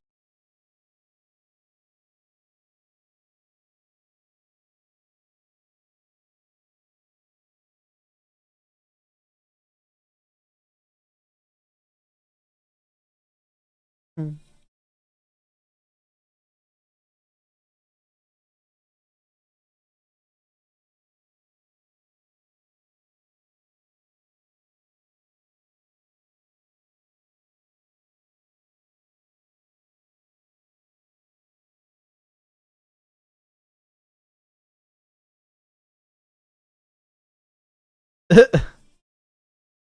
Which one?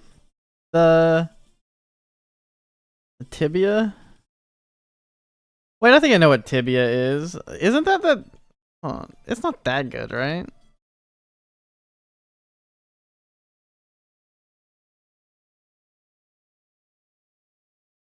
Are you showing your age right now?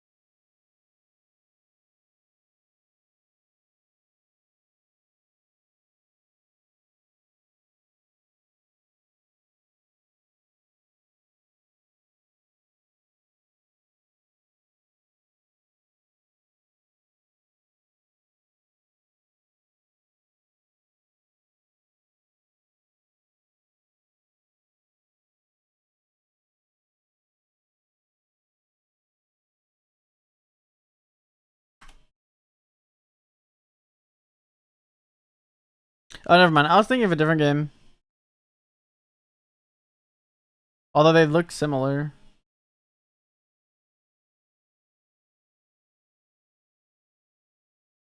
So what do you do in this?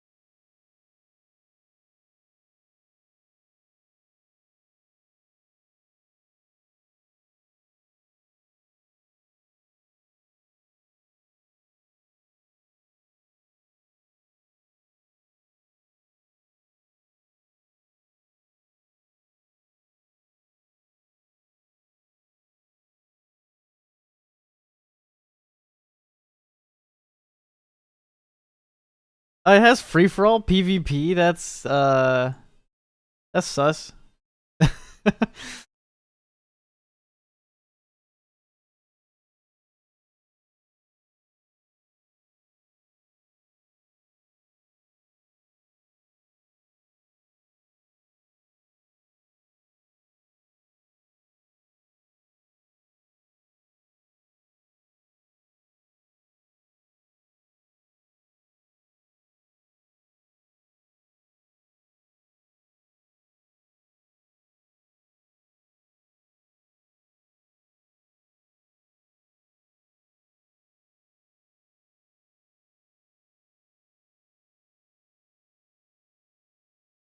Does it get updated?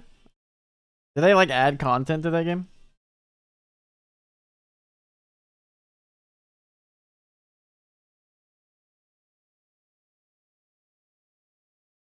That's crazy.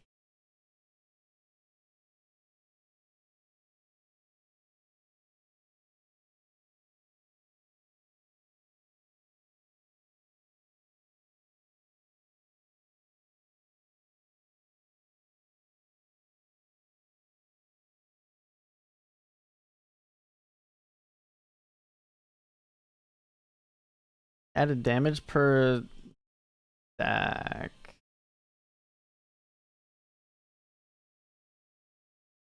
You could kind of do any of these.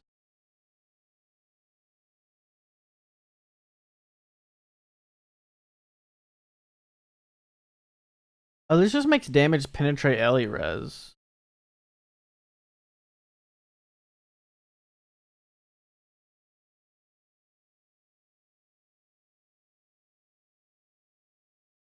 You can just get the added damage too.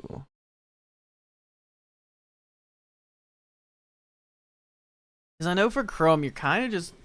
I think you want to scale the added damage as much as you can. Magnus could be a way to do that for hit based.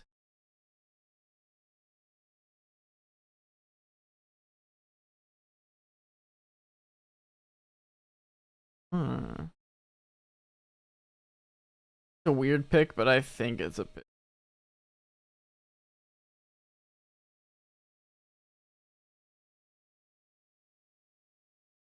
Actually, it's probably not even better than the Elixir gloves.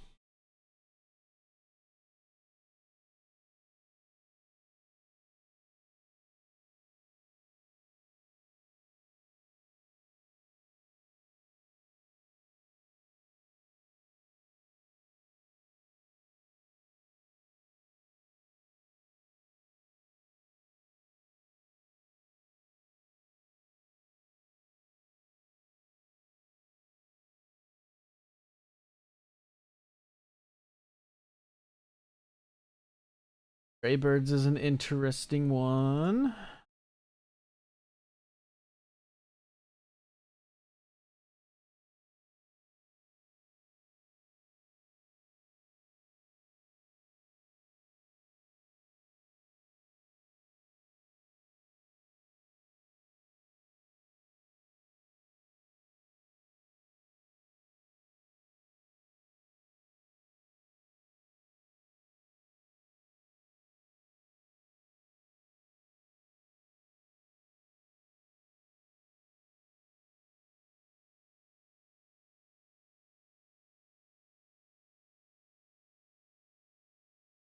Oh, that forgot about penetrating.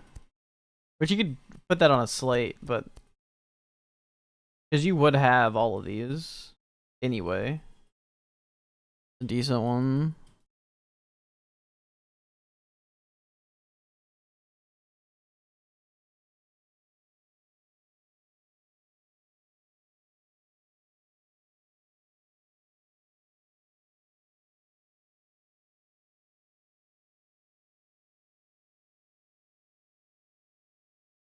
Valerie's is good.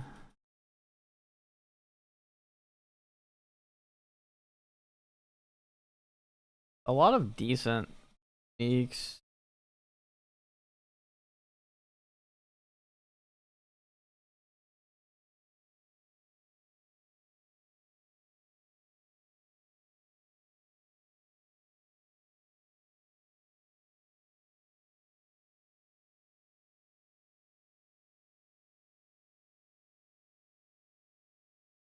Oh, King's Boon got changed too.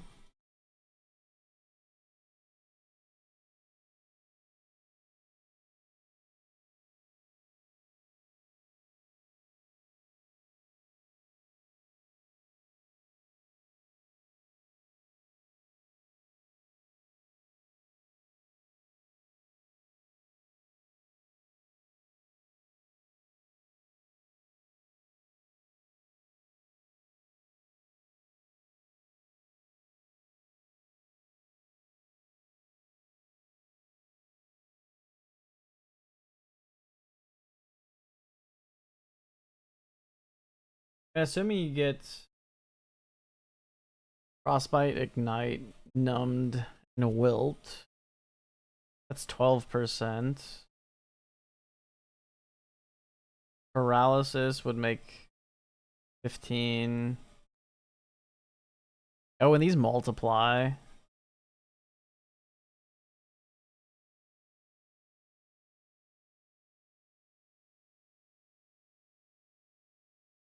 Passing of time's an interesting one. Oh, but the way it... You might be able to handle the downside.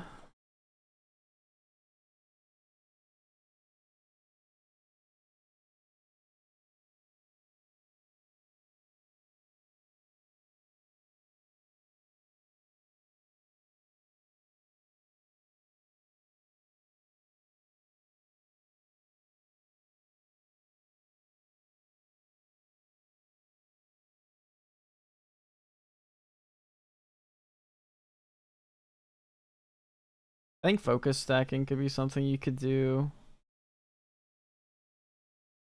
There's a lot. I'm gonna have to look through these again later.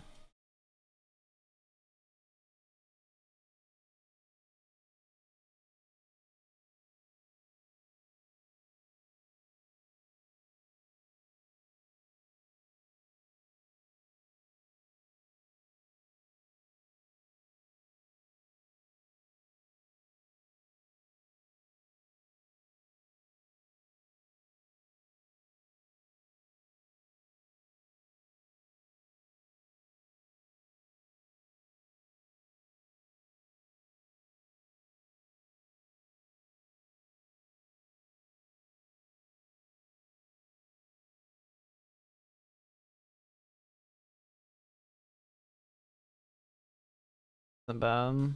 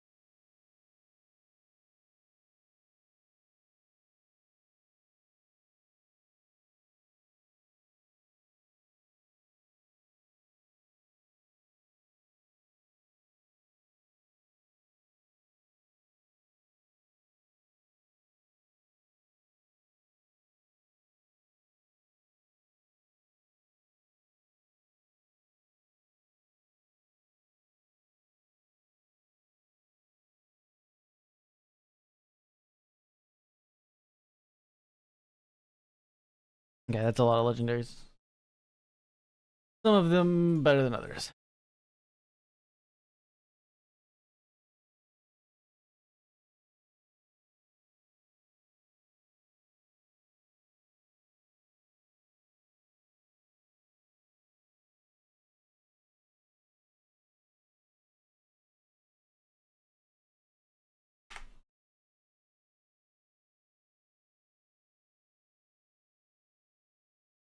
I'm about to go through and look at skills some more.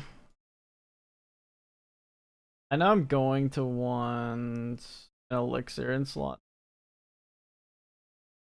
Because that's just the way she works.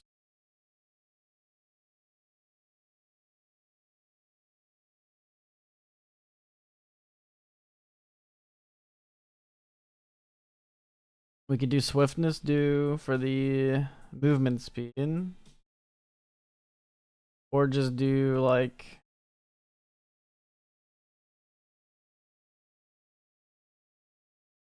grit one. We're just running compounds.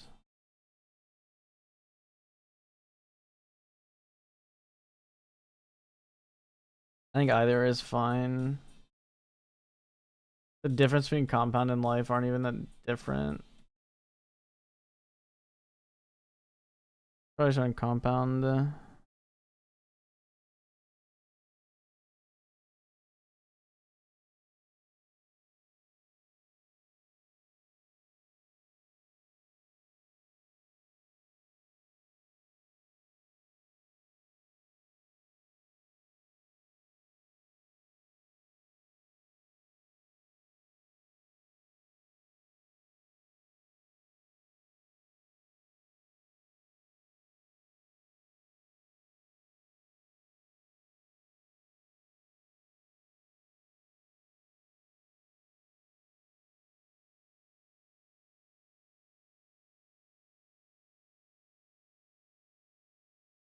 What am I supporting it with?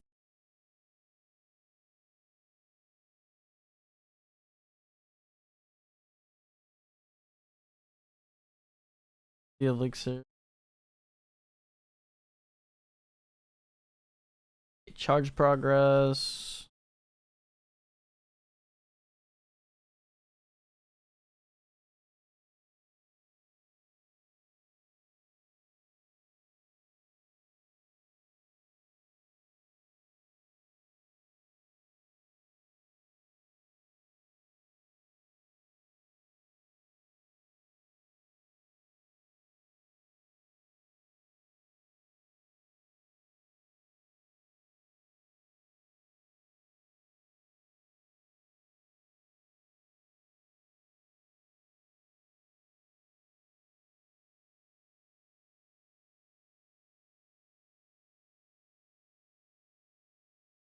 Is there one for...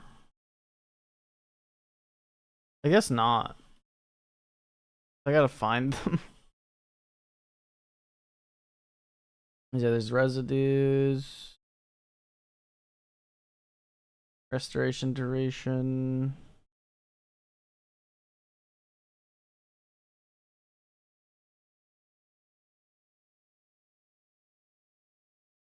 Yeah, there's a restoration tag. Hold on. Can I just not read? There it is. I don't want it to be instant, I don't think.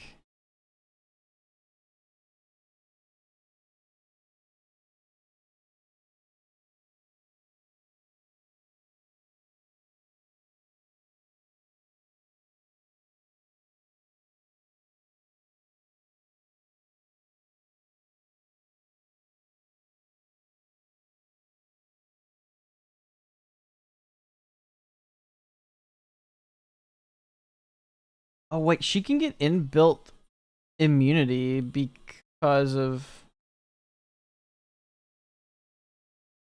And trigger it automatically and probably maintain it full time. I think. Hold on, it's in here. Golden Touch. Triggers the elixir skill in the second slot when casting a main skill. Up to 1.5-second interval. Oh yeah. You can 100% do that. So you can get like Wilt or Trauma Immune or Elemental Immune. Crazy. You like want to do it. It's not like you lose damage like you would for a normal character.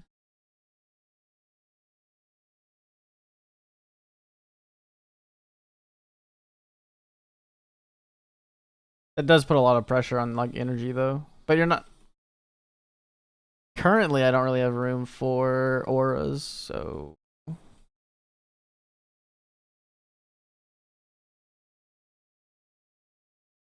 yeah, put residues in here.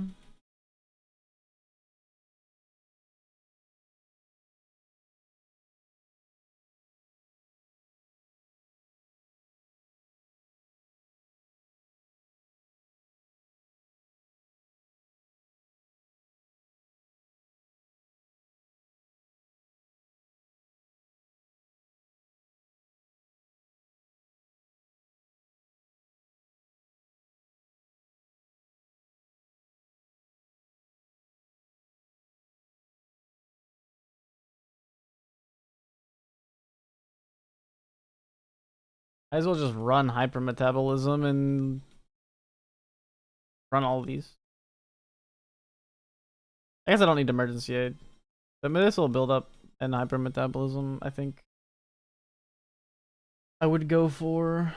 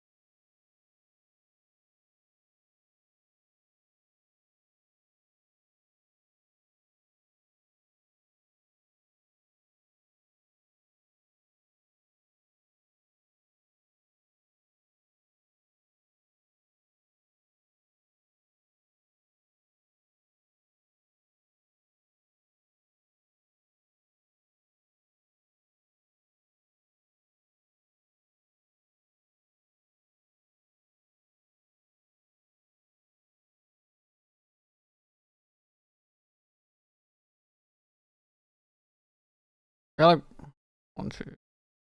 Yeah, I got two left. I know one I would probably put an immunity in, but what is the last one? I got room for one more.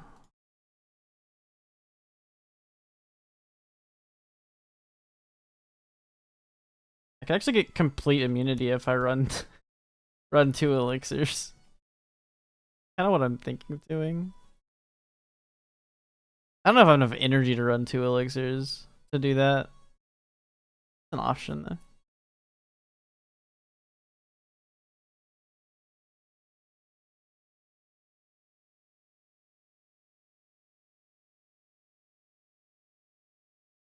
Because the elixirs are all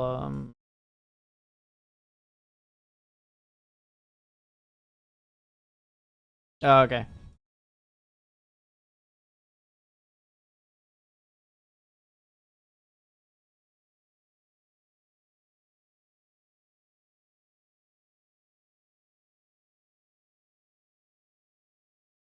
What can I do with like a persistent tag? Get extended duration.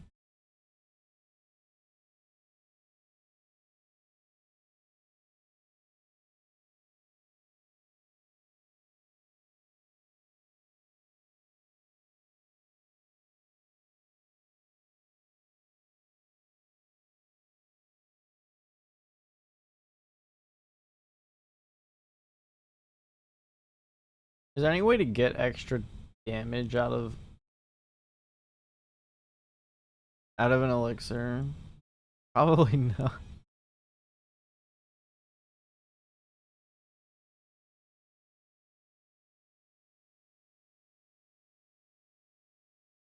Yeah, I don't really see anything.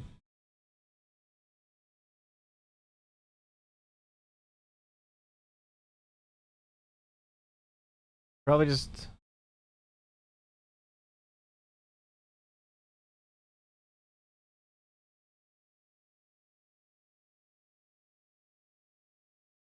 Yeah, probably just emergency restoration.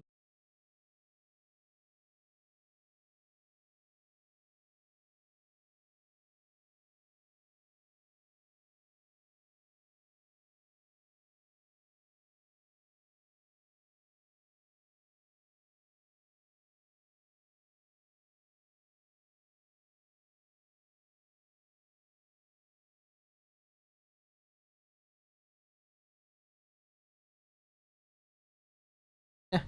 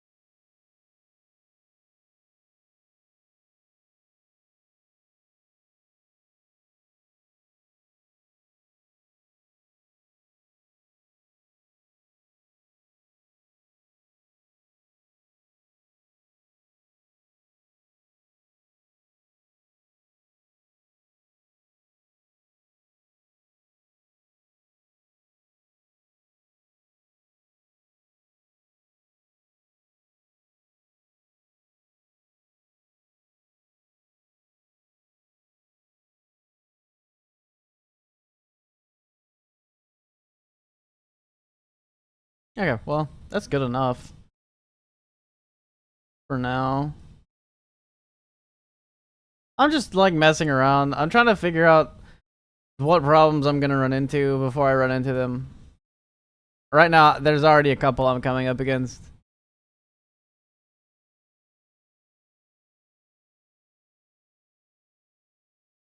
I'm troubleshooting my character before my character is available.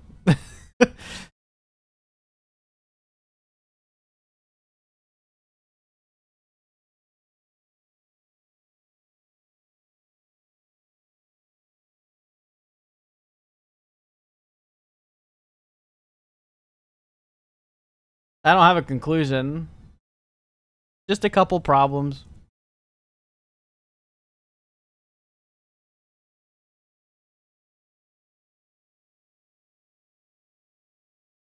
I mean, like, I'm not sure what I'm gonna do defensively, and if I'm going a restoration elixir, which I'm probably not going to in endgame, but if I'm doing a restoration elixir, there's probably a certain way I want to build, and then I don't know if it's conducive to building wilt. I don't know. There's a lot. There's a lot of questions, not necessarily problems.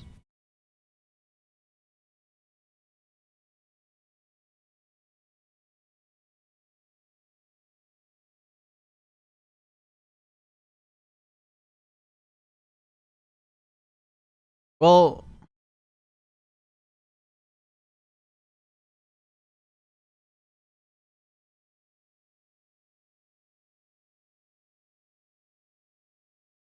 mm, yes and no.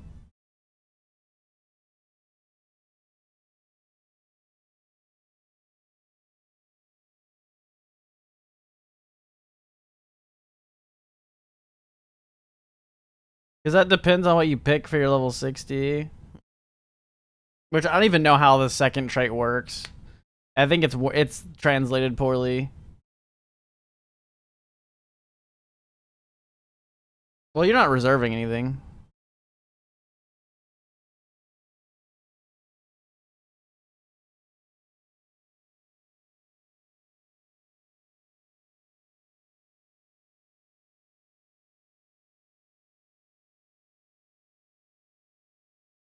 Well, like, say you reserve...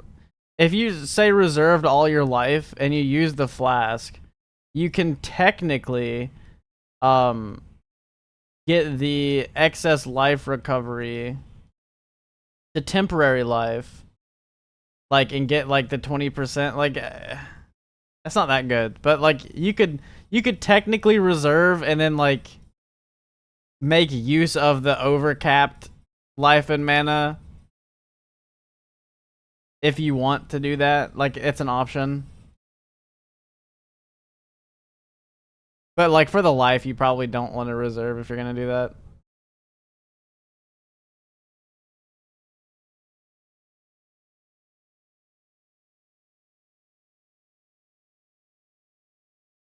But like, it doesn't. The extra damage you get, I don't think it stacks. Like, I don't think you're getting benefits from max life and max mana. It's probably whatever's highest, because it has ore in here.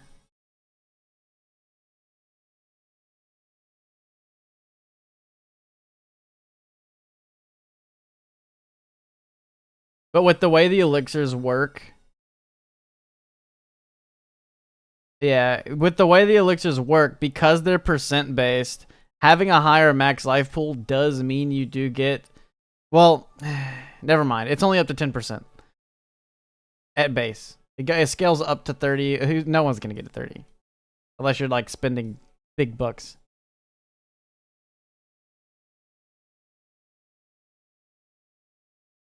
But I'm also thinking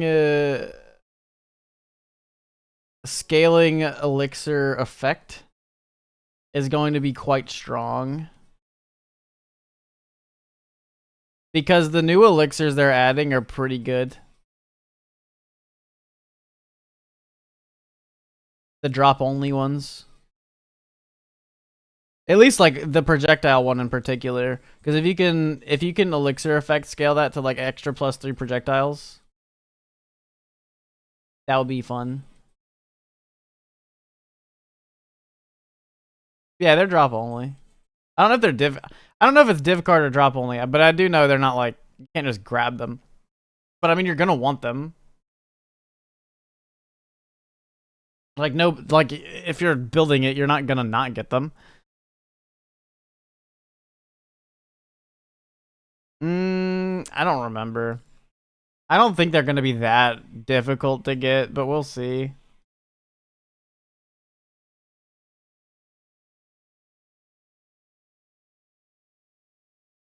The chase belt from the mechanic is pretty cool. No, the chase item is the belt, I'm pretty sure.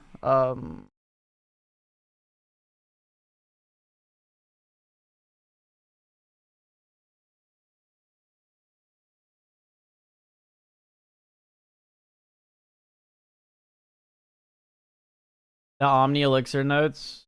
I think this is the chase item from the leak. It may not be chase though. It could be common, but it's only from Lunaria.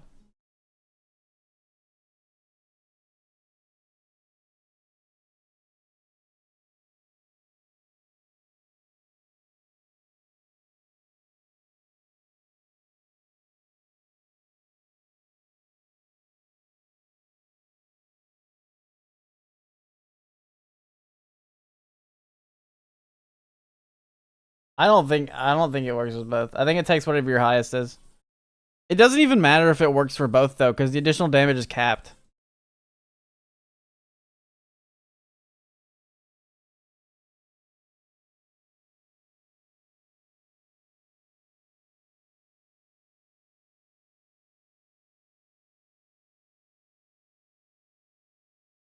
Like, it's not like you can get 20% additional damage with one rank. I don't know if the minions are here because they're weird. Aren't they weird? Hold on.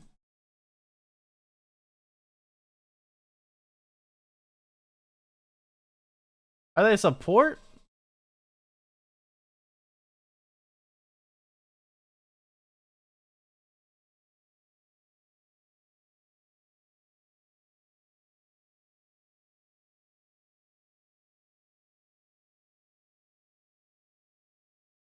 You remember what they were called?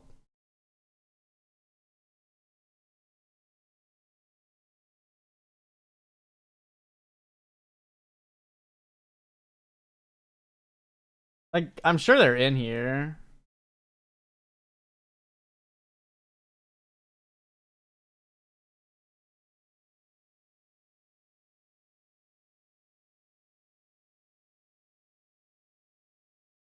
Here we go.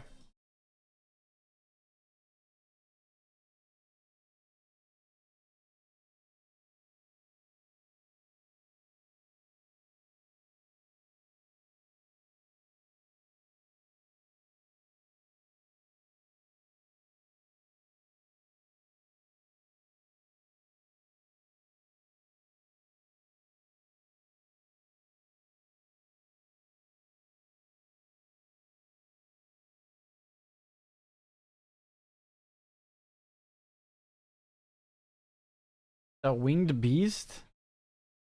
Isn't that the flickering shadow? Where's that? Oh, right here. Oh, that's lean.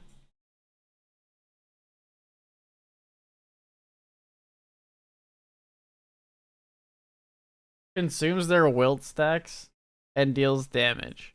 He sounds like he's not great.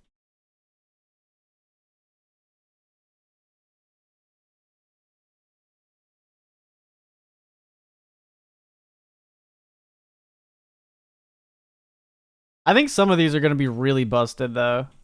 There's no way they're not going to be with the amount they're putting out.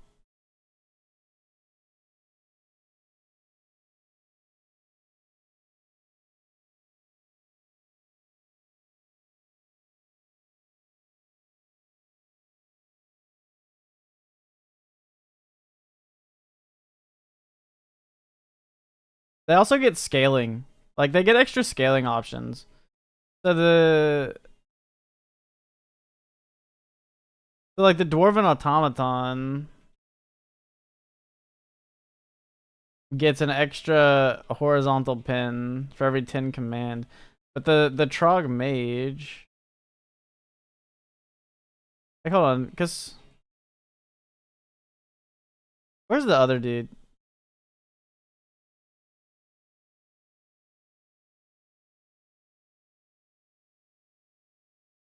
The module summons? No, those are just summons. They're just synthetic minions. I don't know how they work. Like...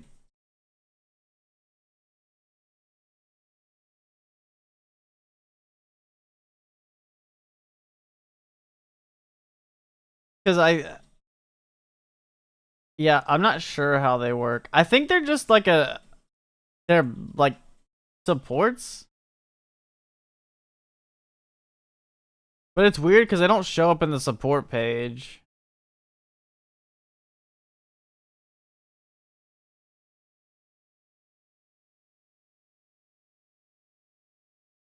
But they're... Oh no, they're just... Okay, they're just the main minion skill, I think. Hold on. But they're drop based, so they're not...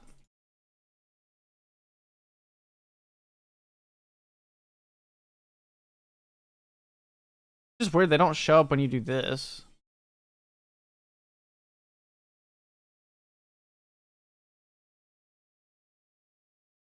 But yeah, I guess they're just the main skill.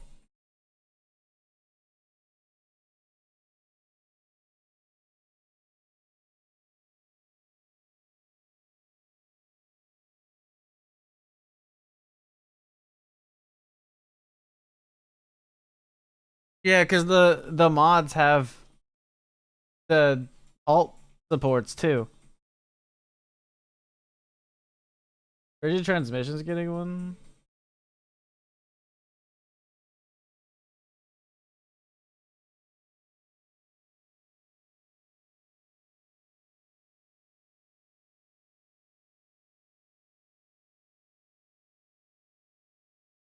Wait, this is crazy. I guess for a 5-link Frigid though. Like, that's very expensive to run, but...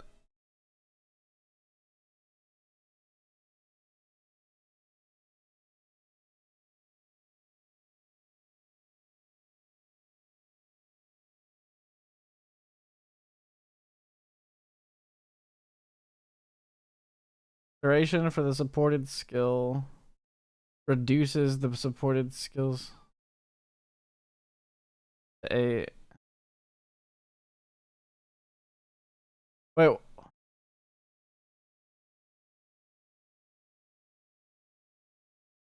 Hold on. What does duration do for frigid?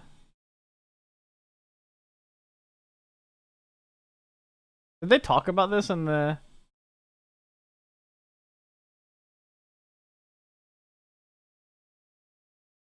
I guess it just makes the frostbite last longer.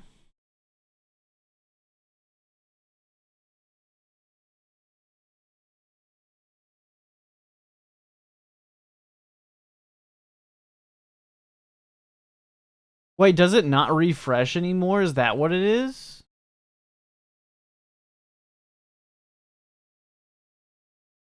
Oh, never mind. So they nerfed frigid transmission.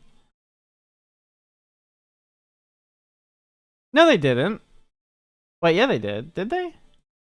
Yeah, they nerfed it. It doesn't refresh unless you grab thin ice, which means you have to do noble is which slot? Is it the third slot? It's fifth slot. So they want you to pay. They want you to spend a ton of energy just to get the refresh on frigid. Wow, that's crazy. Well, at least that's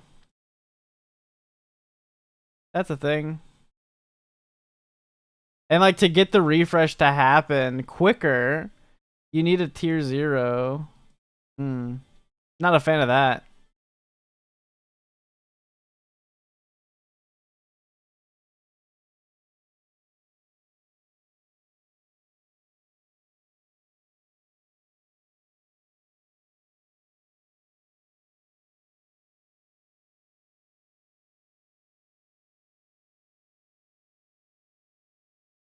Get ominous. I'm gonna need a second curse, aren't I? I want to run this. I'm gonna want. I want 3 curses. Is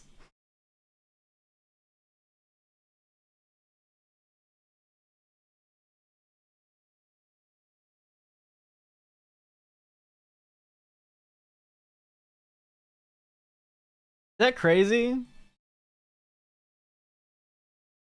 I think I'm just gonna go hit based.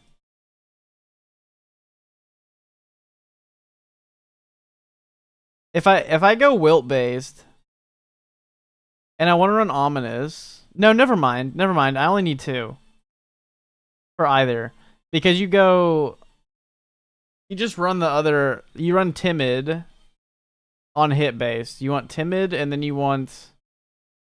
I don't know what else you want, because you can't run a specific. What curses are there? If I wanted to run 2.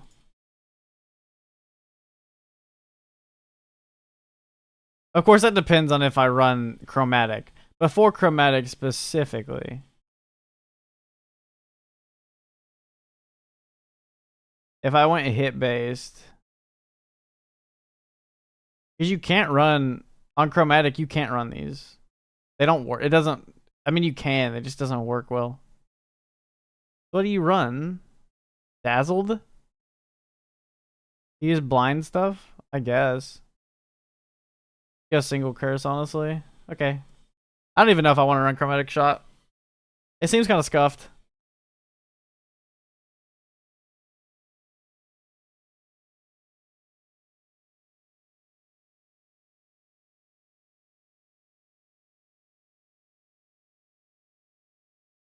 I'm gonna give it a shot, but I don't know.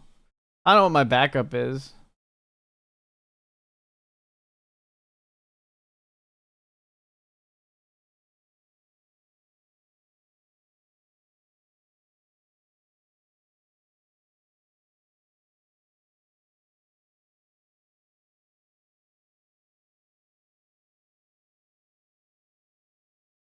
Maybe I should look at some chromatic shot builds and see what people do on it. I don't know if it's a skill people even run.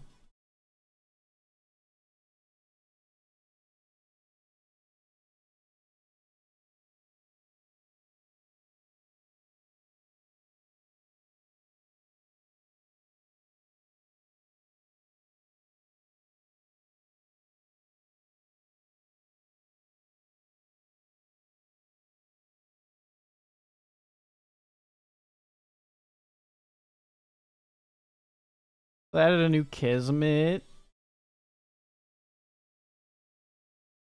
Movement speed when consuming Demolisher.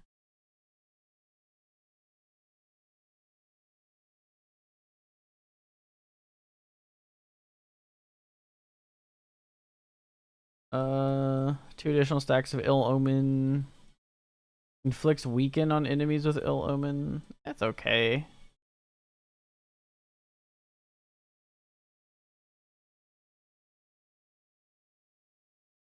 I kind of want to try the creation engine stuff. There's a lot. There's a lot to try this season. You got two mapping mechanics instead of just the seasonal. A few reworks.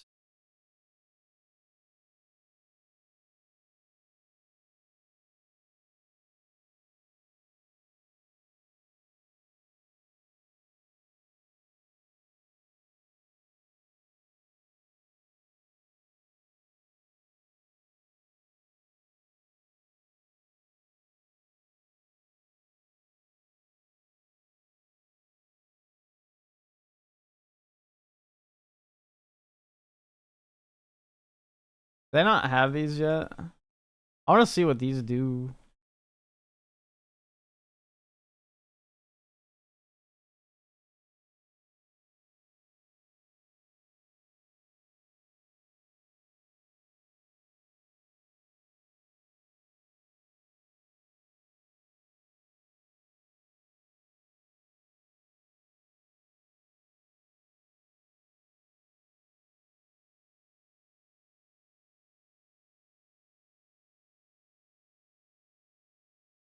Revival material.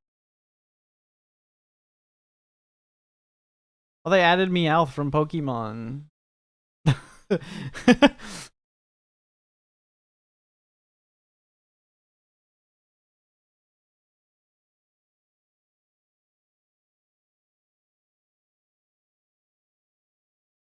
I don't think they show. Where'd they put it?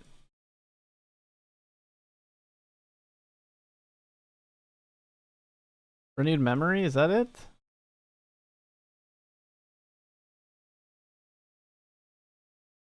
Here we go.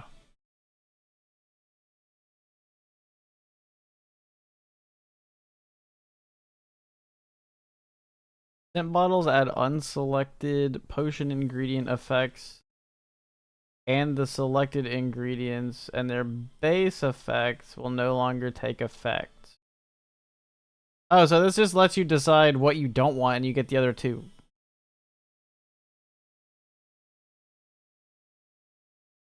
That's cool.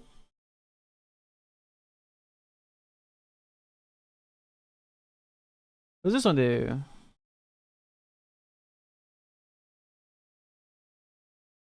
%150% additional ingredient effect applied to basic scent bottles.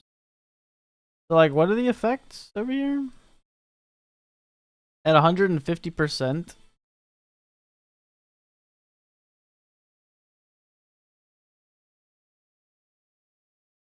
Oh, that's crazy.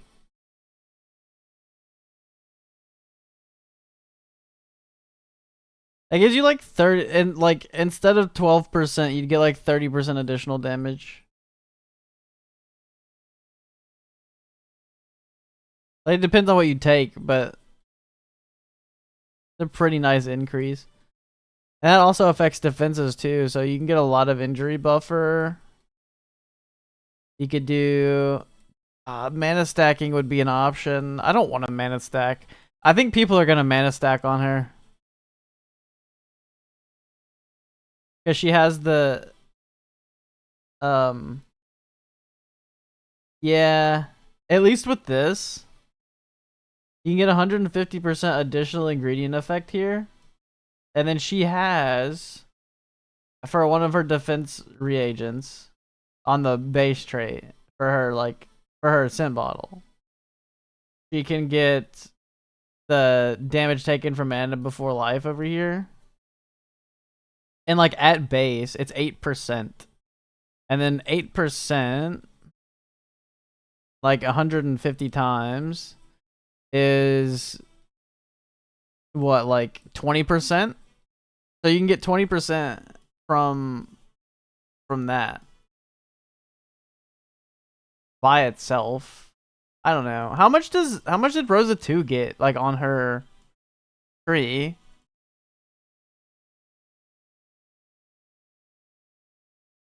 They'll probably mana stack on her.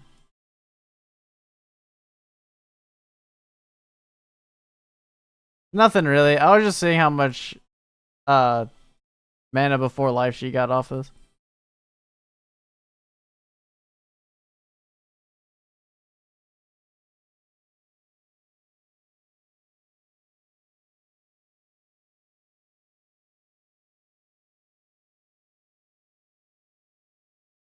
I mean, you can get 20% incoming fizz to random Ellie.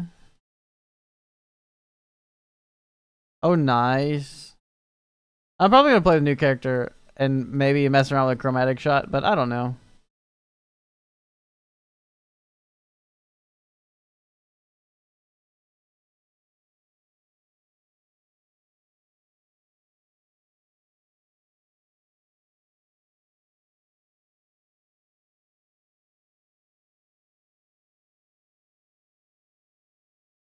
I'm like not 100% sold on her at the moment.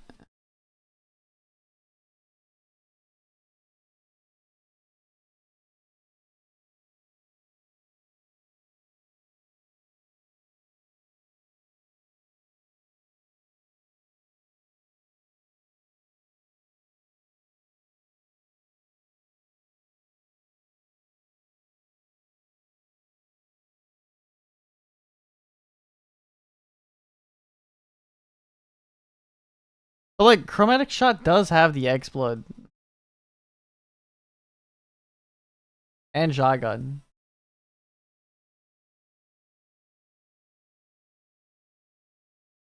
It might be fine. Like as long as you can scale the projectiles well enough.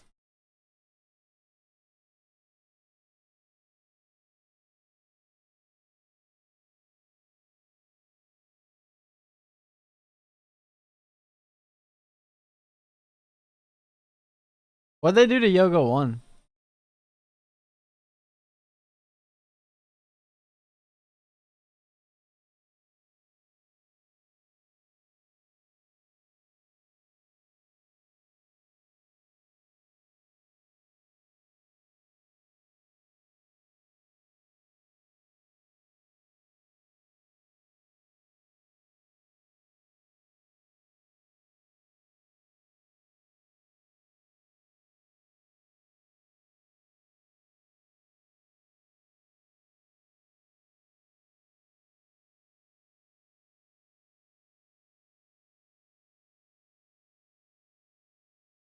They can get this on us tier 0, but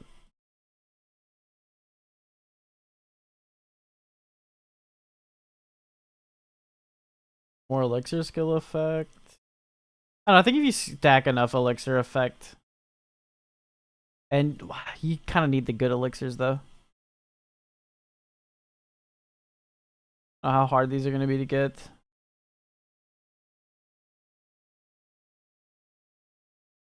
You don't really need.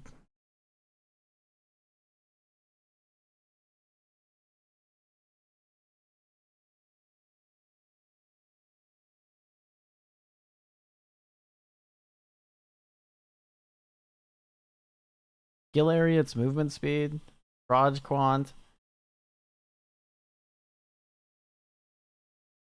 Like you can, I'm pretty sure you can get this to at least 3 proj, maybe more. And you should be able to have permanent uptime on it.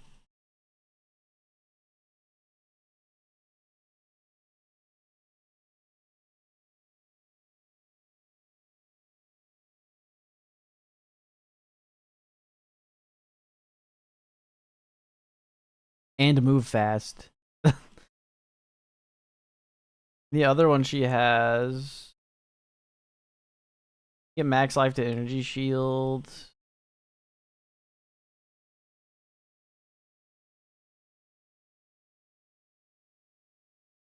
Max res. That's very easy max res. These have to be rare, right?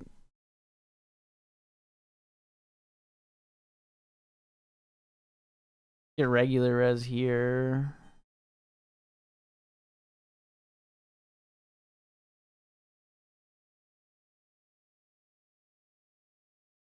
Crit rating damage is good. This kind of just solves your crit, sort of. At least half of it.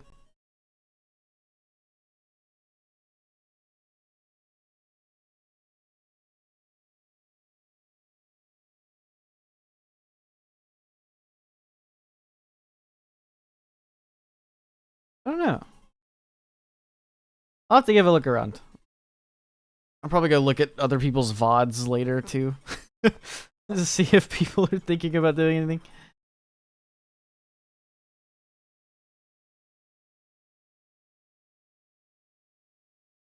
I don't know. It's bedtime for me now though. Spent 5 hours just looking at TLIDB.